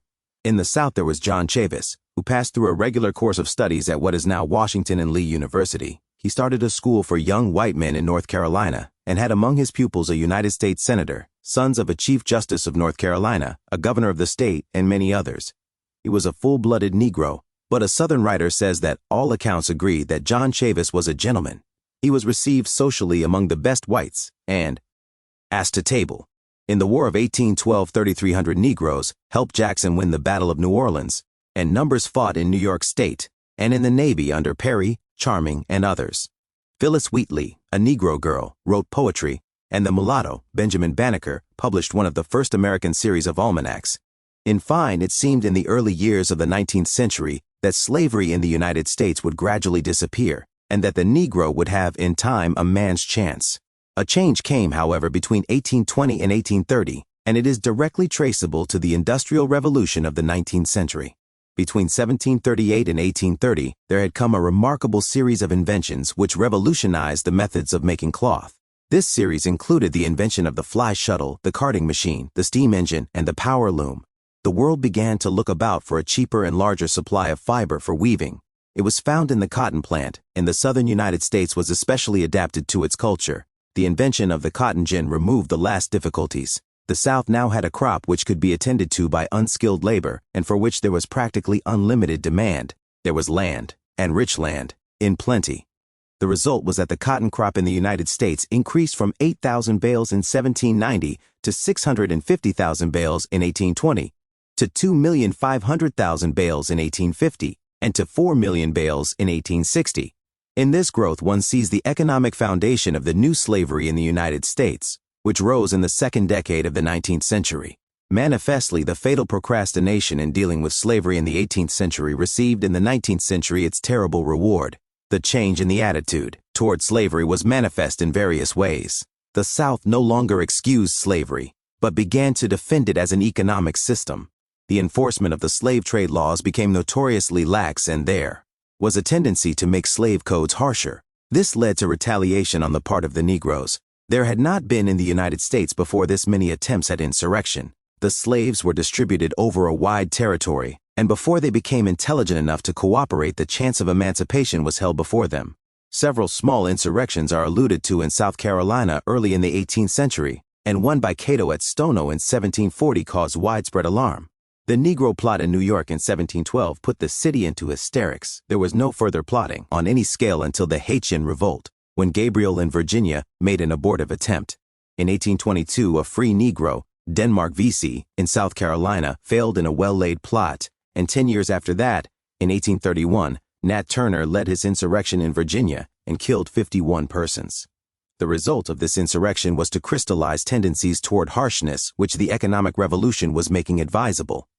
A wave of legislation passed over the South, prohibiting the slaves from learning to read and write, forbidding Negroes to preach, and interfering with Negro religious meetings. Virginia declared in 1831 that neither slaves nor free Negroes might preach, nor could they attend religious service at night without permission. In North Carolina, slaves and free Negroes were forbidden to preach, exhort, or teach in any prayer meeting or other association for worship where slaves of different families are collected together on penalty of not more than 39 lashes. Maryland and Georgia and other states had similar laws. The real effective revolt of the Negro against slavery was not, however, by fighting, but by running away, usually to the North, which had been recently freed from slavery. From the beginning of the 19th century, slaves began to escape in considerable numbers. 4 geographical paths were chiefly followed. One, leading southward, was the line of swamps along the coast. From Norfolk, Virginia, to the northern border of Florida. This gave rise to the Negro element among the Indians in Florida and led to the 2 Seminole Wars of 1817 and 1835. These wars were really slave raids to make the Indians give up the Negro and half-breed slaves domiciled among them. The wars cost the United States $10 million and 2,000 lives. The Great Appalachian Range, with its abutting mountains, was the safest path northward. Through Tennessee and Kentucky and the heart of the Cumberland Mountains, using the limestone caverns, was the third route, and the Valley of the Mississippi was the Western Tunnel. These runaways and the freedmen of the North soon began to form a group of people who sought to consider the problem of slavery and the destiny of the Negro in America. They passed through many psychological changes of attitude in the years from 1700 to 1850. At first, in the early part of the 18th century, there was but one thought: revolt and revenge. The development of the latter half of the century brought an attitude of hope and adjustment and emphasized the differences between the slave and the free Negro. The first part of the 19th century brought 2 movements. Among the free Negroes, an effort at self-development and protection through organization. Among slaves and recent fugitives, a distinct reversion to the older idea of revolt. As the new industrial slavery, following the rise of the Cotton Kingdom, began to press harder, a period of storm and stress ensued in the black world, and in 1829 came the first full-voiced, almost hysterical protest of a Negro against slavery and the color line in David Walker's appeal, which aroused Southern legislatures to action. The decade 1830 to 40 was a severe period of trial. Not only were the chains of slavery tighter in the South, but in the North, the free Negro was beginning to feel the ostracism and competition of white working men, native and foreign. In Philadelphia, between 1829 and 1849, 6 mobs of hoodlums and foreigners murdered and maltreated Negroes. In the Middle West, harsh black laws which had been enacted in earlier days were hauled from their hiding places and put into effect. No Negro was allowed to settle in Ohio unless he gave bond within 20 days to the amount of $5,000 to guarantee his good behavior and support. Harboring or concealing fugitives was heavily fined, and no Negro could give evidence in any case where a white man was party. These laws began to be enforced in 1829, and for 3 days riots went on in Cincinnati, and Negroes were shot and killed. Aroused, the Negroes sent a deputation to Canada, where they were offered asylum. Fully 2,000 migrated from Ohio. Later, large numbers from other parts of the United States joined them. In 1830-31, the first Negro conventions were called in Philadelphia to consider the desperate condition of the Negro population. And in 1833, the convention met again and local societies were formed. The first Negro paper was issued in New York in 1827, while later emancipation in the British West Indies brought some cheer in the darkness. A system of separate Negro schools was established, and the little band of abolitionists led by Garrison and others appeared. In spite of all the untoward circumstances, therefore, the internal development of the free Negro in the North went on. The Negro population increased 23% between 1830 and 1840. Philadelphia had in 1838 100 small beneficial societies, while Ohio Negroes had 10,000 acres of land. The slave mutiny on the Creole, the establishment of the Negro Odd Fellows, and the growth of the Negro churches all indicated advancement. Between 1830 and 1850, the concerted cooperation to assist fugitives came to be known as the Underground Railroad. It was an organization not simply of white philanthropists, but the cooperation of Negroes in the most difficult part of the work made it possible. Hundreds of Negroes visited the slave states to entice the slaves away, and the list of Underground Railroad operators given by Siebert contains 128 names of Negroes. In Canada and in the northern United States, there was a secret society known as the League of Freedom, which especially worked to help slaves run away. Harriet Tubman was one of the most energetic of these slave conductors and brought away several thousand slaves. William Lambert, a colored man, was reputed between 1829 and 1862 to have aided in the escape of 30,000. The decade 1840 to 50 was a period of hope and uplift for the Negro group, with clear evidences of distinct self-assertion and advance. A few well-trained lawyers and physicians appeared, and colored men took their place among the abolition orators. The catering business, in Philadelphia and other cities, fell largely into their hands, and some small merchants arose here and there. Above all, Frederick Douglass made his first speech in 1841 and thereafter became one of the most prominent figures in the abolition crusade. A new series of national conventions began to assemble late in the 40s, and the delegates were drawn from the artisans and higher servants, showing a great increase of efficiency in the rank and file of the free Negroes. By 1850, the Negroes had increased to 3.5 million. Those in Canada were being organized in settlements and were accumulating property. The escape of fugitive slaves was systematized, and some of the most representative conventions met. One particularly, in 1854, grappled frankly with the problem of immigration. It looked as though it was going to be impossible for Negroes to remain in the United States and be free. As early as 1788, a Negro Union of Newport, Rhode Island, had proposed a general exodus to Africa. John and Paul Cuff, after petitioning for the right to vote in 1780, started in 1815 for Africa, organizing an expedition at their own expense, which cost $4,000. Lot Carey organized the African Mission Society in 1813, and the first Negro college graduate went to Liberia in 1829 and became superintendent of public schools. The Colonization Society encouraged this migration, and the Negroes themselves had organized the Canadian Exodus. The Rochester Negro Convention in 1853 pronounced against migration, but nevertheless emissaries were sent in various directions to see what inducements could be offered. One went to the Niger Valley, one to Central America, and one to Haiti. The Haitian trip was successful, and about 2,000 black immigrants eventually settled in Haiti. Delaney, who went to Africa, concluded a treaty with 8 kings offering inducements to Negroes, but nothing came of it. In 1853, Negroes like Purvis in Barbados helped in the formation of the American Anti-Slavery Society, and for a while colored men cooperated with John Brown and probably would have given him considerable help if they had thoroughly known his plans. As it was, 6 or 7 of his 22 followers were Negroes. Meantime, the slave power was impelled by the high price of slaves and the exhaustion of cotton land to make increased demands. Slavery was forced north of Mason and Dixon's line in 1820. A new slave empire with thousands of slaves was annexed in 1850, and a fugitive slave law was passed which endangered the liberty of every free Negro. Finally, a determined attempt was made to force slavery into the Northwest in competition with free white labor, and less effective but powerful movements arose to annex more slave territory to the South and to reopen the African slave trade. It looked like a triumphal march for the slave barons, but each step cost more than the last. Missouri gave rise to the early abolitionist movement. Mexico and the fugitive slave law aroused deep opposition in the North, and Kansas developed an attack upon the free labor system, not simply of the North, but of the civilized world. The result was war, but the war was not against slavery. It was fought to protect free white laborers against the competition of slaves, and it was thought possible to do this by segregating slavery. The first thing that vexed the Northern armies on Southern soil during the war was the question of the disposition of the fugitive slaves, who immediately began to arrive in increasing numbers. Butler confiscated them, Fremont freed them, and Halleck caught and returned them, but their numbers swelled to such large proportions that the mere economic problem of their presence overshadowed everything else, especially after the Emancipation Proclamation. Lincoln was glad to have them come after once he realized their strength to the Confederacy. The Emancipation Proclamation was forced, not simply by the necessity of paralyzing industry in the South, but also by the necessity of employing Negro soldiers.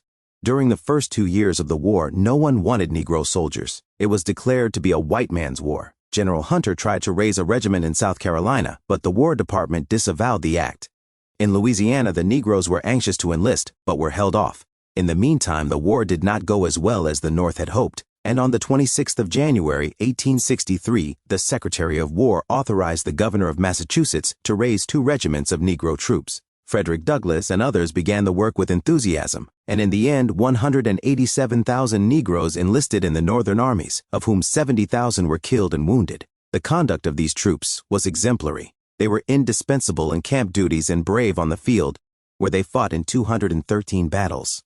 General Banks wrote, "Their conduct was heroic. No troops could be more determined or more daring.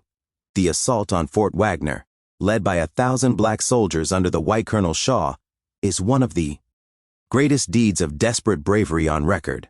On the other hand, the treatment of Negro soldiers when captured by the Confederates was barbarous. At Fort Pillow, after the surrender of the Federal troops, the colored regiment was indiscriminately butchered, and some of them were buried alive. Abraham Lincoln said, "The slightest knowledge of arithmetic will prove to any man that the rebel armies cannot be destroyed with democratic strategy. It would sacrifice all the white men of the North to do it.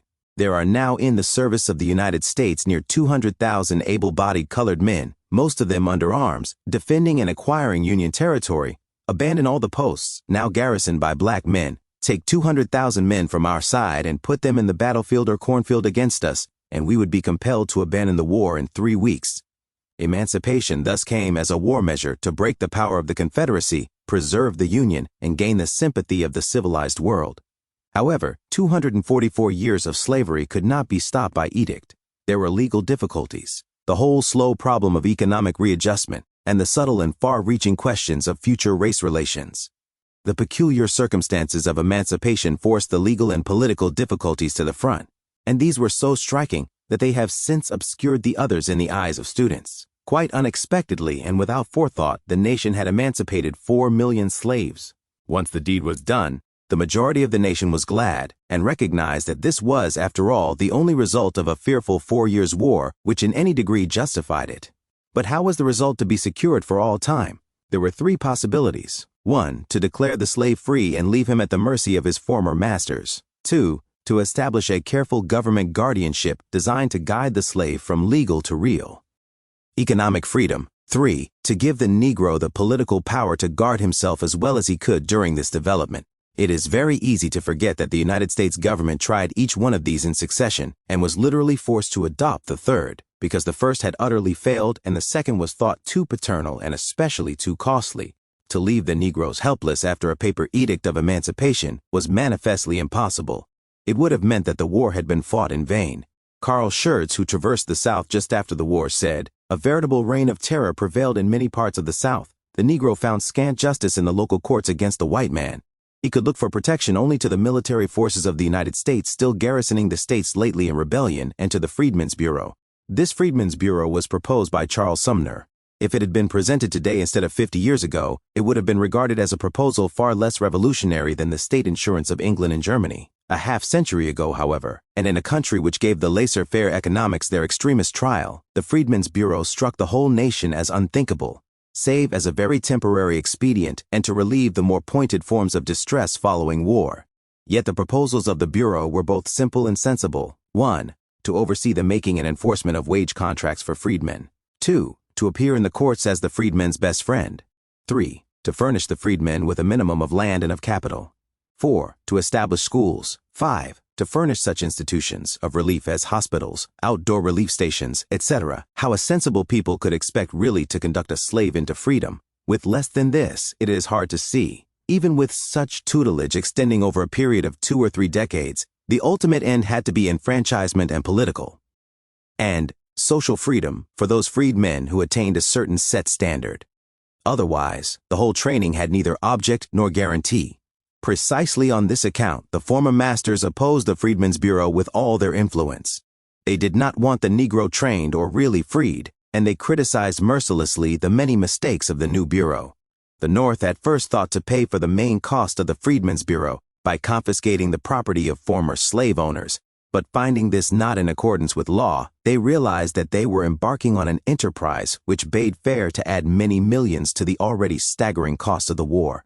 When, therefore, they saw that the abolition of slavery could not be left to the white South and could not be done by the North without time and money, they determined to put the responsibility on the Negro himself. This was without a doubt a tremendous experiment, but with all its manifest mistakes, it succeeded to an astonishing degree. It made the immediate reestablishment of the old slavery impossible, and it was probably the only quick method of doing this. It gave the freedmen's sons a chance to begin their education. It diverted the energy of the white South slavery to the recovery of political power, and in this interval, small as it was, the Negro took his first steps toward economic freedom. The difficulties that stared Reconstruction politicians in the face were these. 1. They must act quickly. 2. Emancipation had increased the political power of the South by 1/6. Could this increased political power be put in the hands of those who, in defense of slavery, had disrupted the Union? 3. How was the abolition of slavery to be made effective? 4. What was to be the political position of the freedmen? The Freedmen's Bureau in its short life accomplished a great task. Carl Schurz, in 1865, felt warranted in saying that not half of the labor that has been done in the South this year, or will be done there next year, would have been or would be done but for the exertions of the Freedmen's Bureau. No other agency except one placed there by the national government could have wielded that moral power whose interposition was so necessary to prevent Southern society from falling at once into the chaos of a general collision between its different elements. Notwithstanding this, the Bureau was temporary, was regarded as a makeshift, and soon abandoned. Meantime, partial Negro suffrage seemed not only just, but almost inevitable. Lincoln, in 1864, cautiously suggested to Louisiana's private consideration whether some of the colored people may not be let in as, for instance, the very intelligent, and especially those who fought gallantly in our ranks. They would probably help in some trying time to come, to keep the jewel of liberty in the family of freedom. Indeed, the family of freedom in Louisiana being somewhat small just then, who else was to be entrusted with the jewel? Later, and for different reasons, Johnson in 1865 wrote to Mississippi, "If you could extend the elective franchise to all persons of color who can read the Constitution of the United States in English and write their name, and to all persons of color who own real estate valued at not less than $250 and paid taxes thereon, you would completely disarm the adversary and set an example the other states will follow. This you can do with perfect safety, and you thus place the Southern states in reference to free persons of color upon the same basis with the free states. I hope and trust your convention will do this." The Negroes themselves began to ask for the suffrage. The Georgia Convention in Augusta, 1866, advocated a proposition to give those who could write and read well and possessed a certain property qualification the right of suffrage. The reply of the South to these suggestions was decisive. In Tennessee alone was any action attempted that even suggested possible Negro suffrage in the future, and that failed. In all other states, the black codes adopted were certainly not reassuring to the friends of freedom. To be sure, it was not a time to look for calm, cool, thoughtful action on the part of the white South. Their economic condition was pitiable, their fear of Negro freedom genuine. Yet it was reasonable to expect from them something less than repression and utter reaction toward slavery. To some extent, this expectation was fulfilled. The abolition of slavery was recognized on the statute book, and the civil rights of owning property and appearing as a witness in cases in which he was a party were generally granted the Negro. Yet with these, in many cases, went harsh and unbearable regulations, which largely neutralized the concessions and certainly gave ground for an assumption that, once free, the South would virtually re-enslave the Negro. The colored people themselves naturally feared this, protesting, as in Mississippi, against the reactionary policy prevailing and expressing the fear that the legislature will pass such prescriptive laws as will drive the freedmen from the state or practically re-enslave them. The codes spoke for themselves. As Burgess says, almost every act, word, or gesture of the Negro, not consonant with good taste and good manners, as well as good morals, was made a crime or misdemeanor for which he could first be fined by the magistrates, and then be consigned to a condition of almost slavery for an indefinite time, if he could not pay the bill.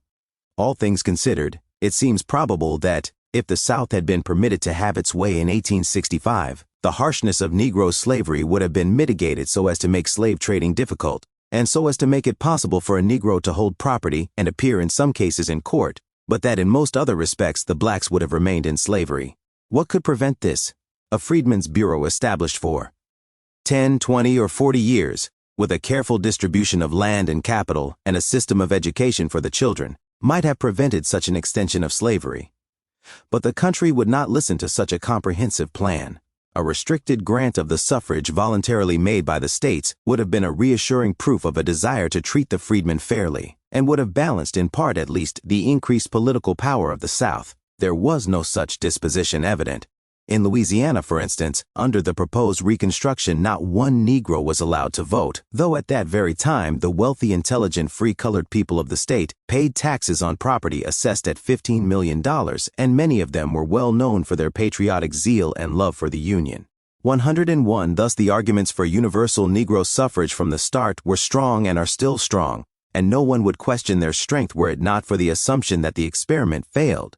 Frederick Douglass said to President Johnson, "Your noble and humane predecessor placed in our hands the sword to assist in saving the nation, and we do hope that you, his able successor, will favorably regard the placing in our bands the ballot with which to save ourselves.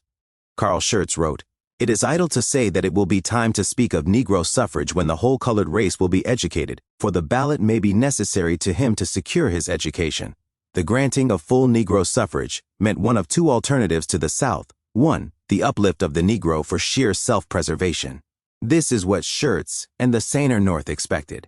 As one Southern school superintendent said, "The elevation of this class is a matter of prime importance, since a ballot in the hands of a black citizen is quite as potent as in the bands of a white one." Or, two, Negro suffrage meant a determined concentration of Southern effort by actual force to deprive the Negro of the ballot or nullify its use. This last is what really happened. But even in this case, so much energy was taken in keeping the Negro from voting that the plan for keeping him in virtual slavery and denying him education partially failed. It took 10 years to nullify Negro suffrage in part and 20 years to escape the fear of federal intervention. In these 20 years, a vast number of Negroes had arisen so far as to escape slavery forever. Debt peonage could be fastened on part of the rural South and was, but even here the new Negro landholder appeared. Thus, despite everything, the 15th Amendment, and that alone, struck the death knell of slavery. The steps toward the 15th Amendment were taken slowly. First, Negroes were allowed to take part in reconstructing the state governments. This was inevitable if loyal governments were to be obtained. Next, the restored state governments were directed to enfranchise all citizens, black or white, or have their representation in Congress cut down proportionately. Finally, the United States said the last word of simple justice: the states may regulate the suffrage, but no state may deprive a person of the right to vote simply because he is a Negro or has been a slave. For such reasons, the Negro was enfranchised. What was the result? No language has been spared to describe these results as the worst imaginable. This is not true. There were bad results, and bad results arising from Negro suffrage, but those results were not so bad as usually painted, nor was Negro suffrage the prime cause of many of them. Let us not forget that the white South believed it to be of vital interest to its welfare that the experiment of Negro suffrage should fail ignominiously, and that almost to a man the whites were willing to ensure this failure either by active force or passive acquiescence. That besides this there were, as might be expected, men, black and white, Northern and Southern, only too eager to take advantage of such a situation for feathering their own nests. Much evil must result in such case, but to charge the evil to Negro suffrage is unfair. It may be charged to anger, poverty, venality, and ignorance, but the anger and poverty were the almost inevitable aftermath of war. The venality was much greater among whites than Negroes both North and South, and while ignorance was the curse of Negroes, the fault was not theirs, and they took the initiative to correct it. The chief charges against the Negro governments are extravagance, theft, and incompetency of officials. There is no serious charge that these governments threaten civilization or the foundations of social order. The charge is that they threatened property and that they were inefficient. These charges are in part undoubtedly true, but they are often exaggerated. The South had been terribly impoverished and saddled with new social burdens. In other words, states with smaller resources were asked not only to do a work of restoration, but a larger social work. The property holders were aghast. They not only demurred, but, predicting ruin and revolution, they appealed to secret societies, to intimidation, force, and murder. They refused to believe that these novices in government and their friends were aught but scamps and fools. Under the circumstances occurring directly after the war, the wisest statesmen would have been compelled to resort to increased taxation, and would have, in turn, been execrated as extravagant, dishonest, and incompetent. It is easy, therefore, to see what flaming and incredible stories of Reconstruction governments could gain wide currency and belief. In fact, the extravagance, although great, was not universal, and much of it was due to the extravagant spirit pervading the whole country in a day of inflated currency and speculation. That the Negroes, led by the astute thieves, became at first tools and received some small share of the spoils is true, but two considerations must be added. Much of the legislation which resulted in fraud was represented to the Negroes as good legislation, and thus their votes were secured by deliberate misrepresentation. Take, for instance, the land frauds of South Carolina. A wise Negro leader of that state, advocating the state purchase of farmland, said, "One of the greatest of slavery bulwarks was the infernal plantation system. One man owning his 1,000, another his 20, another 50,000 acres of land. This is the only way by which we will break up that system, and I maintain that our freedom will be of no effect if we allow it to continue." What is the main cause of the prosperity of the North? It is because every man has his own farm and is free and independent. Let the lands of the South be similarly divided. 104 From such arguments, the Negroes were induced to aid a scheme to buy land and distribute it. Yet a large part of $800,000 appropriated was wasted and went to the white landholders' pockets. The most inexcusable cheating of the Negroes took place through the Freedmen's Bank. This bank was incorporated by Congress in 1865 and had in its list of incorporators some of the greatest names in America, including Peter Cooper, William Cullen Bryan, and John Jay. Yet the bank was allowed to fail in 1874, owing the freedmen their first savings of over $3 million.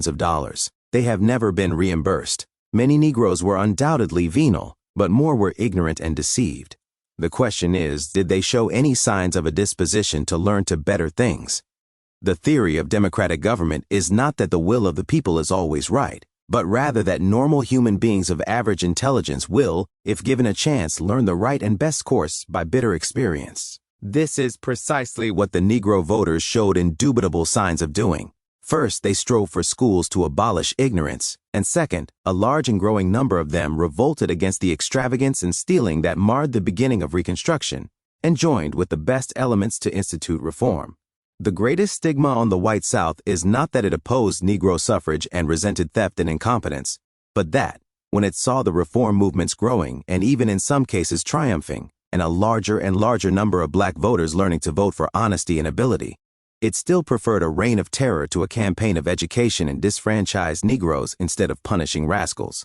No one has expressed this more convincingly than a Negro who was himself a member of the Reconstruction Legislature of South Carolina and who spoke at the convention which disfranchised him against one of the onslaughts of Tillman. We were 8 years in power. We had built schoolhouses, established charitable institutions, built and maintained the penitentiary system, provided for the education of the deaf and dumb, rebuilt the jails and courthouses, rebuilt the bridges, and re-established the ferries. In short, we had reconstructed the state and placed it upon the road to prosperity, and at the same time, by our acts of financial reform, transmitted to the Hampton government an indebtedness not greater by more than $2.5 million than was the bonded debt of the state in 1868, before the Republican Negroes and their white allies came into power.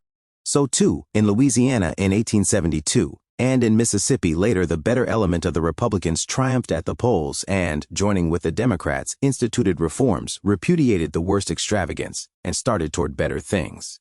Unfortunately, there was one thing that the white South feared more than Negro dishonesty, ignorance, and incompetency, and that was Negro honesty, knowledge, and efficiency.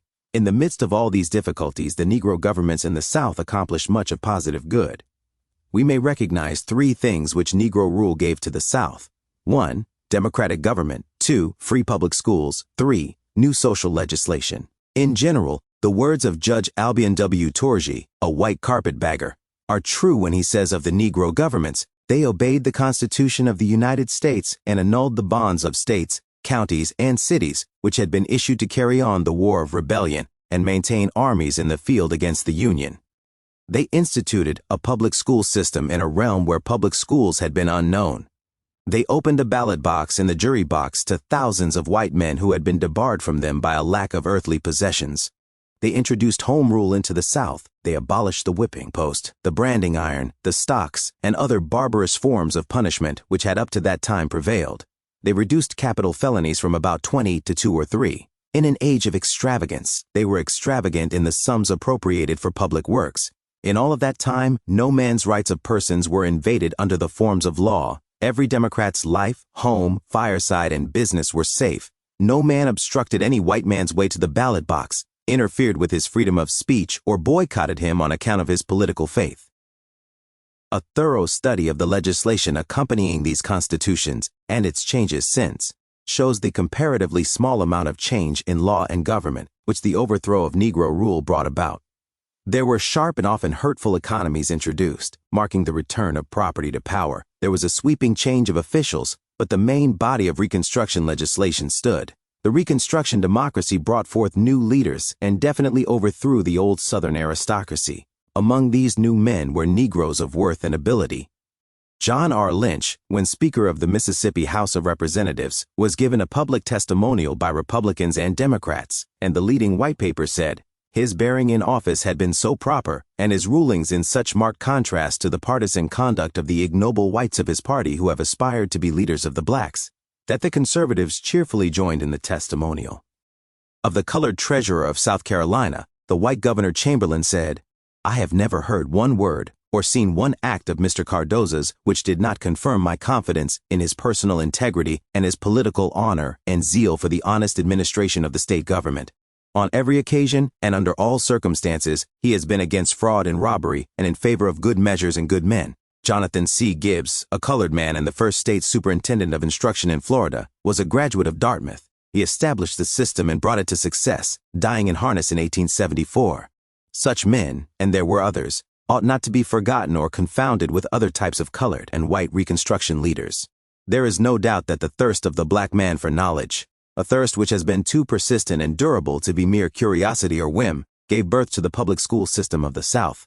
It was the question upon which black voters and legislators insisted more than anything else, and while it is possible to find some vestiges of free schools in some of the southern states before the war, yet a universal, well-established system dates from the day that the black man got political power.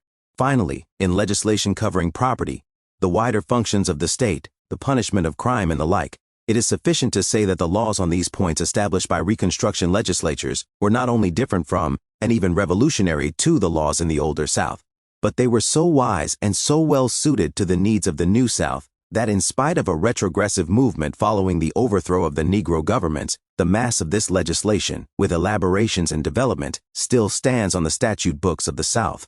The triumph of reaction in the South inaugurated a new era in which we may distinguish three phases: the renewed attempt to reduce the Negroes to serfdom, the rise of the Negro métier, and the economic disfranchisement of the Southern working class.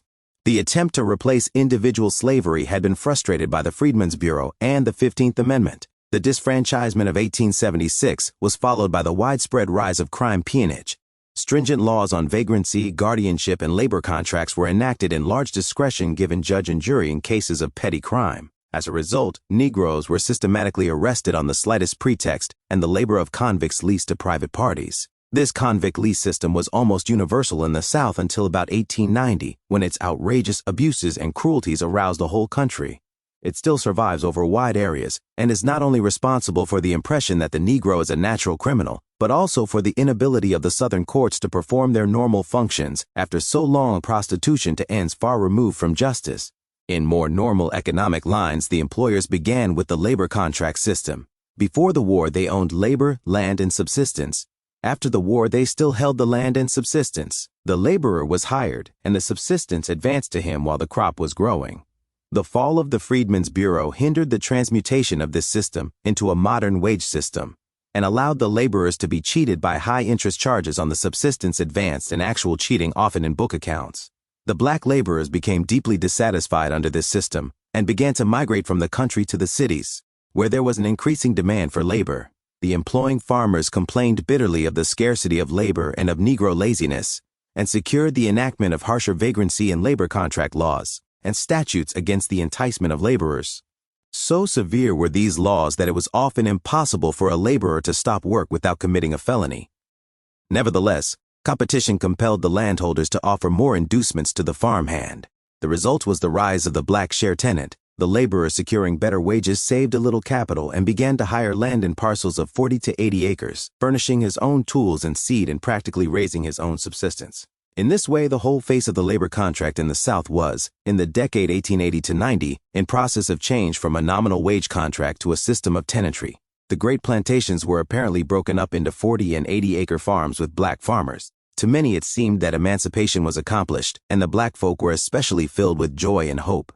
It soon was evident, however, that the change was only partial. The landlord still held the land in large parcels. He rented this in small farms to tenants, but retained direct control. In theory, the laborer was furnishing capital, but in the majority of cases he was borrowing at least a part of this capital from some merchant. The retail merchant in this way entered on the scene as middleman between landlord and laborer. He guaranteed the landowner his rent and relieved him of details by taking over the furnishing of supplies to the laborer. He tempted the laborer by a larger stock of more attractive goods, made a direct contract with him, and took a mortgage on the growing crop. Thus he soon became the middleman to whom the profit of the transaction largely flowed, and he began to get rich. If the new system benefited the merchant and the landlord, it also brought some benefits to the black laborers. Numbers of these were still held in peonage, and the mass were laborers working for scant board and clothes, but above these began to rise a large number of independent tenants and farm owners. In 1890, therefore, the South was faced by this question.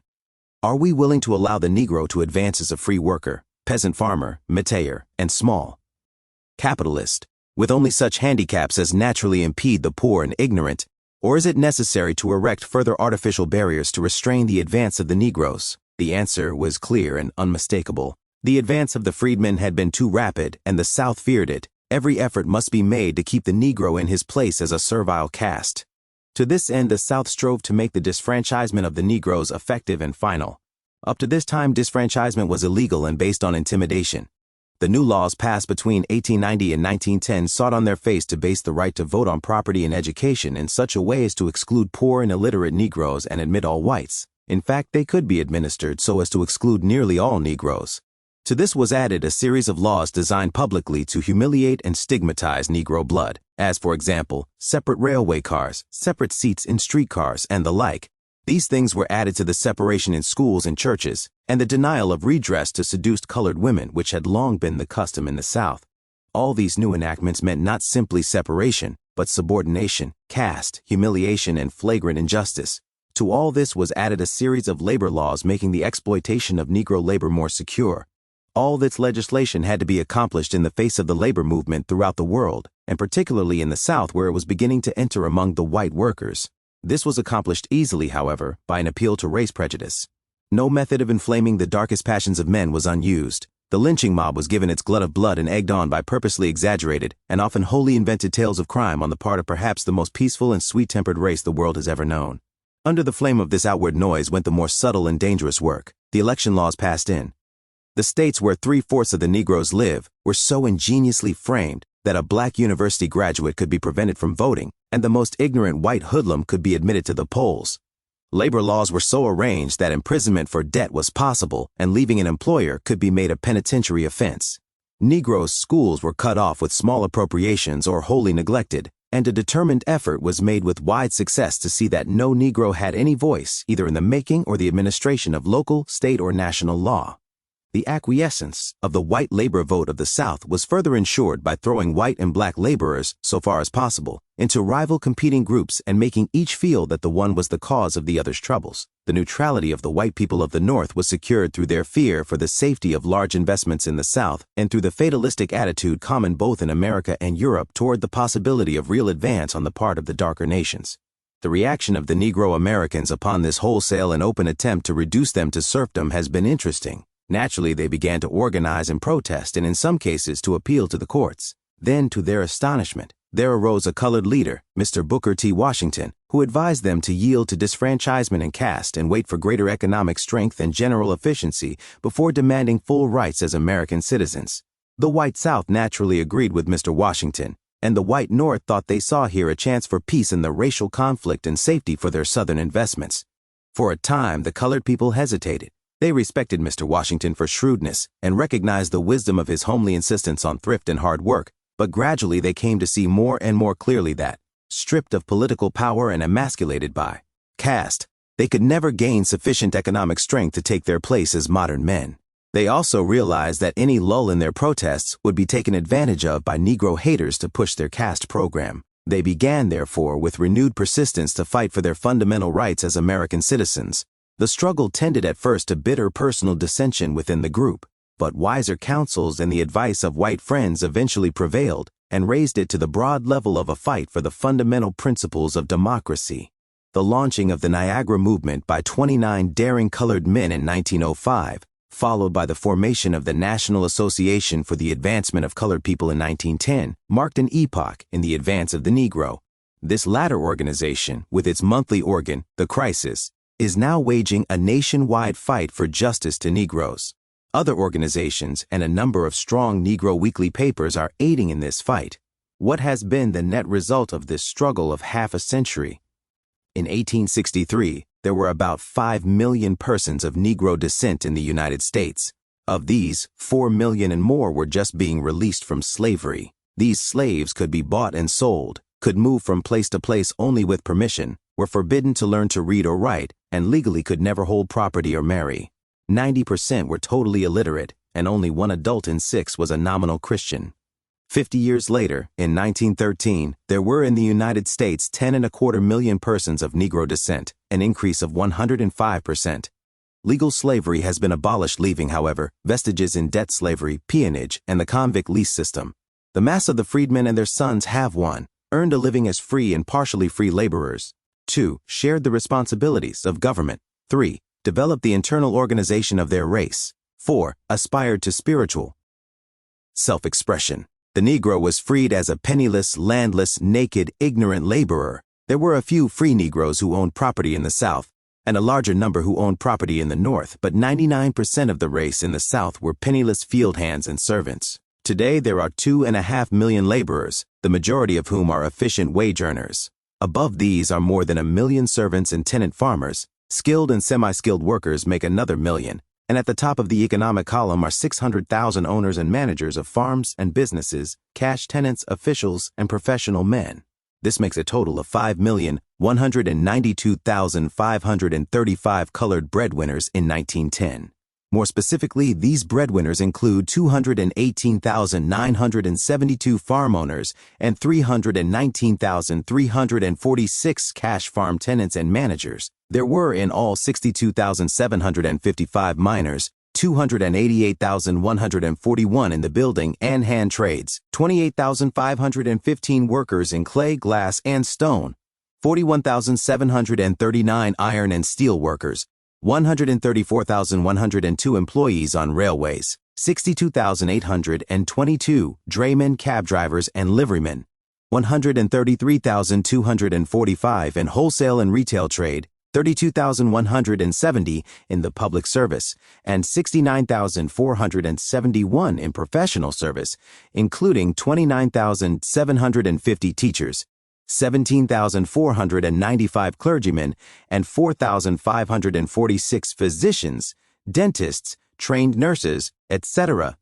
Finally, we must not forget 2,175,000 Negro homes with their housewives and 1,620,000 children in school. 50 years ago, the overwhelming mass of these people were not only penniless, but were themselves assessed as real estate. By 1875, the Negroes probably had gotten hold of something between 2 million and 4 million acres of land through their bounties as soldiers and the low price of land after the war. By 1880, this was increased to about 6 million acres, in 1890 to about 8 million acres, in 1900 to over 12 million acres.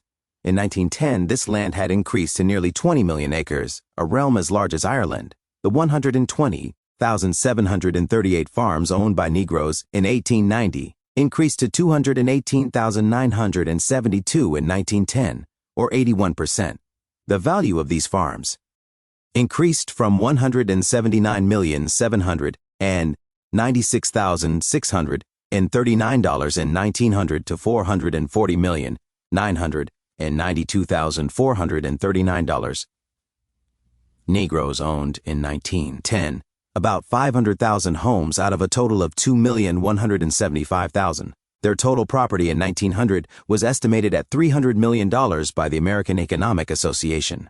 On the same basis of calculation, it would be worth today not less than $860 million. Despite the disfranchisement of 3/4 of his voting population, the Negro today is a recognized part of the American government. He holds 7,500 offices in the executive service of the nation, besides furnishing 4 regiments in the Army and a large number of sailors. In the state and municipal service, he holds nearly 20,000 other offices, and he furnishes 500,000 of the votes which rule the Union. In these same years, the Negro has relearned the lost art of organization. Slavery was the almost absolute denial of initiative and responsibility. Today, Negroes have nearly 40,000 churches, with edifices worth at least $75 million and controlling nearly 4 million members. They raise themselves $7,500,000 a year for these churches. There are 200 private schools and colleges managed and almost entirely supported by Negroes, and these and other public and private Negro schools have received in 40 years $45 million of Negro money in taxes and donations. $5 million a year are raised by Negro secret and beneficial societies which hold at least $6 million in real estate. Negroes support wholly or in part over 100 old folks' homes and orphanages. 30 hospitals, and 500 cemeteries. Their organized commercial life is extending rapidly and includes over 22,000 small retail businesses and 40 banks. Above and beyond this material growth has gone the spiritual uplift of a great human race.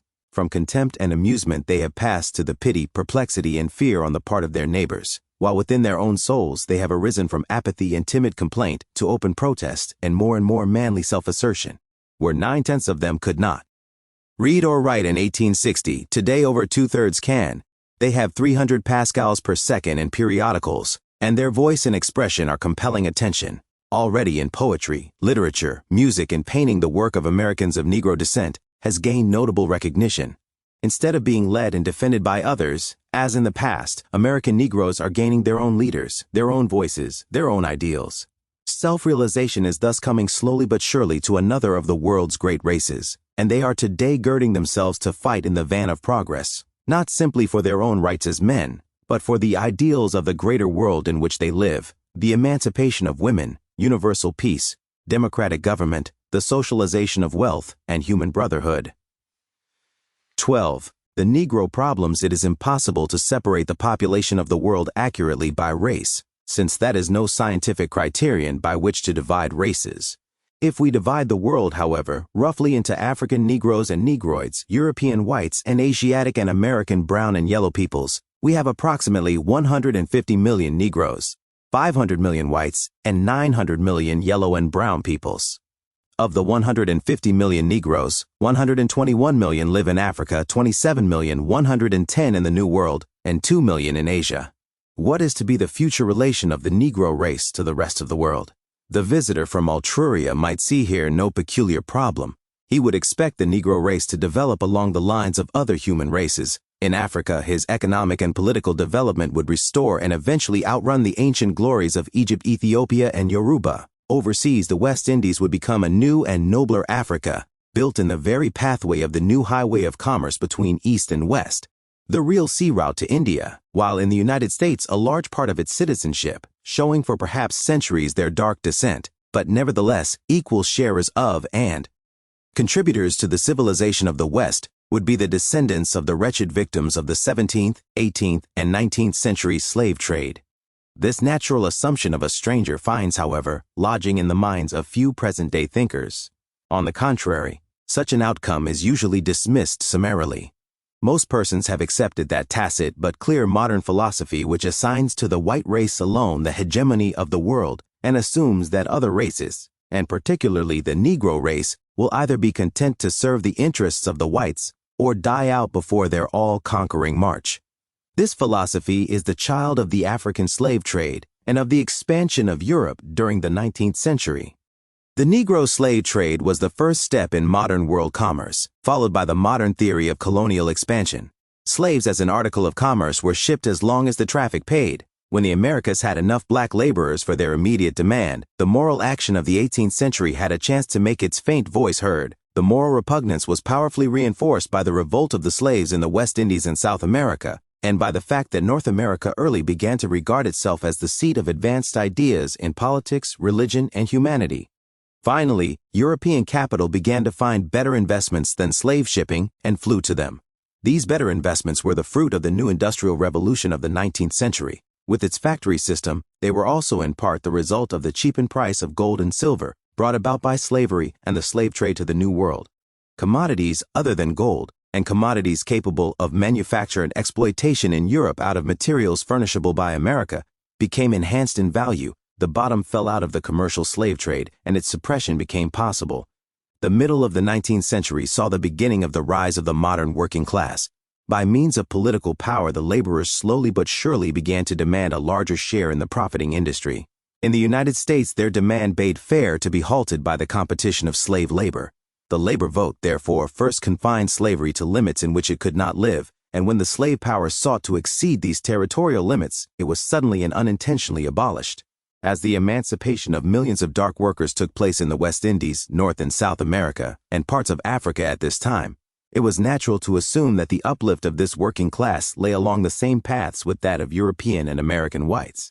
This was the first suggested solution of the Negro problem. Consequently, these Negroes received partial enfranchisement, the beginnings of education, and some of the elementary rights of wage earners and property holders, while the independence of Liberia and Haiti was recognized.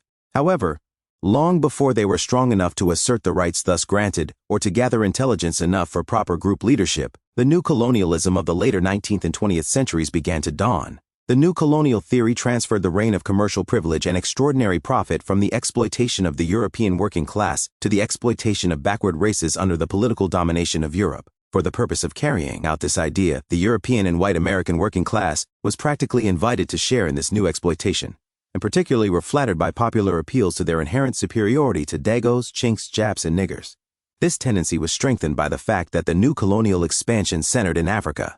Thus, in 1875, something less than 1/10 of Africa was under nominal European control, but the Franco-Prussian War and the exploration of the Congo led to new and fateful things. Germany desired economic expansion and, being shut out from America by the Monroe Doctrine, turned to Africa.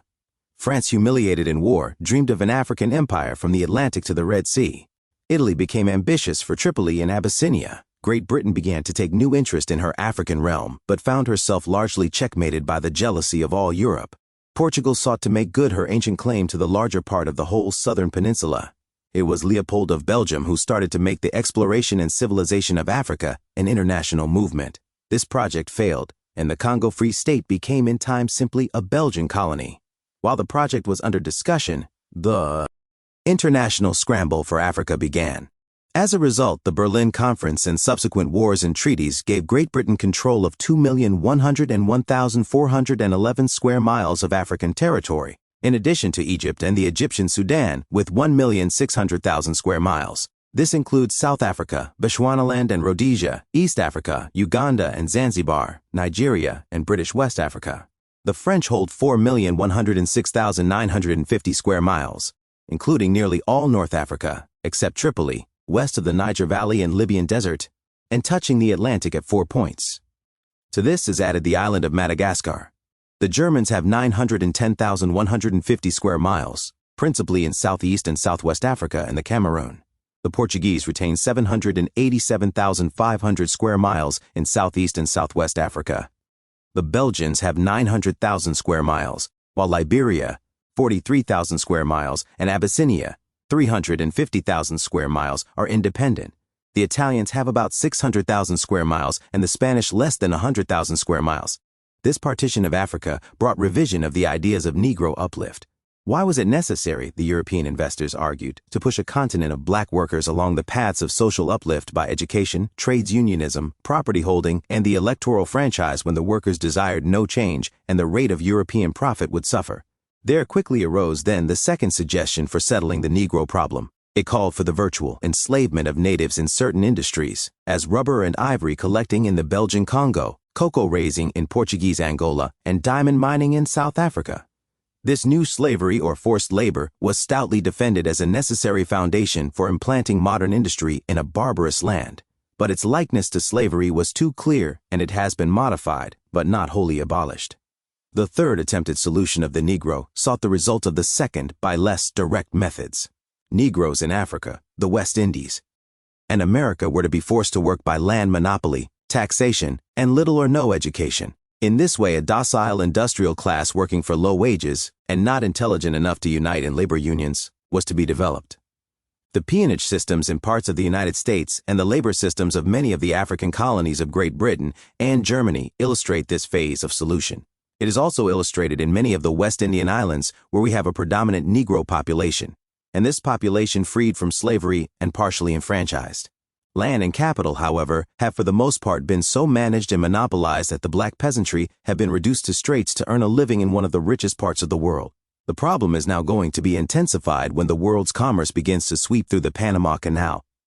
All these solutions and methods, however, run directly counter to modern philanthropy, and have to be carried on with a certain concealment and half-hypocrisy, which is not only distasteful in itself but always liable to be discovered and exposed by some liberal or religious movement of the masses of men and suddenly overthrown. These solutions are therefore gradually merging into a fourth solution, which is today very popular. This solution says, Negroes differ from whites in their inherent genius and stage of development. Their development must not therefore be sought along European lines, but along their own native lines. Consequently, the effort is made today in British Nigeria, in the French Congo and Sudan, in Uganda and Rhodesia to leave so far as possible the outward structure of native life intact. The king or chief reigns, the popular assemblies meet and act, the native courts adjudicate, and native social and family life and religion prevail. All this, however, is subject to the veto and command of a European magistracy supported by a native army with European officers. The advantage of this method is that on its face it carries no clue to its real working. Indeed, it can always point to certain undoubted advantages: the abolition of the slave trade, the suppression of war and feud, the encouragement of peaceful industry. On the other hand, back of practically all these experiments stands the economic motive, the determination to use the organization, the land, and the people, not for their own benefit, but for the benefit of white Europe. For this reason, education is seldom encouraged, modern religious ideas are carefully limited, sound political development is sternly frowned upon, and industry is degraded and changed to the demands of European markets. The most ruthless class of white mercantile exploiters is allowed large liberty, if not a free hand, and protected by a concerted attempt to deify white men as such in the eyes of the native and in their own imagination. White missionary societies are spending perhaps as much as $5 million a year in Africa and accomplishing much good, but at the same time white merchants are sending at least $20 million worth of European liquor into Africa each year, and the debauchery of the almost unrestricted rum traffic goes far to neutralize missionary effort. Under this last-mentioned solution of the Negro problems, we may put the attempts at the segregation of Negroes and mulattoes in the United States and to some extent in the West Indies. Ostensibly, this is separation of the races in society, civil rights, etc. In practice, it is the subordination of colored people of all grades under white tutelage and their separation as far as possible from contact with civilization in dwelling place, in education, and in public life. On the other hand, the economic significance of the Negro today is tremendous. Black Africa today exports annually nearly $200 million worth of goods, and its economic development has scarcely begun. The Black West Indies export nearly $100 million worth of goods. To this must be added the labor value of Negroes in South Africa, Egypt, the West Indies, North, Central, and South America, where the result is blended in the common output of many races. The economic foundation of the Negro problem can easily be seen to be a matter of many hundreds of millions today, and ready to rise to the billions tomorrow. Such figures and facts give some slight idea of the economic meaning of the Negro today as a worker and industrial factor. Tropical Africa and its peoples are being brought more irrevocably every year into the vortex of the economic influences that sway the Western world. What do Negroes themselves think of these their problems and the attitude of the world toward them? First and most significant, they are thinking. There is as yet no great single centralizing of thought or unification of opinion, but there are centers which are growing larger and larger and touching edges. The most significant centers of this new thinking are, perhaps naturally, outside Africa and in America, in the United States and in the West Indies. This is followed by South Africa and West Africa, and then, more vaguely, by South America, with faint beginnings in East Central Africa, Nigeria, and the Sudan. The Pan-African movement when it comes will not, however, be merely a narrow racial propaganda. Already, the more far-seeing Negroes sense the coming unities. A unity of the working classes everywhere. A unity of the colored races, a new unity of men. The proposed economic solution of the Negro problem in Africa and America has turned the thoughts of Negroes toward a realization of the fact that the modern white laborer of Europe and America has the key to the serfdom of black folk in his support of militarism and colonial expansion.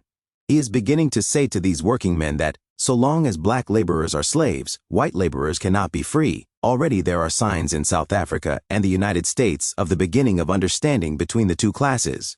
In a conscious sense of unity among colored races, there is today only a growing interest. There is slowly arising not only a curiously strong brotherhood of Negro blood throughout the world, but the common cause of the darker races against the intolerable assumptions and insults of Europeans has already found expression. Most men in this world are colored. A belief in humanity means a belief in colored men. The future world will, in all reasonable probability, be what colored men make it. In order for this colored world to come into its heritage, must the earth again be drenched in the blood of fighting, snarling human beasts, or will reason and good will prevail? That such may be true, the character of the Negro race is the best and greatest hope. For in its normal condition, it is at once the strongest and gentlest of the races of men. Semper novi quid ex Africa.